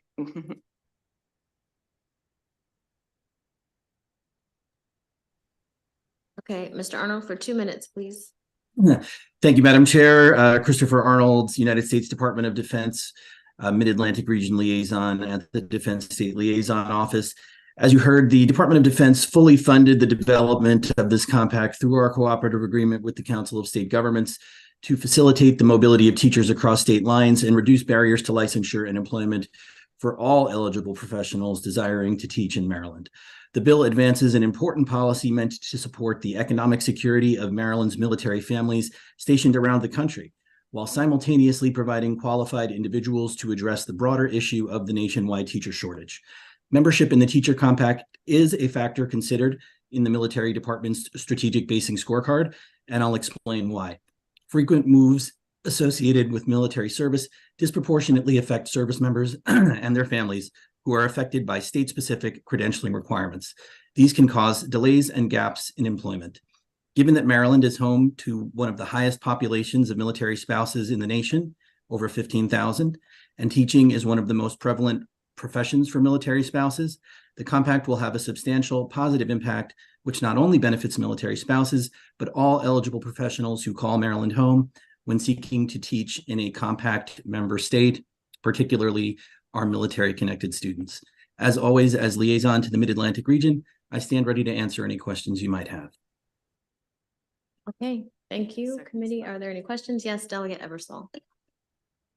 Thank you, Madam Chair, and I appreciate you bringing this bill. We've talked about it a couple of times, and I think it's a really interesting and exemplary idea. I have two questions. One is a little more complicated, so I'll say it for a second. The first one is, if you read the bill that just was testified by the sponsor a moment ago, one of the provisions that's in that bill is that instead of entering the compact, we would just have MSD identify schools that seem to have good reciprocity with the level that we hold. And to that end, is there any concern if we enter this compact that we will, because we talked about this, making sure we didn't lower our standards? Is there any concern that there'll be states that will have lower standards, but we'll be in a compact with them and we may get teachers from there who perhaps are not as qualified or have not been vetted as well as they have been in this state? And I'll let anybody who wants to answer that question. Yeah, go ahead, please. Sure. So the short answer is yes. Okay. Yeah. Thank you. But it is the question is what is the when we're balancing the challenges associated, yes, we'd prefer that all teachers meet the standards we've set out, but we'd also prefer to have teachers that have training and that have met certification in other states than people that have no training at all. And that's the choice we're making right now. Are we filling our classrooms with conditionally certified teachers, or are we bringing more out-of-state teachers? So there are a couple of things that in our details that go to this specific matter that I want to bring to your attention. One, the one that we're very attentive to is ensuring that all of our teachers are effective at teaching reading.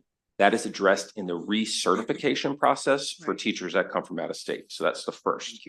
The second is, you'll see in fine print, our proposal and our amendments to your bill is that we would put a 5-year timer on this so that it would be reevaluated at 5 years. If at 5 years we're at a place where we're producing enough teachers at a certain level and this isn't necessary, it's, I think, worth revisiting whether this is needed. But our position is right now, the question is, do we have some certification from certain states or people that have essentially very limited certification or training? And that's the question that we have. So we prefer everybody to have what we outlined in the blueprint. That's just not where we are right now. Okay, thank you. I have a second part to the question, but I can wait. Somebody else wants to weigh in.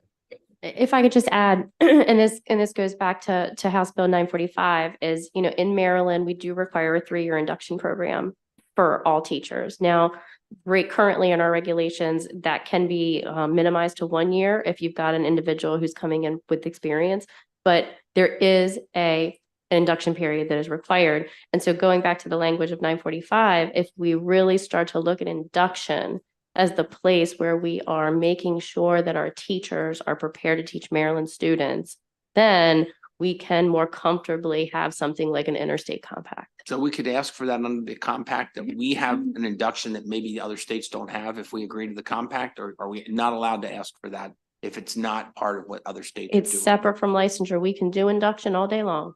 And require it. And require it, and we do require it. But we're not in a compact yet. So if a teacher comes to us from the compact, can we say, yeah, great, you're part of the compact, but you still have to do this? Absolutely. Okay, I always thought it was my feeling of the compact that it was to allow teachers to come in and not really have to do a lot of extra work or recertify. But there are things we can add, you're saying. Absolutely. Licensure and induction are two separate things. And this one may be offline if it's too complicated, but I'm having trouble reading through the sort of lean into the military that I'm hearing here. And I'm reading words like unencumbered and not unencumbered. I'm getting triple negatives going on in my head right now. I can quickly explain it unencumbered. So an encumbered license, and please, I know that there are colleagues on from the national or the Council of State Governments, so please correct me if I'm wrong. My read is that an encumbered license is a license like a conditional license. You have not yet met the requirements for professional licensure, and so you're given this encumbered license. So those are not acceptable licenses to be identified as eligible licenses in the compact. Okay. And is that sort of an exception we're making for military spouses then? Is that what I'm reading here? That we're going to let ourselves get around that a little bit with military spouses? Because I honestly believe that we should be offering opportunities equally to spouses, not just those from military, because lots of people move, but I'm curious. Well, Doug, thank you for that question, Doug. And that's why we wanted to bring on Adam Dursing from the Council of State Government, because he's had a vast amount of experience dealing with all the member states. So if I could direct him to add to the current, answer that question. Thank you for the question, Delegate. Adam Dursing from the Council of State Governments. The reasoning and drafting behind providing that carve out specifically for military spouses was due to the frequency of mobility that Christopher mentioned. In many states, it takes time and experience in the classroom to reach the level of a professional license, or what we call in the compact and unencumbered license. If a military spouse is moving on average once every 2 years, in most states, they will continue to practice on what we would call encumbered. So a provisional or restricted license that is based on temporal experience in the classroom. And so that carve out was made specifically so that military spouses won't need to meet that requirement, can continue to practice and hopefully reach that level of professional license in their next state. Thank you. Thank you very much, all of you. Are there any further questions? Okay, seeing none, thank you very much. That concludes the hearing on House Bill 1191. House Bill 1257, Delegate Pastor.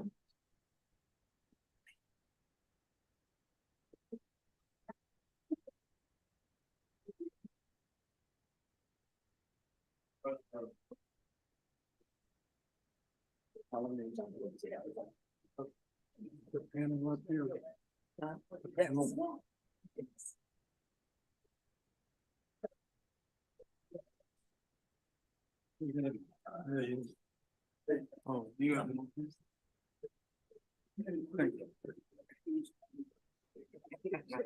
And I'll take the spot, man. Okay. At the kids' table. At the kiddie table.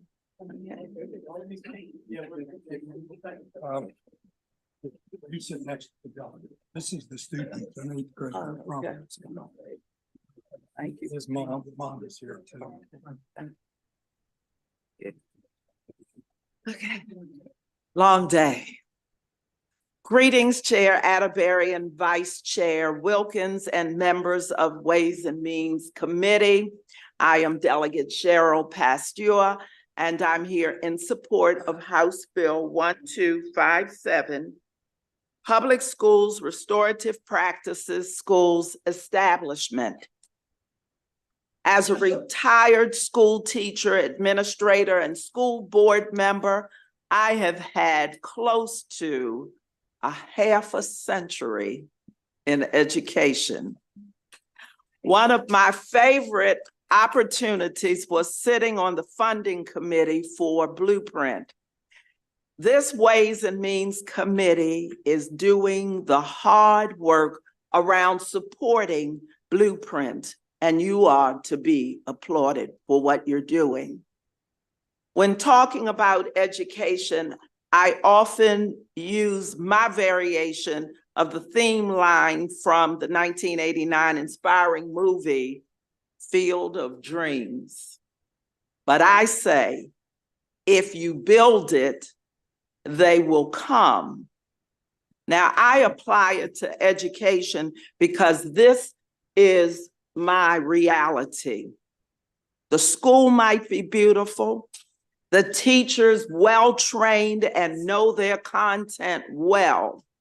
The curriculum is excellent, but I know that all of these things together are meaningless if the students are not engaged, and more frightening if they don't respect the teachers or each other or themselves. Over the decades that I've taught, I've learned that relationships sit at the center of getting young people to come to school with a willingness to learn and to grow. Enter restorative practices and where I am on this bill. Restorative practices schools. One of my witnesses, Mr. Edward Lee, wrote to me and he said, the institutionalizing of restorative practices in all Maryland public schools will dramatically change the culture and behavior of everyone engaged in the learning and teaching process. So thank you, Mr. Lee. Restorative practices is far more than conflict resolution. It is facing oneself, even as a child. It is facing others. It's knowing how to be quiet and knowing when not to be. It is failing and winning and learning from both.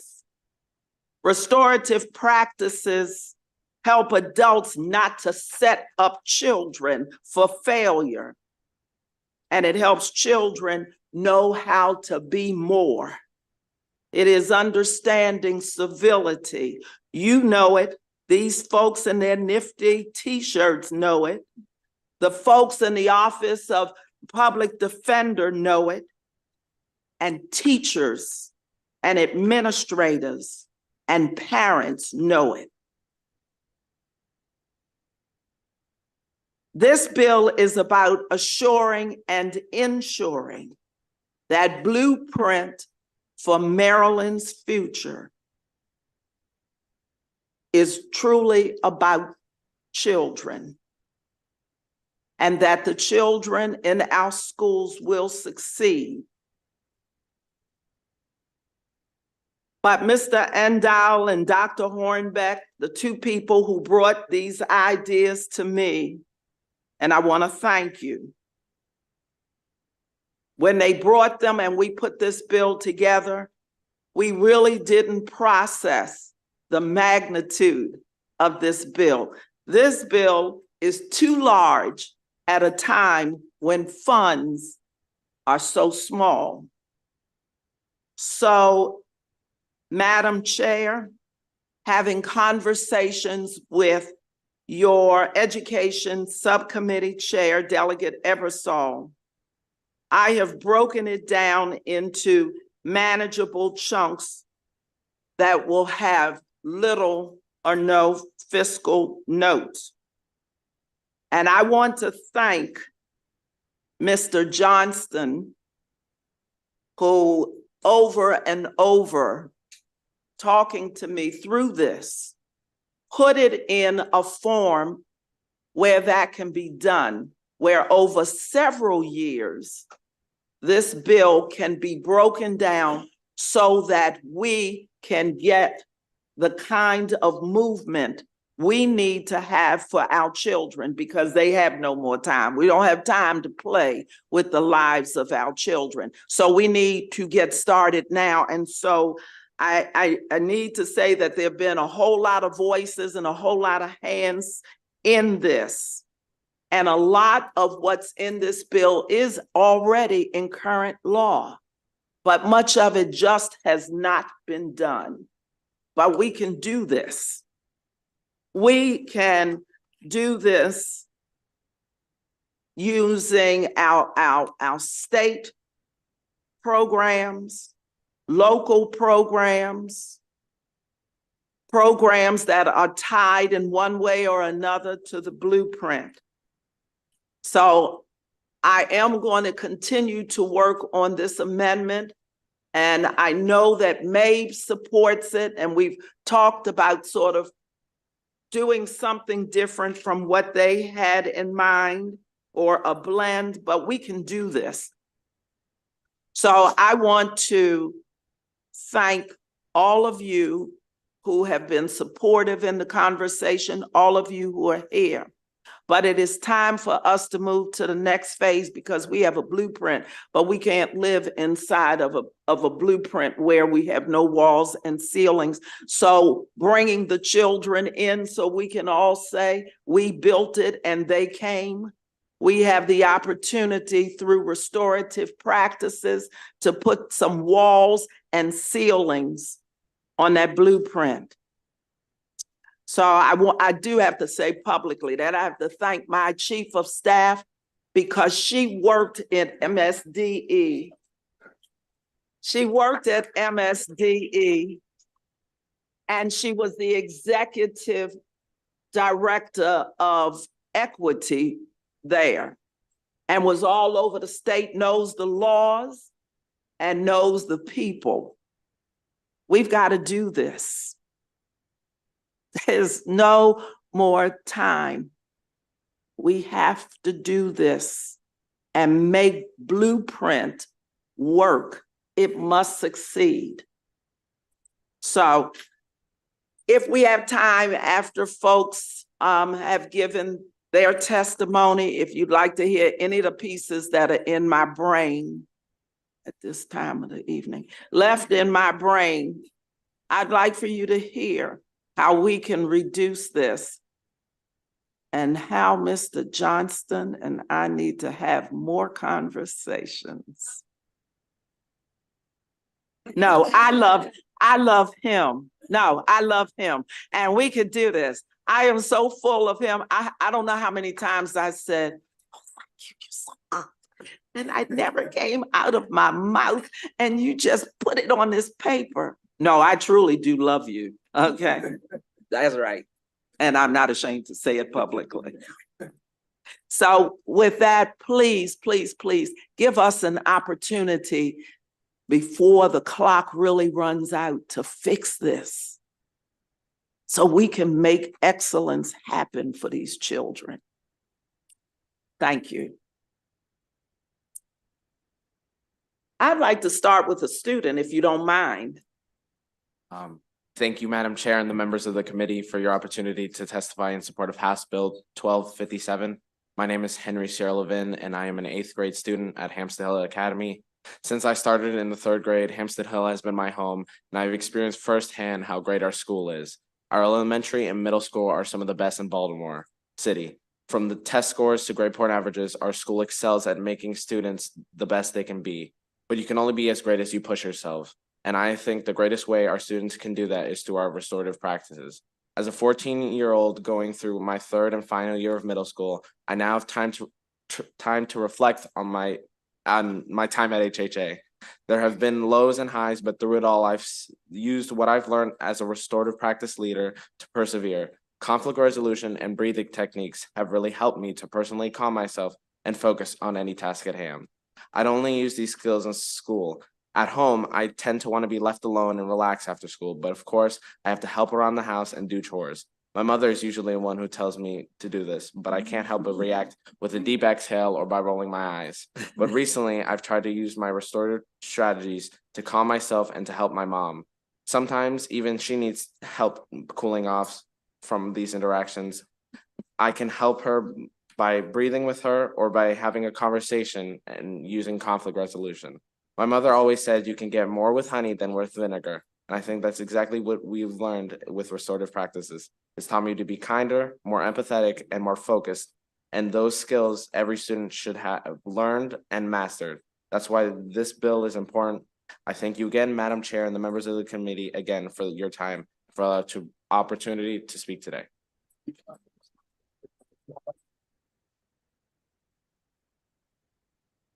Thank you. And I just want to say thank you for waiting all day.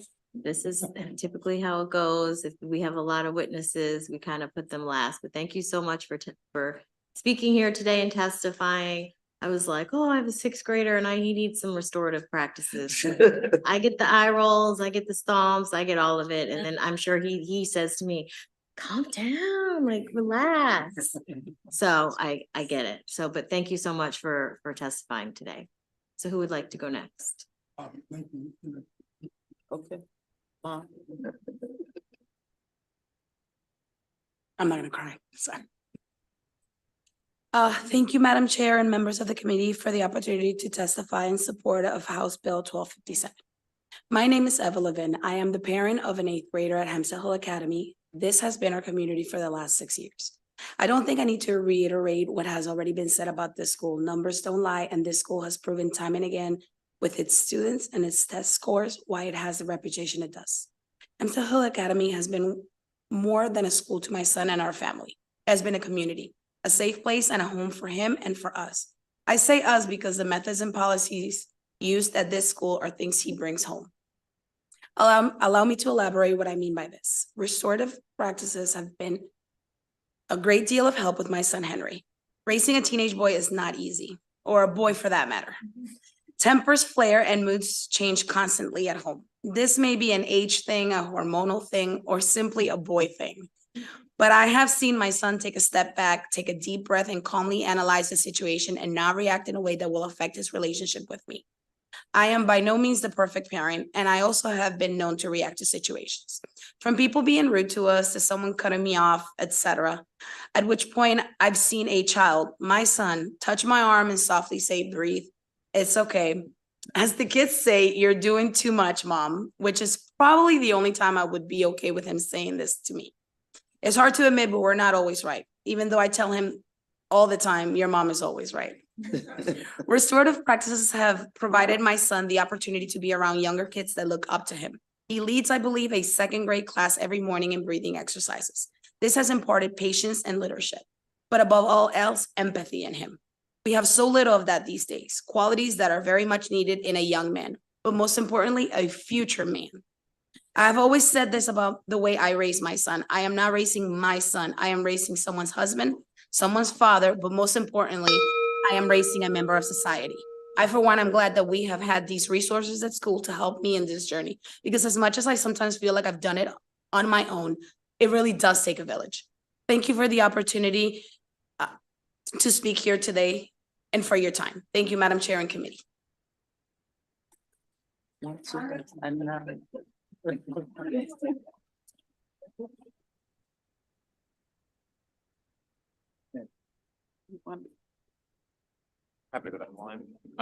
Good evening, members of the committee. My name is Adam Rosenberg. I am the Vice President of Violence Intervention and Prevention at LifeBridge Health. I'm the Executive Director of our Center for Hope, a comprehensive public health program designed to respond to all forms of violence throughout our LifeBridge Health community in the greater Baltimore, Carroll County areas there. I spent time with you earlier in the week talking about how efforts we can do to reduce gun violence there. And one of the biggest reasons that we have signed up in support of this bill is this is a productive and proactive measure that we can do that actually doesn't find its way in the Judiciary Committee, where we're arresting people and we're punishing people and we're adding more laws to the books, but rather finding ways to resolve conflict. Quite frankly, what gets in the way of the 3 R's, reading, writing, and arithmetic, are all too many of the challenges and traumas that children who come to school face on a regular basis. These are the adverse childhood experiences that 60% of all kids in Maryland face, whether it's living with domestic violence, witnessing alcohol abuse and drug use and mental illness in the home, or being affected by child abuse. It's all children in all counties. And if we want to be successful in our schools and with our blueprint for education, we need to get back and reinstate 3 other R's of conflict resolution, reestablishing mutual respect, and doing so via restorative practices. It really comes down to asking a better question, helping our schools do that by, rather than saying what's wrong with you, to what's happened to you, and helping build the strategies in place so children and their schools and their communities can work to restore and build and move forward ahead there. And it works. That we've seen a 28% reduction in admissions in our emergency room due to penetrating wounds at Sinai, because we're spending time in the community mediating conflict through 900 community violence interventions there. And these are the efforts we need to do to lay the foundation now to prevent future violence later. And so I urge a favorable report on this bill and appreciate the opportunity to be a part of this. Thank you, sir. Thank you, Delegate. Madam Chairman, members of the committee, I'm Edward Lee, President of Teach Them to Fish Financial Literacy. I want to give an example of why we need to pass this legislation. Snow Hill High School experienced a racial incident involving social media posts, ninjas, black hoods, and the N-word. This resulted in the black students walking out of school. The students took the matter to their principal, who investigated the incident and suspended the white student for half a day. The parents of the white students contacted the superintendent of schools. Afterwards, a misdirected meeting was called without the school principal being invited to participate. The superintendent overrode the principal's half-day suspension. The black students walked out of school. During a meeting supporting restorative schools in Ocean City, the mother of one of the white students who was involved in the Snow Hill incident said that if restorative practices had been functioning properly in Snow Hill, the incident would have been resolved at the school. I've started several circles to support restorative practices on the Eastern Shore. The belief of the participating leaders are that the passage of House Bill 1257 is a game changer. It is acknowledged that from a cultural perspective, values are learned in the home and community. These values cannot be controlled by the school. However, where schools create a culture of respect, empathy, love, and that every voice matters, modeled from the principal's office to the teachers, staff, maintenance, cafeteria workers, bus drivers, and students will feel free to want to come to school. Teachers will want to be able to teach without distractions, and students will HB 57 provides the mechanism for this to happen. Over time, it will be the students serving as change agents that make a difference in the communities in which they live and the schools in which they attend. I urge your passage of House Bill 1257. Thank you all for your time. My name is Corey Witherspoon, and I've conducted over 1,000 circles for Baltimore City schools. I've been a restorative practice practitioner for 6 years in Baltimore schools and affiliated with Baltimore schools for 16 years. I've led Climate for Renaissance Academy, Booker T. Washington Middle School, where I received a Fox 45 Champion of Courage for the work that I have done in restoring their school. At Pimlico Elementary Middle School, I led a climate of over 800 students in restorative practice. All the schools were in the most crime-filled neighborhoods in Baltimore, where disputes were settled by bloodshed, but through restorative practice techniques, I've saved many lives. As of December, I've been promoted to oversee Elevate's special operations programming. In January, I trained 65 of our staff in restorative practice to better serve our students. I strongly support Senate Bill 09171 and House Bill 1257, the Restorative Practice Act. School with the stats. 44% of suspensions was dropped.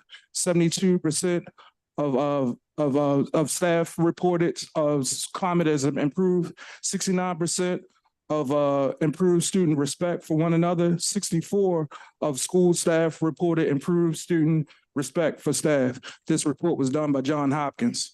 I have seen challenges our students face, especially in climate. Students at first were resistant to circling while in conflict. They'd rather fight than peacefully settling disagreements.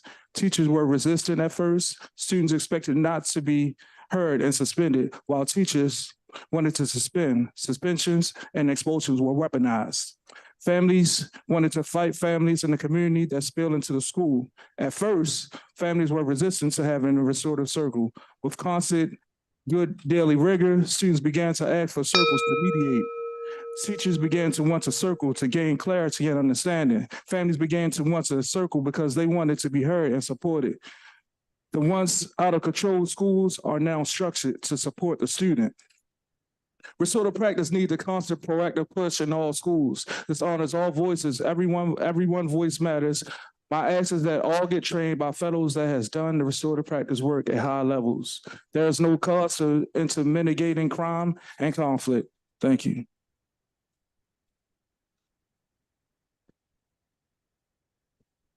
Thank you, Madam Chair and members of the committee for the opportunity to testify in support of House Bill 1257. My name is Steve Plunk, and I serve as Director of Restorative Practices at Hampstead Hill Academy, which is a public charter school in Southeast Baltimore that serves approximately 850 students in pre-K through grade 8. Now, you have heard of Hampstead Hill obviously today, but you may have heard of it before because we are the top-ranked school, middle school and elementary school in Baltimore City. This year, our elementary school ranked in the 89th percentile in the state, and our middle school ranked in the 97th percentile. It's a workplace that I love coming to every day, and I think our kids would agree. Not only are our student and parent evaluations consistently high, our chronic absenteeism rate is at a low 11%. Baltimore City average is 50%. So we would not be where we are today if it were not for restorative practices. It's at the heart of our school culture, and it's been in place at our school since 2007. Now, as the Director of Restorative Practices, my days are spent supporting teachers with their implementation of community building circles and mindfulness practices, facilitating student conflict circles, conducting check-in meetings and lunch bunches with students, coordinating our restorative after-school detention program, and being available for students who need emotional support or a little timeout from now and then. I also oversee a group of 24 trained restorative practice student ambassadors who are instrumental in extending the program's impact, and you heard from one of them today. Now, my job clearly is a full-time job, and it's one of the reasons I'm here today to testify for this bill. Because the effective implementation of restorative practice schools in Maryland schools is dependent on a dedicated staff position like mine to lead the charge. I look forward to the day when I can network with other restorative practice coaches across the state to learn and share implementation strategies and celebrate success stories that are bound to happen with legislative support of this bill. Thank you again for your time and the opportunity to speak.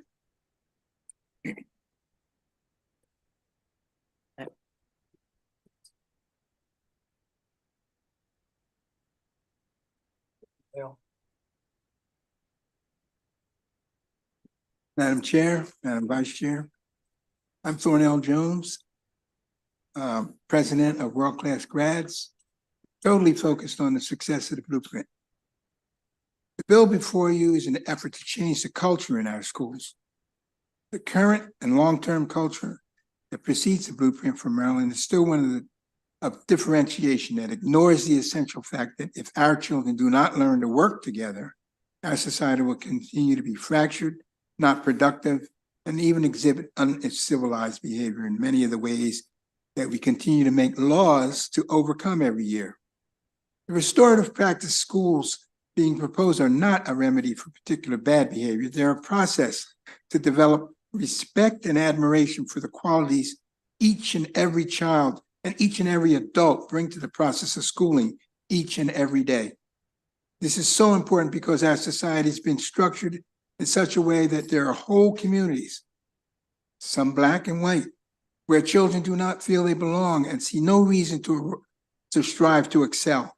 School is the one area in which we all come together and thus must be where we develop the habits of good interrelationships necessary for us to survive in the 21st century. Outside of school, our technology has provided us with the capability to avoid direct contact with one another, and in the process, think that people are only about thought. But through the circle processes practiced throughout the restorative practice schools, youth and adults reach a higher level of feeling and understanding of the value each person brings to the life we all share. Watching the process makes you wish you were starting over and being able to experience the atmosphere so many of us lacked as we went through school. Unfortunately, we continue to experience a world where too many of us still do not feel accepted and valued. The cultural acceptance I'm talking about is what will drive Maryland to be not only a great place to work, but the best place to enjoy a rich life with neighbors of all kinds who respect one another and feel like we can all contribute to a better world. Thank you.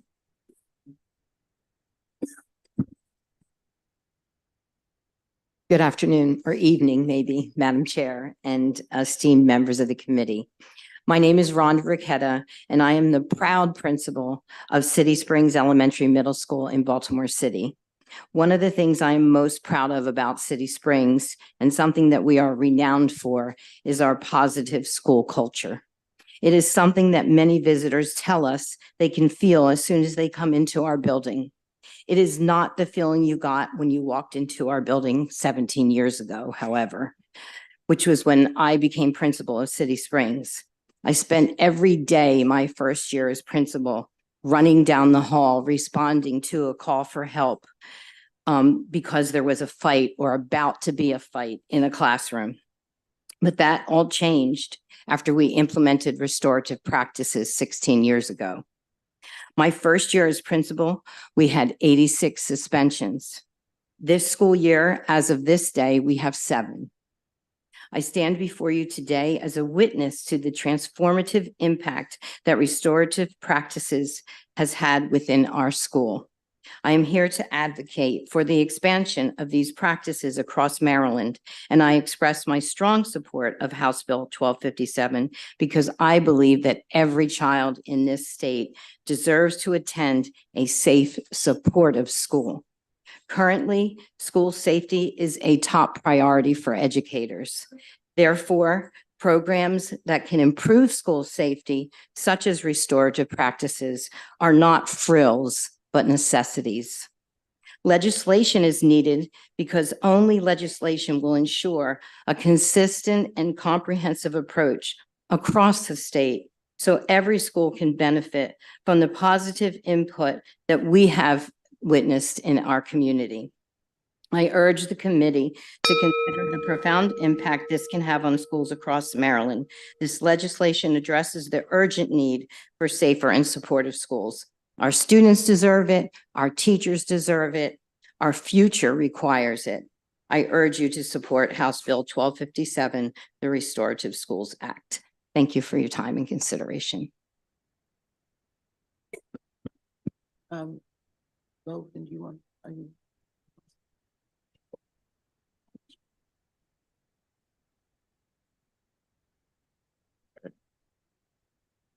Chair, and your delegates, I wanted to thank you so much for taking the time to listen to these esteemed witnesses that we have. You know, I am as well a witness to the benefit of restorative practices. You know, my mother was a teacher at Lake Clifton High School, and she integrated restorative practices in her school. And seeing the trauma that the children faced on a day-to-day basis with addiction, with gang violence, with homelessness, you know, she was able to integrate that into her classroom experience. The kids wrote a memoir about their experiences in their day-to-day in the neighborhood.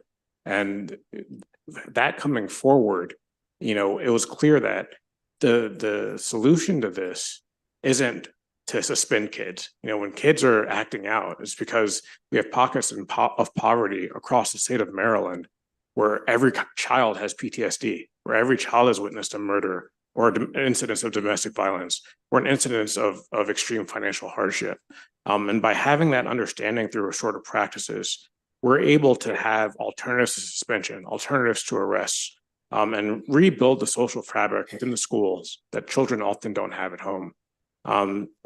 Working later at the re-engagement center, I saw the flip side of that. Kids falling through the cracks into homelessness and being forced out of school for years at a time, and how difficult it is when children have been disengaged from the system to intervene at that point. And I thought in the back of my mind, it's like, what if these kids had restorative practices, you know, when they're 12, when they're 13, when they're 14, instead of having been suspended for being homeless, having been suspended for having 2 parents who are addicted to drugs, having been suspended for having gangs in their neighborhood and having PTSD and not having any mental health services. So by having these restorative practices where mediation is possible, you're able to intervene at an early stage and ensure that these children do not end up in the pipeline to prison. And I just want to add as well, it's like I guess my time. Oh, my name is Logan Endow. Yeah. I just want to add as well, you know, I worked as a missionary with the Lutheran Church of Liberia, dealing with much harder circumstances. They were dealing with the truth and reconciliation with folks who were former child soldiers, folks who were fighting and killing each other, using a lot of these same principles of restorative practices and pure mediation to diffuse these conflicts. Our children are dealing with difficult times, but we have practices that work in even more difficult circumstances. So I urge you to consider for your consideration to support this bill, the Restorative Schools Act. Thank you.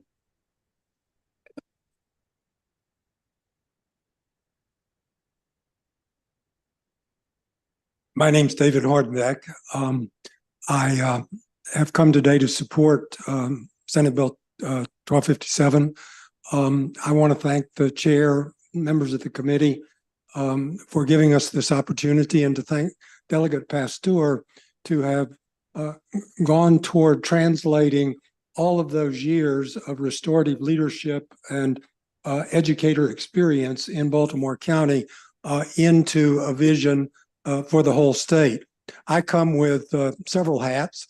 One is as the founder of Voices for Restorative Schools. Joining me are all these people you've seen this afternoon coming and going in red shirts from all over the state, wanting to support Delegate Pasteur and her vision that's laid out here. I come as a former state superintendent of Maryland and superintendent of schools in the city of Philadelphia, both local and state level perspective. In some way these days, as I enter this ninth decade of life, my two sons who are principals, my granddaughter who is in her 5th year of teaching, are people for whom I speak in a sense.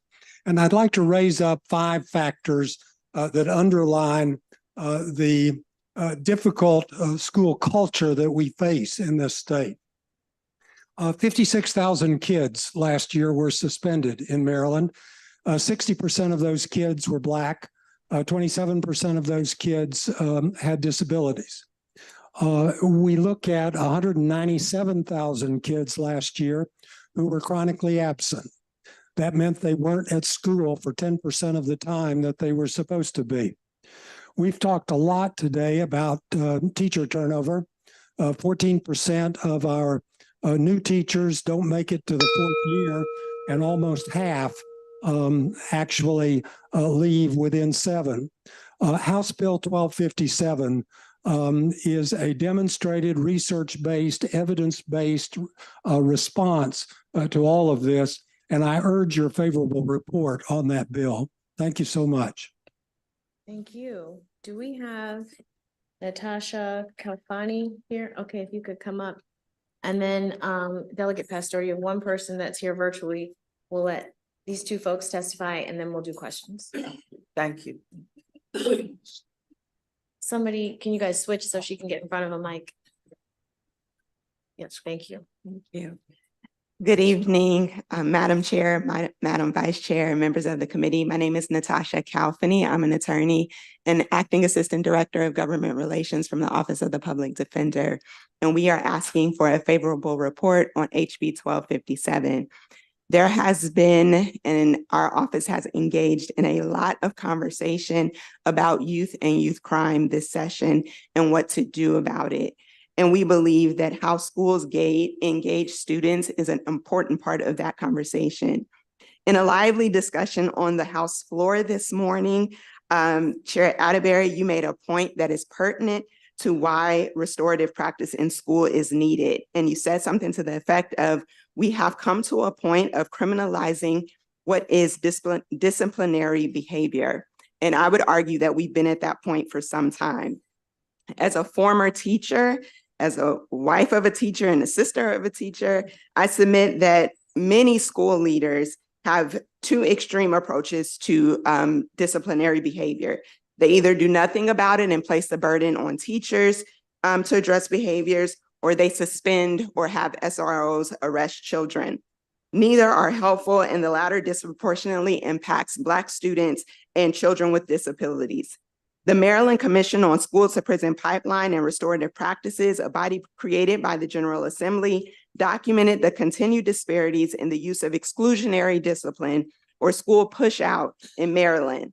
The 2022-23 school year data showed that 58% of out-of-school suspensions and expulsions are Black students, even though they are only 33% of the school population.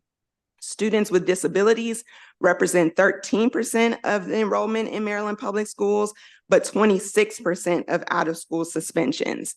The U.S. Department of Education in 2016 did a report that said that 189,385 days of instruction are lost due to out-of-school suspensions.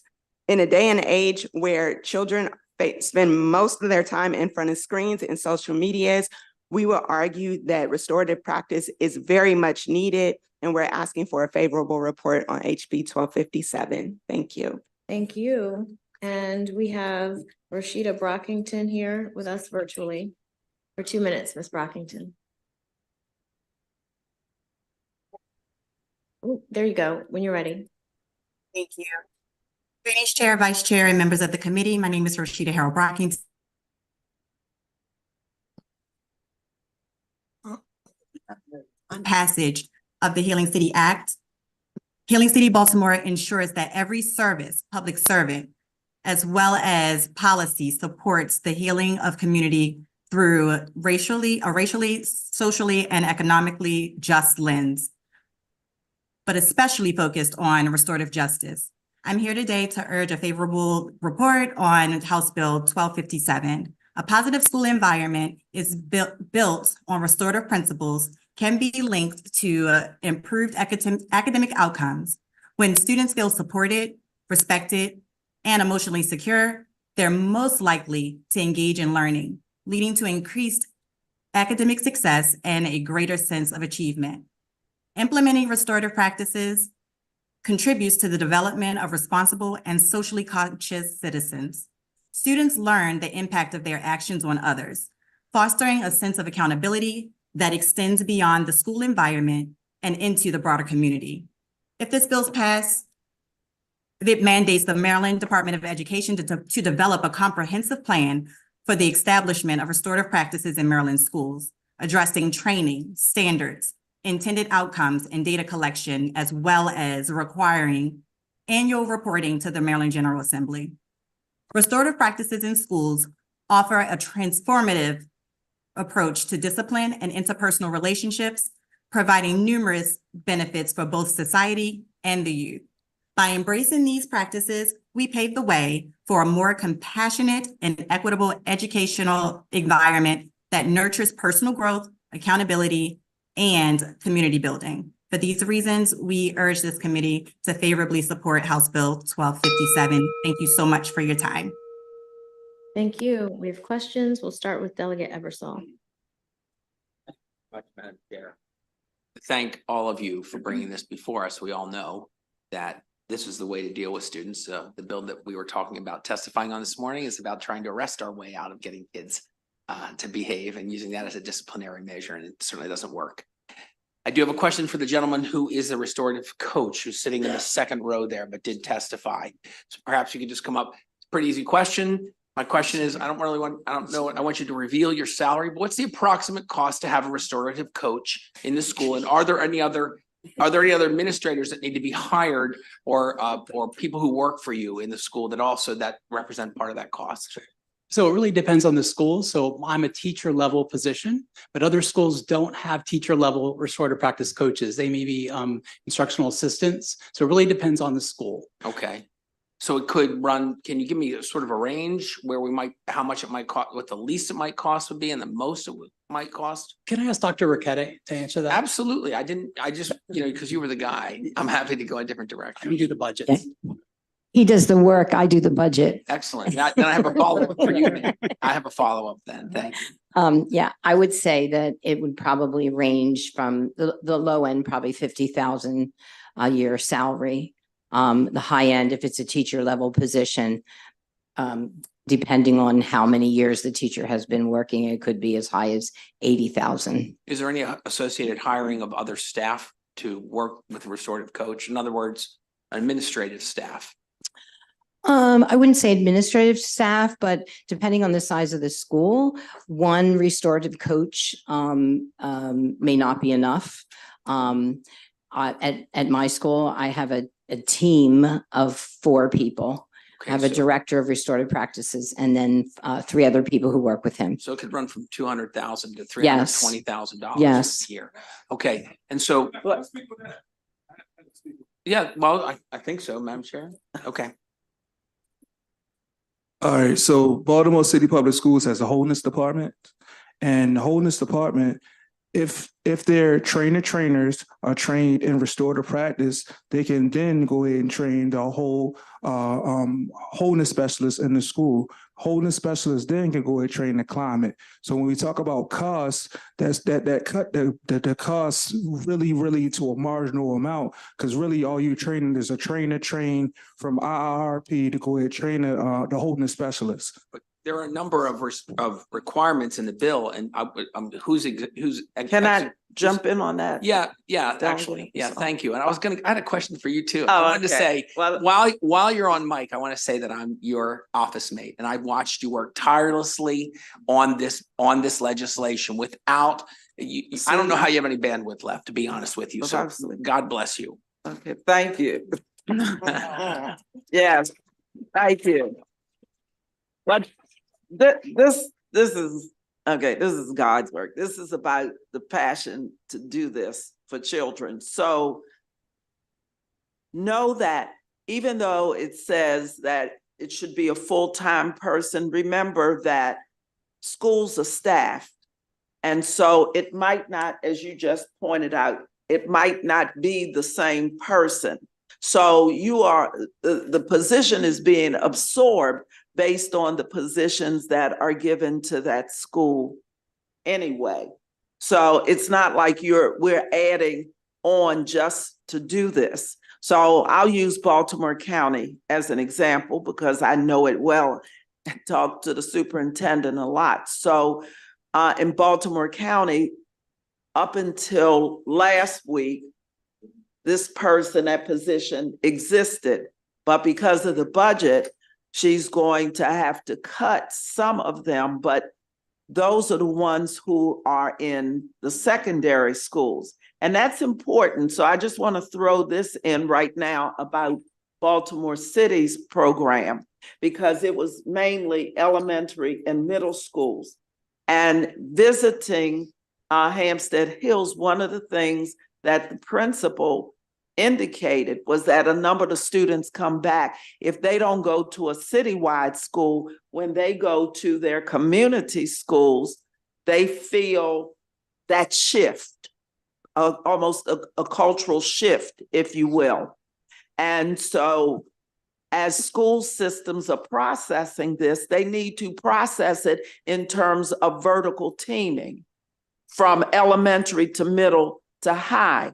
But again, the superintendents with whom I've spoken get it, because not only does the State Department have, and it's called the Academic Enrichment and Educational Policy Division. Is that a division or branch? Thank you, ma'am. The division, that was Renee. That's your staff, yeah. Okay. And fortunately, she said it nicely. Okay.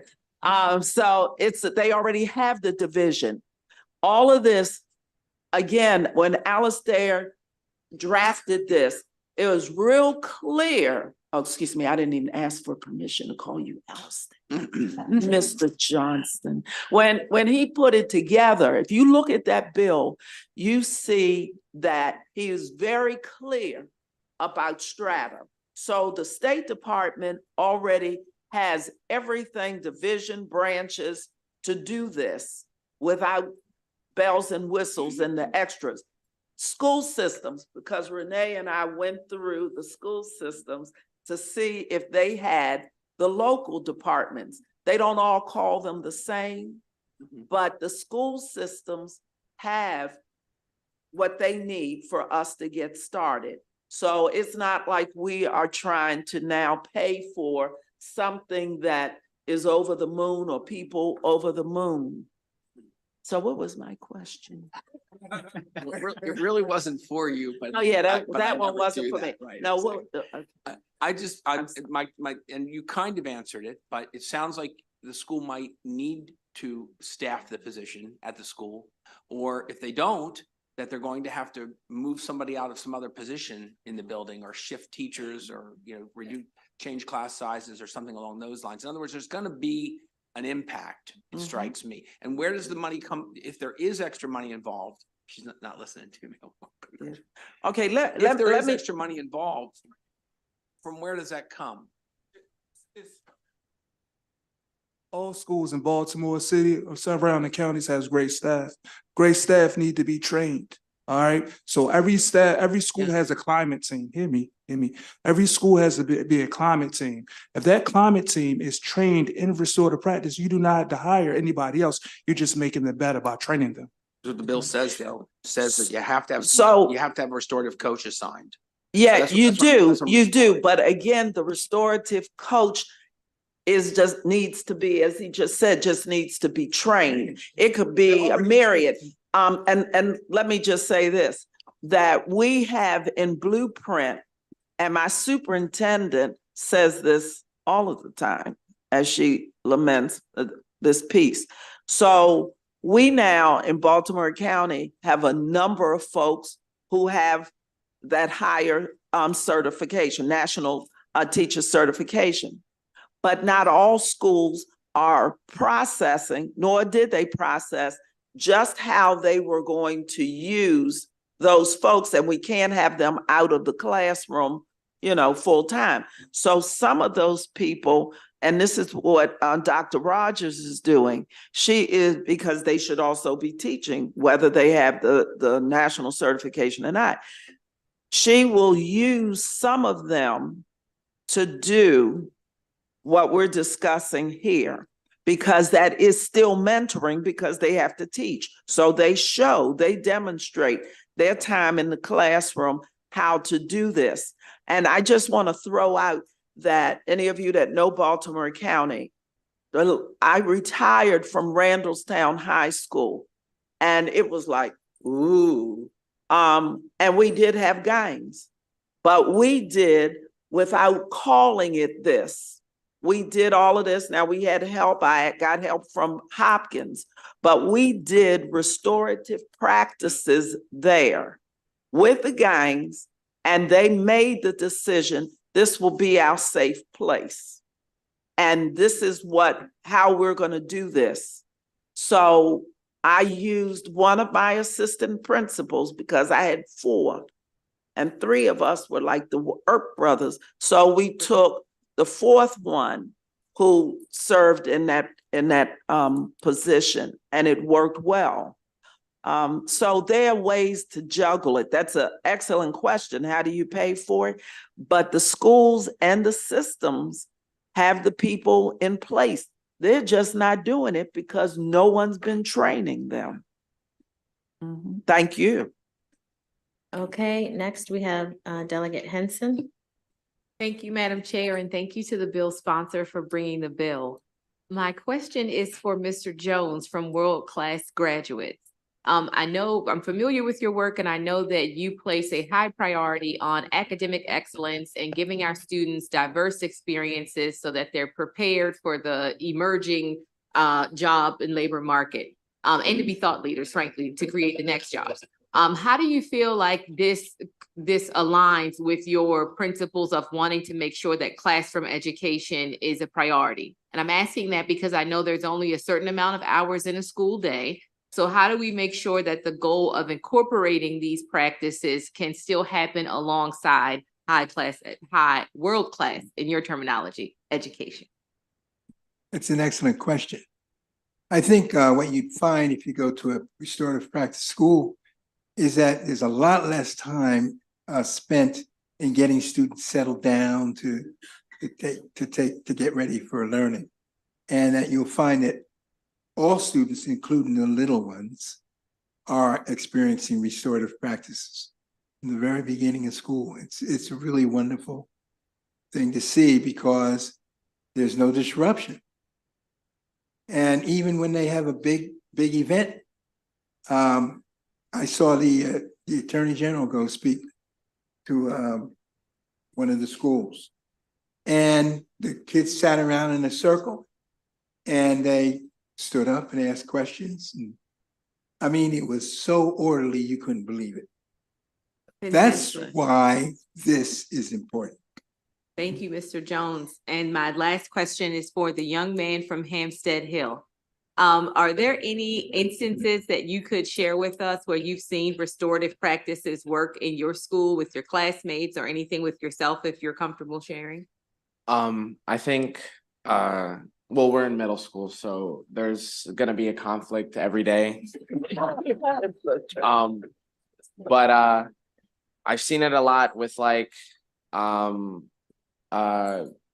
maybe groups of friends falling apart. It's definitely been like, if there's a conflict between a group of friends, there's definitely been restoration brought from restorative practices just by having an outlet to like discuss what the exact issue was and why everything happened. And most of the time people become friends again, people make up, people like really learn about a lot about each other. That's fantastic. Thank you for engaging in it and coming out. You're one person today, but you speak for a lot of students across the state. So thank you. Thanks, Madam Chair.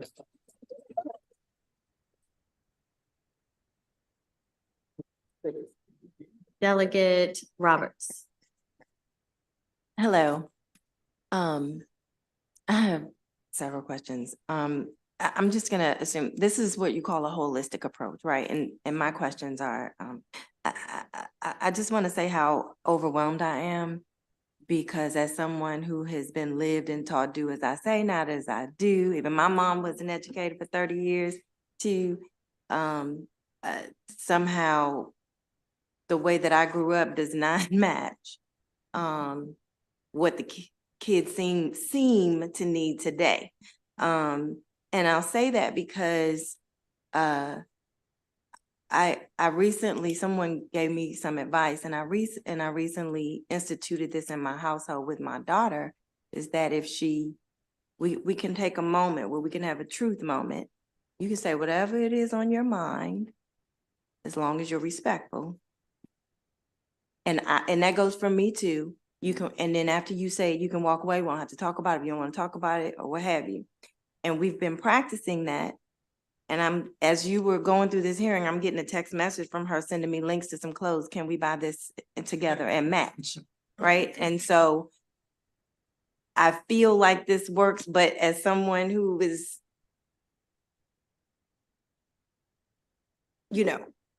set in my ways, but, trying to change, my questions are, is this for all grade levels?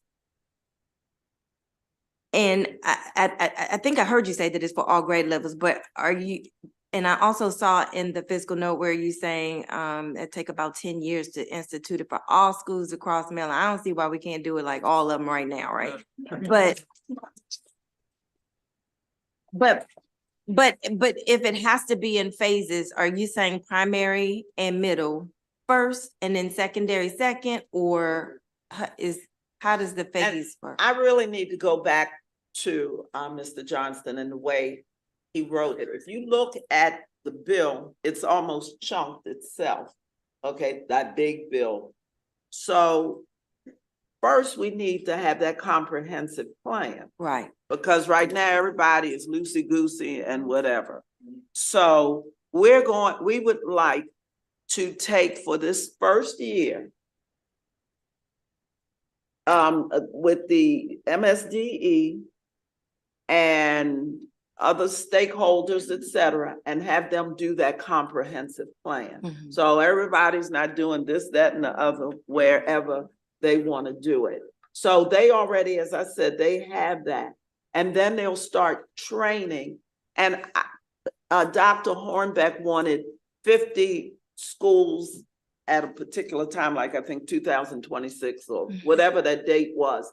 And maybe this will be another case of if you build it, they will come. And let the school systems embrace it, because Delegate Fair, I believe, wasn't that you? Because sometimes okay, so came to me one day and said that he was somewhere and a lady in Frederick just approached him. So people are talking about it all over the state. Mm-hmm. So we imagine that it's not about beating folks up. And when John Williams was saying, make sure you tell them that MAVE supports this. So he gets it from that legislative group. And I used to sit on that, and so they know everything. So they are supporting it with the notion that they have it all over the state. And so there it is. But I really would like to work with him so we can make sure it is in a process that's going to work and that we are not just throwing this out here. Okay, and I'm just trying to feel out because this all sounds really good to me, right? But with the shortage of, it seems like the coaches might need mental health training, and I know the young man who's a coach. You sound good, you know, you sound real good about Baltimore City schools. Can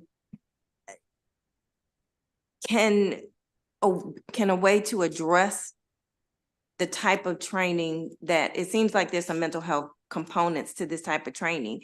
Can you just expand the training to like even teachers? Because the thing is what I'm thinking is that some teachers' tools get taken away.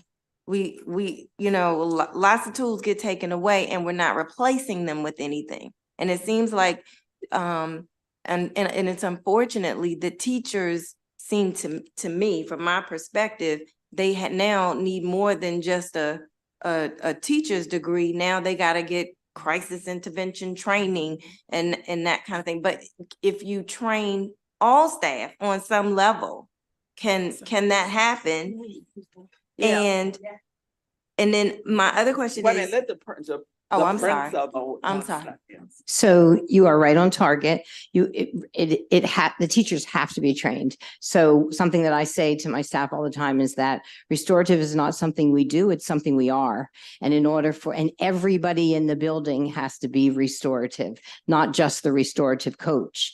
And so that is a big piece of the restorative coach's job, is to train the teachers and to support the teachers and model it for the teachers. When you first hear about it, it sounds like it's common sense, but it's not. It really requires very targeted training for teachers. Teachers are like parents.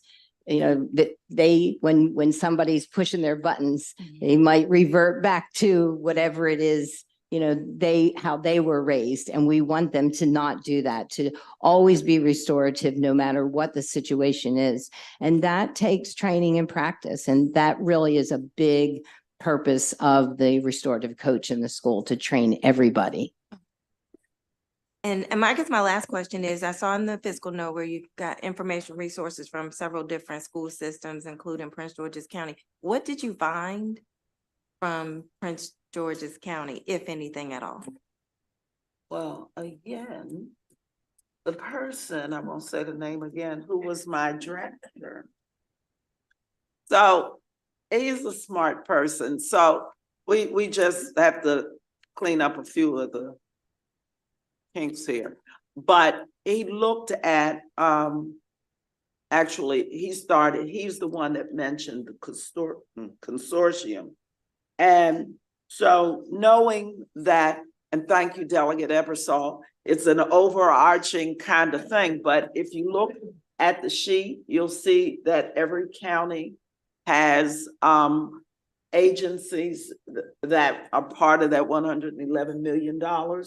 So we would like to be able to access some of them. And again, thanks to the delegate, I took it just because I know a couple of these that are down here. So I just asked, does that mean that you're now only going to work for this and in terms of this? But I went to specific groups. So around Baltimore County and Baltimore City.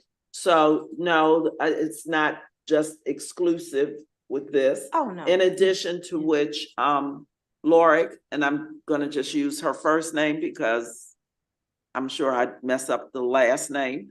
And I had a very nice conversation, and one of her suggestions was get some local groups. Yeah. And so I shared the groups with which I worked when we did it at Randallstown High School. Yeah. And she said, yeah, that's the kind of thing. So there are people out there. There are people out there who are waiting to be called upon to offer these kinds of supports to schools for training and other kinds of things. And do you see this as an opportunity for the LEAs to contract out some of this work at all, or would?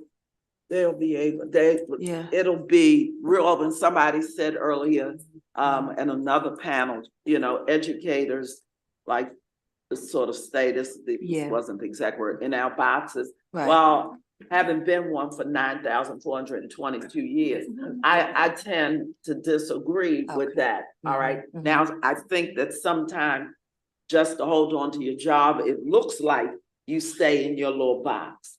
But we're always thinking and processing. So yeah, there are plenty of opportunities out there. But I do want to say this, the very last thing, please, is that we always talk, even now, about the social, emotional vacuum that our children are in. And we're always trying to find those supports. Not everyone needs the same social and emotional. Some people actually grow up in very stable families, but that doesn't mean that they won't grow from being in this kind of environment.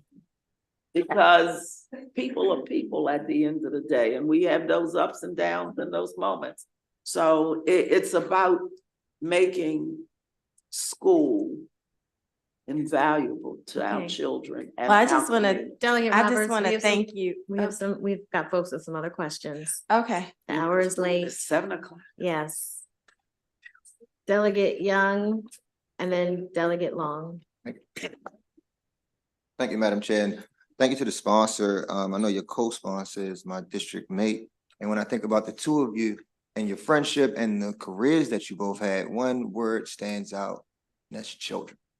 And so I just appreciate your leadership on this bill and for partnering with my colleague and bringing y'all two expertises together, because I know when I think about people in this legislature who I know have the children's best interests at heart, I think of yourself, I think of Delegate Addison.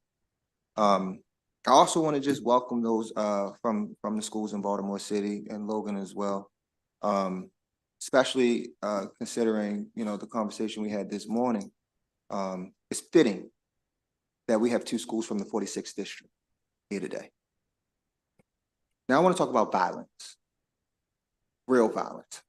So, brother, I want to ask you to come back up, and I want to, if someone can talk to me about the most violent children that you have to deal with, who are in the most violent situations. How does this approach support them and transition them from a pathway to criminality to one of restorative justice? We always have to think about the antecedent when we're thinking about working with young people. They come from traumatic homes. Sometimes they don't eat.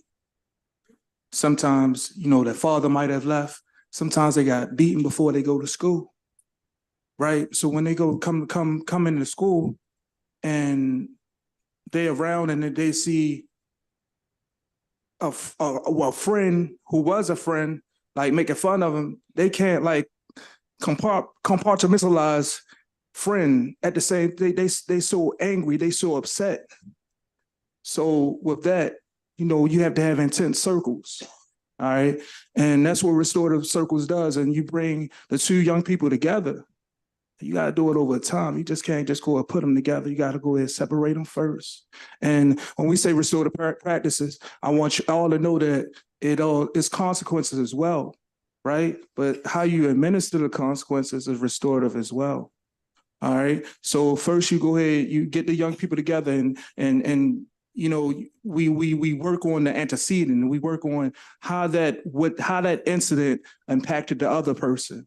All right. Once we go in and see how it impacted that person who was upset, he was just really trying to go in and communicate. Hey, I didn't eat last night. I was hungry. I got hit before I came to school right? And that person who made fun of him, he was really just playing. He didn't know it was going to hurt him that bad. All right. So when you have a culture of restorative practices, that in turn it makes understanding. All right, so that young person that was once angry and hungry and all that stuff. So now we are taking them to the community school coordinator, making sure he has food in the morning. Right, we're bottling up all the missing pieces. We're making that young person whole. All right, so that young person who was once angry and fighting all the time, graduating, ain't fighting no more. He ain't getting suspended no more. All right, parent ain't getting called no more. So that's how you rehabilitate a young person to restore the practice. So a person who was angry to a person who was loving and warm and open. Hopefully I answer your question properly. I think so. I appreciate you. And to Natasha, if you could come back up, I really want to get a sense from you on the connection between restorative practices and why the vote we have tomorrow may undermine what this bill seeks to do. Oh, that's a good question. A lot of the children that will be impacted by the vote tomorrow are children that have been failed by the school system on so many levels. Be it, as I stated before, a good part of the clients that we have are children with disabilities, many of them that are undiagnosed. And because as a parent of a Black child that was diagnosed as autistic when he was in the 6th grade, it is a fight to get services for our children. And when you don't have parents that understand what that fight is, a lot of our children don't get services. And so that looks like acting out in school or not coming to school. And we know that when children are disengaged in school, there is an increased likelihood of delinquent behavior and contact with the juvenile legal system. And so when we just deal with the behaviors that come out of that and punish, which we know does not work, does not decrease those behaviors, when we fail to put into practice the restorative practices and all of the other preventive measures that we know do work, we're just exacerbating the problem. And so that's one of the reasons why the Office of the Public Defender is here and supporting this bill, because what we've been preaching from the very beginning is services. There's a reason why our children are out there carrying guns and doing all these other things. We heard it. They're hurting. They need things that they're not being provided. And when you give them the opportunity to express themselves, to get those services, to get the food, to get whatever it is, and give them a chance to heal, then we stop seeing the same children in court. Thank you. And my last question, Madam Chair. My last question is to the principals on the panel. That includes you, Madam Sponsor. In your experience implementing this, would you agree or disagree that you have less children or more children? Actually, you clarify for me. Are more children or less children in your populations engaged with the criminal justice system as a consequence of this implementation? How has this implementation impacted the number of children going to the criminal justice system from your school? Well, I want to start because I ended as a principal at a school with gangs. And I lived in that neighborhood, and it looked like a very nice community, but we had gangs, and that was our reality. And I watched these young people because I had gangs, and then I had a Latino gang, but they wanted some place where they felt safe. And that was what they did. They made the decision that there would be no tagging, there would be no colors, whole 9 yards. And that if I saw anything on the walls, everybody was going to paint. It didn't matter to me who's whatever. Everybody was going to paint, okay? And that's what it was. And I watched those young people work real hard to make it so. And at the beginning of the year, one of them said, the year after, our second year going into this, and they called it the gang walk. And they would show me everybody who was in a gang, and they pull them together, and we would go in a space, and no other administrator ever knew who they were. And we would go into a space, and they would tell them what the rules were. And that's how they function. Now, suspension, I'm not even gonna lie. When I first became the principal, you got to know the rules. So they were getting all sorts of consequences. It was running, and I didn't care whether one of you politicians or anybody else said, oh, look how many Black children and blah, blah, blah, I'm Black, shut up. Okay, so this is what I'm gonna do for my children. And we did it. All of that nonsense stopped. And even if somebody ended up going to the superintendent's designee, one of us would go, but the language was different. It was love you. And when you've done your time, you'll come back to us and we're gonna love you again and some more. And so it is that attitude that you give them, because you know what, there's some mean principals out here and there's some mean teachers out here. And some of them can't be helped with restorative practices, but you give it a shot because it sets them free too.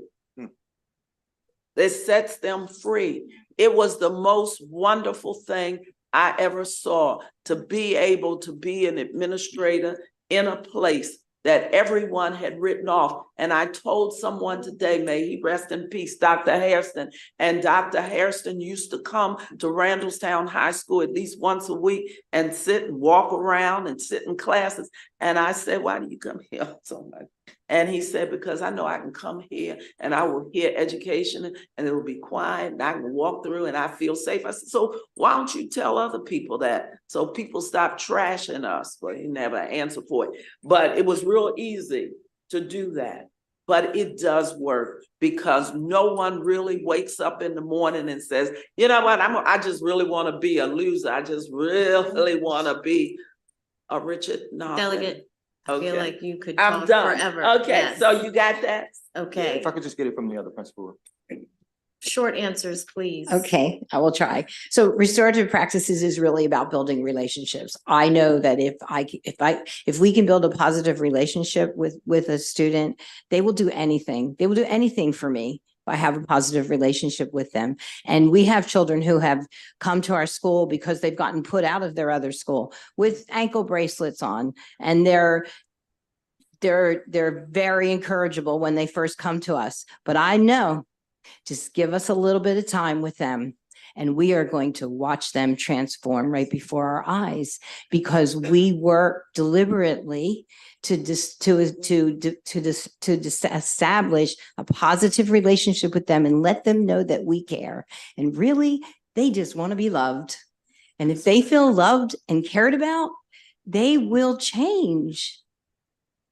Because that's what they want. And I've been a principal at my school for 17 years, and I have over all the years seen many violent kids stop being violent because they came to our school. The thing that I would like to see is that when I have a middle school, elementary middle school, so I'm so lucky that I have kids from pre-K to 8th grade. They grow up with me. And sometimes I'm worried when they go to high school and they're not going to go into the kind of environment that they've been used to their whole entire school life. And I worry that they're going to end up going down a different path than we have put them on. And I've seen that happen. I'll say this really quick. A student came up to me who was our former student who ended up committing crimes, going to jail. I ran into him out in the street. How you doing? Hung his head. You don't want to know. All I'm going to say to you is that if City Springs had a high school, my life would not be what it is today. Thank you. Delegate Long. Madam Chair, I'll try to condense this as quickly as possible. I just want to say, I know there's another bill coming after it for folks that are still here. And I know at least there are two people that have been waiting since 1 o'clock and it is 7:15. So I appreciate that. Thank you so much. It shows how important this issue is to you, and I feel incredibly bad about this. So let's keep that in mind, committee. Okay, real quick, I heard a couple of things that was real interesting. You said there was consequences that were set up. And I'm just curious, what does that entail as far as, with restorative practices? How does that work? That's one of my questions. Let me give them to you all at one time. Maybe we can get it all together. How do you recruit the teams? And what type of person would get involved in this restorative coach? I just think this is amazing if we could get it to work. Outstanding both questions. Your first question was again, say it again. You said there's consequences. I'll say, so there's consequences. So of course, Baltimore City Public Schools and every school district has a code of conduct. Right. We have to follow code of conduct. All right. But it's not what you say, but how you say it. You bring the young person in, you go ahead and you have the circle, you have the conversation. Yeah, and the young person will apologize because they didn't want to go ahead and they didn't mean to go ahead and do what they did, but they did what they did. So it's consequences in that. All right, but once we administer the consequences, when they come back into the environment, is also restorative as well. You have to go ahead and bring the young person back into the community by, whoever the person he harmed or he or she harmed, you got to go ahead and make a bridge the gap, make them make amends. Once they make amends, they're okay. So you're being restorative, far as even when we have to suspend, and you also being restorative as we re-engage them back into the community. Another question was, how do you recruit? Right. Again, schools already have great people, hall monitors, but they don't have the training, right? So you train these great people that's already in the system, that kids already call Uncle Bob and Uncle Jim. They already in the system, they already in the schools, they just not trained. So you train those great people that's already in there. So recruitment, when we talk about recruitment, they're already there. They just had to be trained adequately. One last question. How long does it take to recruit these people and train them and get it working? Do you have an idea? Time frame? Again, they're already in the schools. I'm gonna say it again. But it doesn't take long because they're already there. They just need the training. Family, I've been in so many different schools that has great people, but untrained. When we have untrained people, that's when bad stuff happens in schools. Everybody can attest to that. What I was asking was the training. How long does that normally take? All right, so depending on the person, but just general. If you look at the bill, you'll see that it actually is ongoing. They will do the state person to the coaches to the staff, but it's ongoing. And then you'll see yearly examples. That's it. So if you go back and look at the bill, it'll give you. We can talk offline. Thank you. Yeah. Absolutely. It's laid out. There's an organization that has a model that has 3 days of training, 7 hours, 3 days just to get started, to introduce people and make them understand what restorative practices is, practice how to run circles, 3 days of intense training, and then ongoing training after that, that follows up on everything they learned in those 3 days. Thank you. Okay, thank you, Delegate Pastor, and thank you to all who came to testify on that bill. Thank you for your Specifically, patience. young man, go home, do your homework, go to bed. That concludes the hearing on House Bill 1257. And we are going to recall House Bill 1363. And if you are still here, just come up to the front. We do have 5 people virtually, so we'll take whoever is here. Just come up. And when you testify, just tell me your name. And committee, let's give this panel of individuals a round of applause.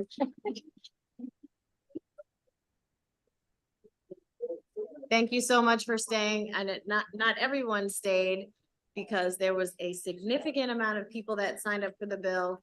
And the way that we do it is we put the folks with the most in-person witnesses last. This is why you're last, but I agreed with Delegate Valderrama to let all the young people go, but you're still here. The young lady to my left. So we will go ahead and get started, and let's just start with you, ma'am.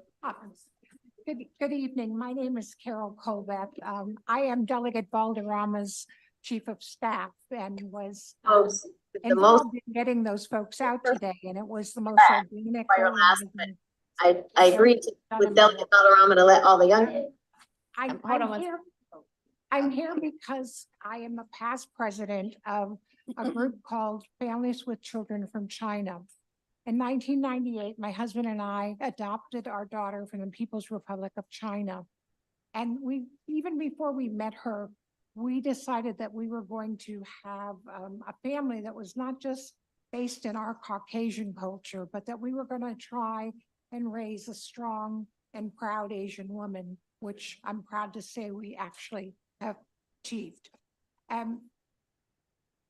We brought her to, starting with Big Bird from China, a videotape and a box of books that were Asian kitty lit. We started exposing our daughter to every aspect of her culture that we could find. We brought her to Chinese school, which she absolutely adored, not really. It was language school. And we brought her to different festivals. We marched in Lunar New Year parades. We brought her to a camp, a summer camp that was Asian American. At any rate, we felt we were successful raising our daughter as a Chinese woman, except where my husband and I failed our daughter was, despite the fact that both of us have undergraduate degrees in US history, we never could make the connection for her between her experience as a modern Asian American immigrant and the generations of Asian American immigrants that came before her. And it was only after a teacher had assigned her to do a paper on Transcontinental Railroad that I saw something in her that I didn't. Everything could be there. And with every fact she wrote out on a 3x5 card, I saw her expand in her mind and her pride. And I would love to be able to duplicate that. Finally, I just wanted to say that what we teach our children matters. And my daughter did that paper back in 5th grade. And then she stayed in Montgomery County Public Schools for the next 7 years. And not once did she hear another fact about Asian Americans. Did she get a lesson about Asian Americans? Did she read a book about Asian Americans? Her presence as an Asian American was ignored. And that doesn't have to happen. And this committee has the power to change that. Thank you. And I hope you'll take this issue seriously. Thank you. Thank you. Hi, good evening. First, I'd like to take this opportunity to thank the committee for allowing my students and myself to testify today. My name is Callie Casper, and I've been a high school social studies teacher for 25 years, primarily teaching US history and American government and politics. 2 years ago, following an uptick in hate crimes directed at Asian Americans, which included an Asian American woman being assaulted in the neighborhood of our school, Lily, who you met earlier, came to me wanting to start a club for AAPI students. And we talked about how there really isn't much taught in our classes about Asian Americans, and their mission seemed to be to correct that. And while I loved that idea and supported the club, that shouldn't be their job. That should be my job, our jobs as their teachers. The problem is it's not in the curriculum. So we're in time and place as social studies educators where if it's not in the curriculum, you're on the risk of public condemnation for teaching off script. That's why this bill is so important. It's damning that other than war, internment, and exclusion, we barely even mention Asian Americans in the Maryland US history curriculum, and there's absolutely zero mention of Asian Americans in the Maryland US government curriculum. And how do we justify that to our students? My school now has a majority Asian population. How do I just not even mention them in talking about this country? And I can tell you from personal experience, and you probably heard that in the last testimony too, the only way we make education work, particularly social studies and history education, is if it's meaningful to our students. And that's only if they can see themselves and each other represented in the curriculum. This bill is not asking us to overhaul, it's asking us to add, and that's not difficult to do. We need to find examples and highlight accomplishments from the Asian American citizens of this country. It's time to change the narrative in our social studies instruction in this state, but it has to come from the top down, because without the protection of the curriculum, we have teachers who are going to be too scared to go too far afield. So thank you very much. I think it's good evening. I was here early this morning. Thank you, first of all. Thank you, Madam Tom, and also Madam Chairs and Vice Chairs. My name is Elizabeth Chang. I'm the Executive Director for the Asian American Center of Frederick. And I want to applaud to my delegates here working hard to our county. I know Delegate Fair has to step out. I wrote to you with thoughtful articulations. I am not a native English speaker, nor writer. It took quite a bit to write this to you, but I'm not going to read it because the spirit moved me to delegates. And I heard a lot about comments regarding how to build relationship. Absolutely, from the previous testimony talking about restorative practices. I'm a public health person.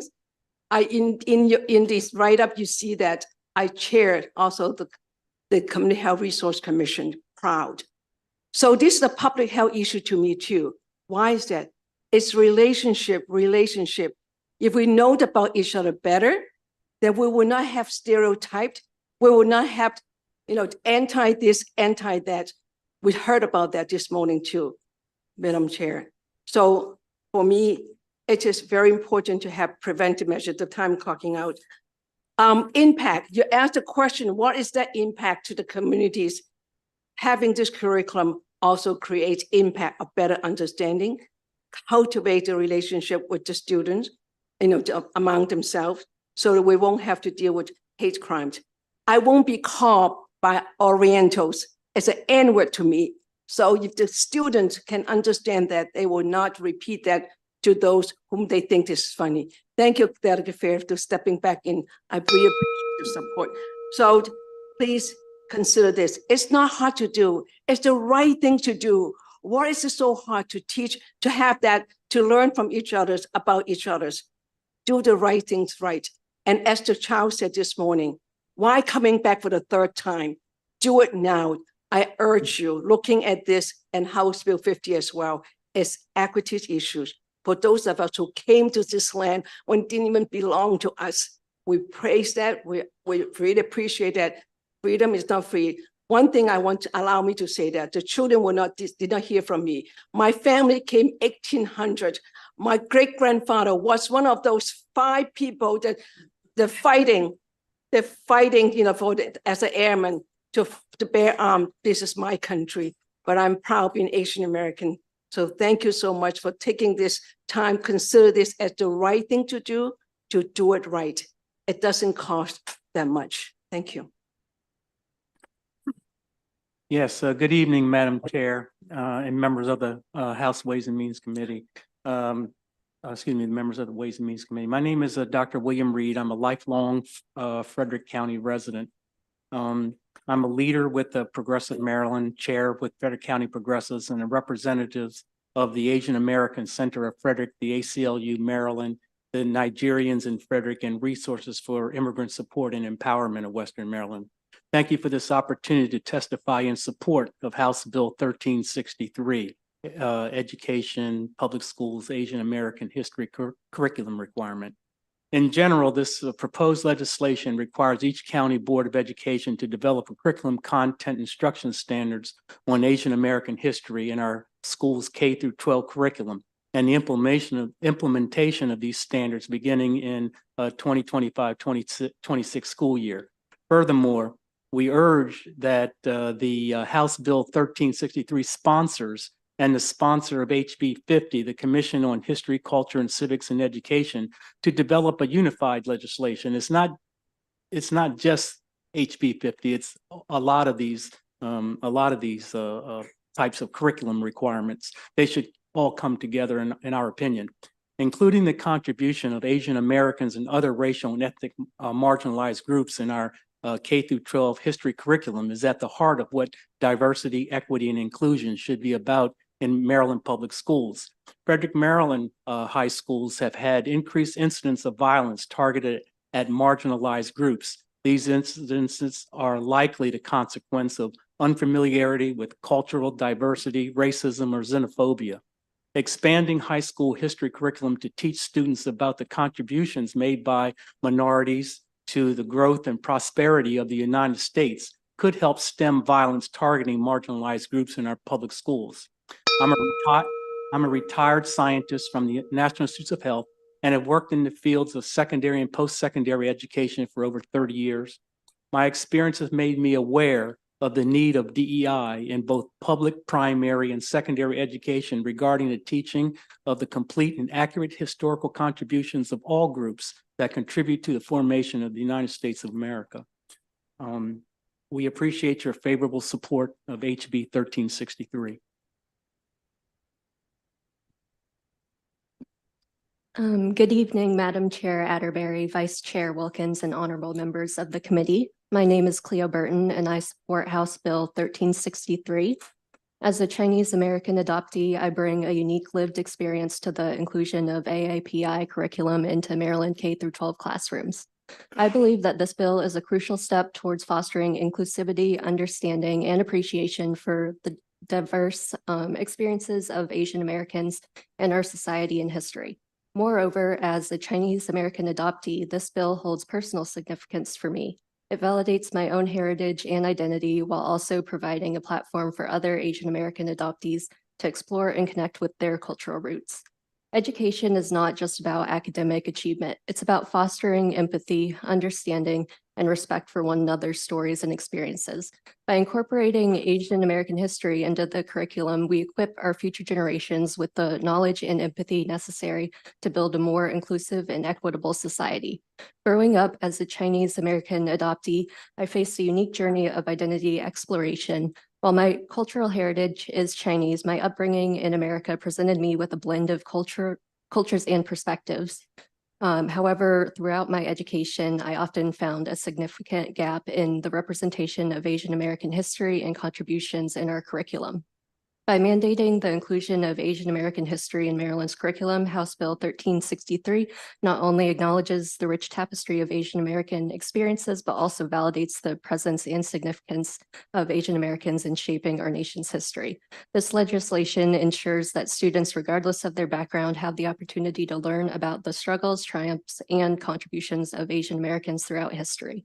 I respectfully urge the committee to support Maryland House Bill 1363.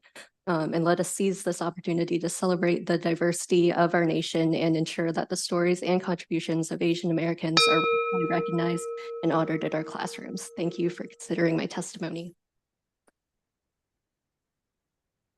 We're going to move to our virtual witnesses. I'm just going to call them in the order that I see them. Sephora Noor, please, for 2 minutes. Good evening, Chair Atterbury, Vice Chair Wilkins, and members of the Ways and Means Committee. My name is Sephora Noor, and I support House Bill 1363, which would require the Maryland State Board of Education to develop and mandate Asian American history in our school's K-12 curriculum. At my high school in Baltimore County, I wish I had noticed that whenever I entered a history classroom, the history that was being taught was the same every time, with emphasis on people like George Washington and Thomas Jefferson. Throughout my elementary and middle school years, I believe that knowing about such historical figures and learning about the Civil Rights Movement and the American Revolution was all there was to American history. However, I learned outside of school that much of the history was missing from classrooms. Through my involvement in youth nonprofits such as Dear Asian Youth, I gained knowledge about my identity and the role people like me played in the formation of America. History that included and explained the formation of the Asian American identity was and still is non-existent in every single one of my history classes. The only Asian American history I learned was about Japanese internment camps. that one event does not sum up the pivotal role that Asian Americans played in American history. And as a result, many Asian American students, including myself, that go to a Maryland school feel left out and invisible in a space that should represent our experiences in this country. And even if Asian American history was present in the curriculum, most of my teachers had skipped teaching that content as it was regarded as extra content that was not important to learn about. Because of these experiences, it is imperative that this bill passes so that learning and teaching about the history of people like me is not regarded as an extra and is required in history classes. It is vital that students learn about the past of all of American people. The teaching of U.S. history is not complete without the inclusion of Asian Americans that helped build this country into what it is today. Without the inclusion of Asian American studies in school curriculums, Maryland students like myself grow up unknowing of the many contributions that Asian Americans have had in this country. My classmates and I also failed to learn about many important historical events, such as the massacre of Chinese immigrants in LA and the request a favorable report on HB 1363. Thank you. Thank you. Upneat Kaur, please. Hello, my name is Upneet Kaur, and I am the Education Manager at the Sikh Coalition, the nation's largest Sikh civil rights organization.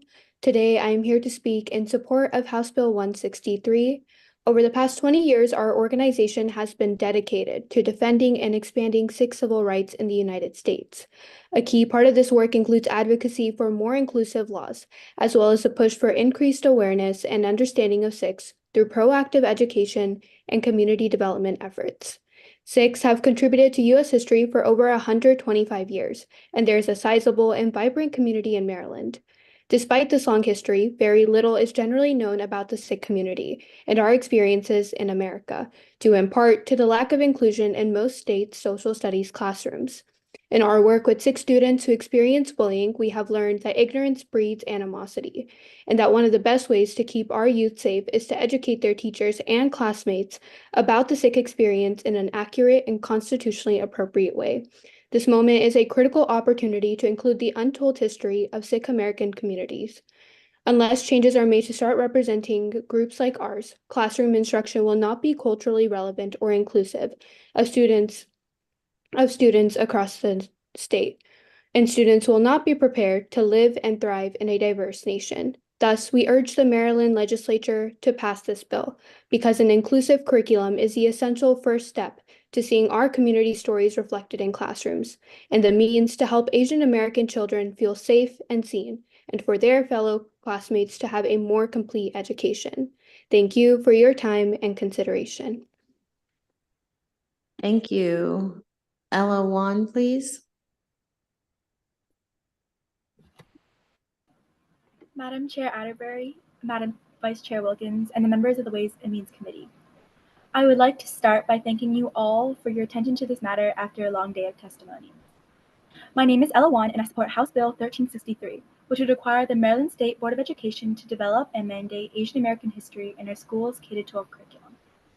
At my middle school in Montgomery County, I wish there was an opportunity for Asian Americans to be represented.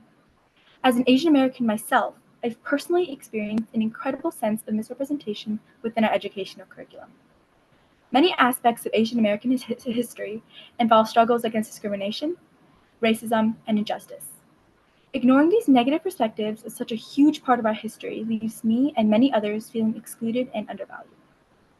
It is vital that our students learn about the past of all American people. The teaching of U.S. history is not complete without the inclusion of the Asian Americans who have built this country into what it is today. Without the incorporation of Asian American studies in school curriculums, Maryland students grow up unaware of the many contributions that Asian Americans have had to our country, including their involvement with the advancement of civil rights. Students also fail to learn about the many important historical events, such as the internment of Japanese Americans, the massacre of Chinese immigrants in Los Angeles, and the Chinese Exclusion Act. Incorporating Asian American history prepares students to engage with diverse perspectives and navigate global challenges, contributing to their overall cultural competency.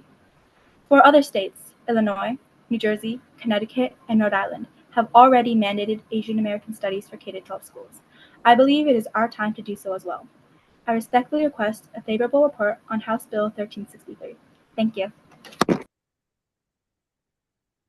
Thank you. Ms. Munat, please. Chair Atterbury, Vice Chair Wilkins, and the members of the Means and Ways Committee. My name is Urja Manod. I'm a sophomore at Richmond Montgomery High School. I serve as Vice President of the Asian American Progressive Student Union, and I strongly support House Bill 1363 because the absence of Asian American history in our classrooms has a serious consequence, and it's laying the foundations for ignorance, hate, and violence. History is not just about learning about the past, but it's paving a way for the future. So my question is, when states around the US are implementing this curriculum, why can't we? The Asian American story is still missing from our classrooms, and I strongly urge the committee to acknowledge the larger societal benefits of implementing this bill as well. The inclusion of diverse perspectives fosters understanding, empathy, and tolerance among students, and it prepares them to navigate an increasingly multicultural world. Exposure to the struggles and triumphs of Asian Americans in shaping the United States not only instills pride in our collective heritage, but also cultivates a sense of unity among students. By embracing the diversity within our history, we equip students with the tools they need to contribute positively to our society. In the past, researchers and teachers have emphasized the importance of teaching AAPI history as a way to ensure students better see themselves and their communities in the curriculum, as a way for students to better acknowledge and learn from each other, and as a way to combat harmful stereotypes. So I strongly urge the committee to vote in favor of the bill 1363 to push for a better future for all students. Thank you. Thank you. Mrs. Duong, please. Good evening, Chair Atterbury, Vice Chair Wilkins, and the members of the committee. My name is Haley Duong. I am a sophomore at Richmond Montgomery High School, and I'm the Advocacy and Policy Director at the Asian American Progressive Student Union. I am here on behalf of AAPSU to support House Bill 1363. The absence of Asian American studies in history curriculum leaves students with a limited understanding of our nation's past. Teaching students about the contributions, struggles, and achievements of Asian Americans empowers them to better understand the complexities of our nation's history. Growing up, the lack of representation in my history classes has undermined my faith in our school system that supposedly promises inclusivity. In MCPS, students must take their own initiative to implement an Asian Studies course at their high schools, a process that is often overly lengthy, challenging, and unsuccessful with school admin. The majority of the time, students hardly have the resources to pursue this themselves. But for Asian American students, learning about the experiences of those who look like us fosters a sense of belonging and creates a more welcoming environment. Without the inclusion of Asian American studies in our curriculum, our schools perpetuate a narrative that erases the voices and experiences of Asian Americans from collective history. Asian Americans have played an integral role in shaping the nation into what it is today, yet our stories are often overlooked in education systems. Maryland students grow up unknowing of the many contributions that Asian Americans have had in our country. With House Bill 1363, students will leave the Maryland school system with a more in-depth understanding of the diverse experiences of all communities. I ask you, with Maryland's promise of diversity, is there no room for Asian American representation in our schools? 9 states currently require AAPI studies in the K-12 curriculum. With 60,000 Asian students enrolled in the Maryland public school system, it's time to continue Maryland's progress with equity and take this step to inclusivity. I respectfully request a favorable report on HB 1363. Thank you.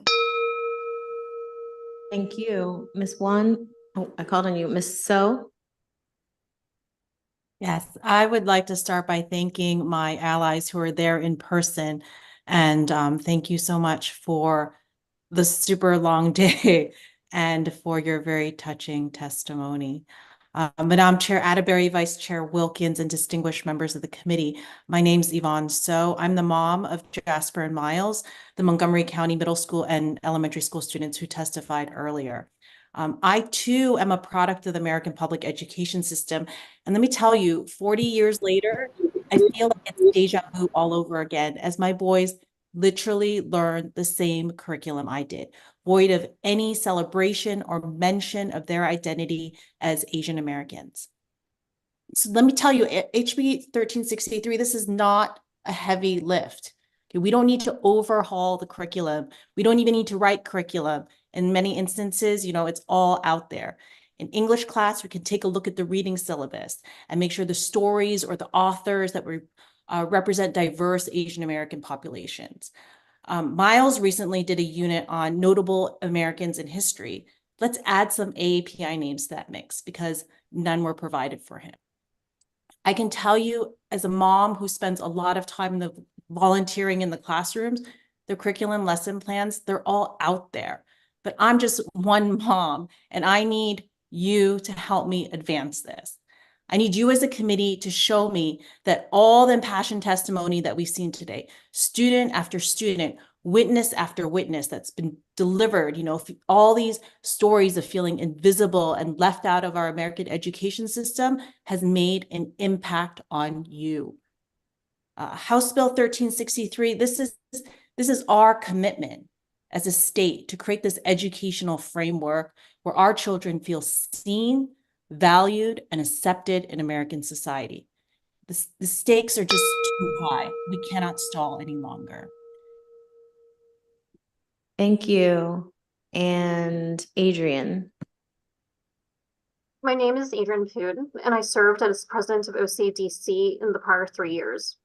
OCADC is in strong support of House Bill 1363 to include Asian American history in Maryland schools. Stories our communities have been largely invisible, and the lack of understanding is a major factor towards the resurgence of anti-Asian hate. These hate incidents rose by nearly 150% nationally since the beginning of the pandemic. The roots of anti-Asian hate are systemic and deeply embedded, yet the API experience has long been invisible in school curriculums. Nearly 13% of incidents were reported from school-aged youth, suggesting that anti-Asian racism may begin at earlier ages. In particular, bullying of Asian American students can lead to significant impacts on psychological health, well-being, self-esteem, and development. Having personally experienced racially motivated bullying as a high school youth, I felt incredibly isolated growing up, especially in school systems that don't teach about the history and experiences of people from our communities. What I learned through self-education was often traumatizing, without having the opportunity for discussion or opportunities to learn about the many positive contributions to American society over 400 years. On learning about the Chinese Exclusion Act, I was horrified to learn there had been a law that legally excluded people of my ethnicity from this country. On a trip to Ellis Island during middle school, I saw a shack, and when I read the story behind it, I learned how 120,000 Japanese Americans were forcibly interned into camps under horrible conditions. In high school, one of my teachers even integrated the Fu Manchu racist caricature into the day's history lesson, using an accent, mocking Chinese people while teaching. These experiences motivated me as an adult to engage with OC Greater Washington, D.C. and the API community in advocacy around anti-Asian hate and promoting inclusion of API history in our schools. Having grown up in a system that not teach this history, I'm here today to advocate for a different, more diverse experience for the next generation of youth. And expanded history standards to include the history and contributions of multiple communities would be a positive benefit and reflect the diversity of communities in Maryland. Thank you. Thank you. And questions, Delegate Wu. I was pretty short. Okay, that's fine. Go ahead. Thank you, Madam Chair, to make the testimony pretty flexible. I think the young kids really appreciate that. At the same time, I appreciate Delegate Valderrama presenting this bill again, and I could sponsor that. I really appreciate our panelists from Cairo, from my Rufa Hill teacher, Ms. Chong, Dr. Wood, and this young lady, and people really stay late to really advocate for this cause. I feel there's one day, if not this year, maybe next year, or someday, the AAPI curriculum or the AAPI community will be part, really included, accepted, and treated equally in this community. I think the day will come sooner, probably come sooner than later. I really appreciate that. Thank you. Thank you, Delegate Wu. Any other questions? Again, to all of you who stayed so late, thank you very much. We really appreciate you staying. It shows your commitment to the issue. Same with the folks online.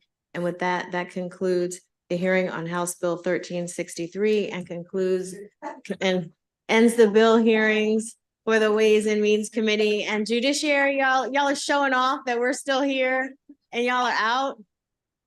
We just finished.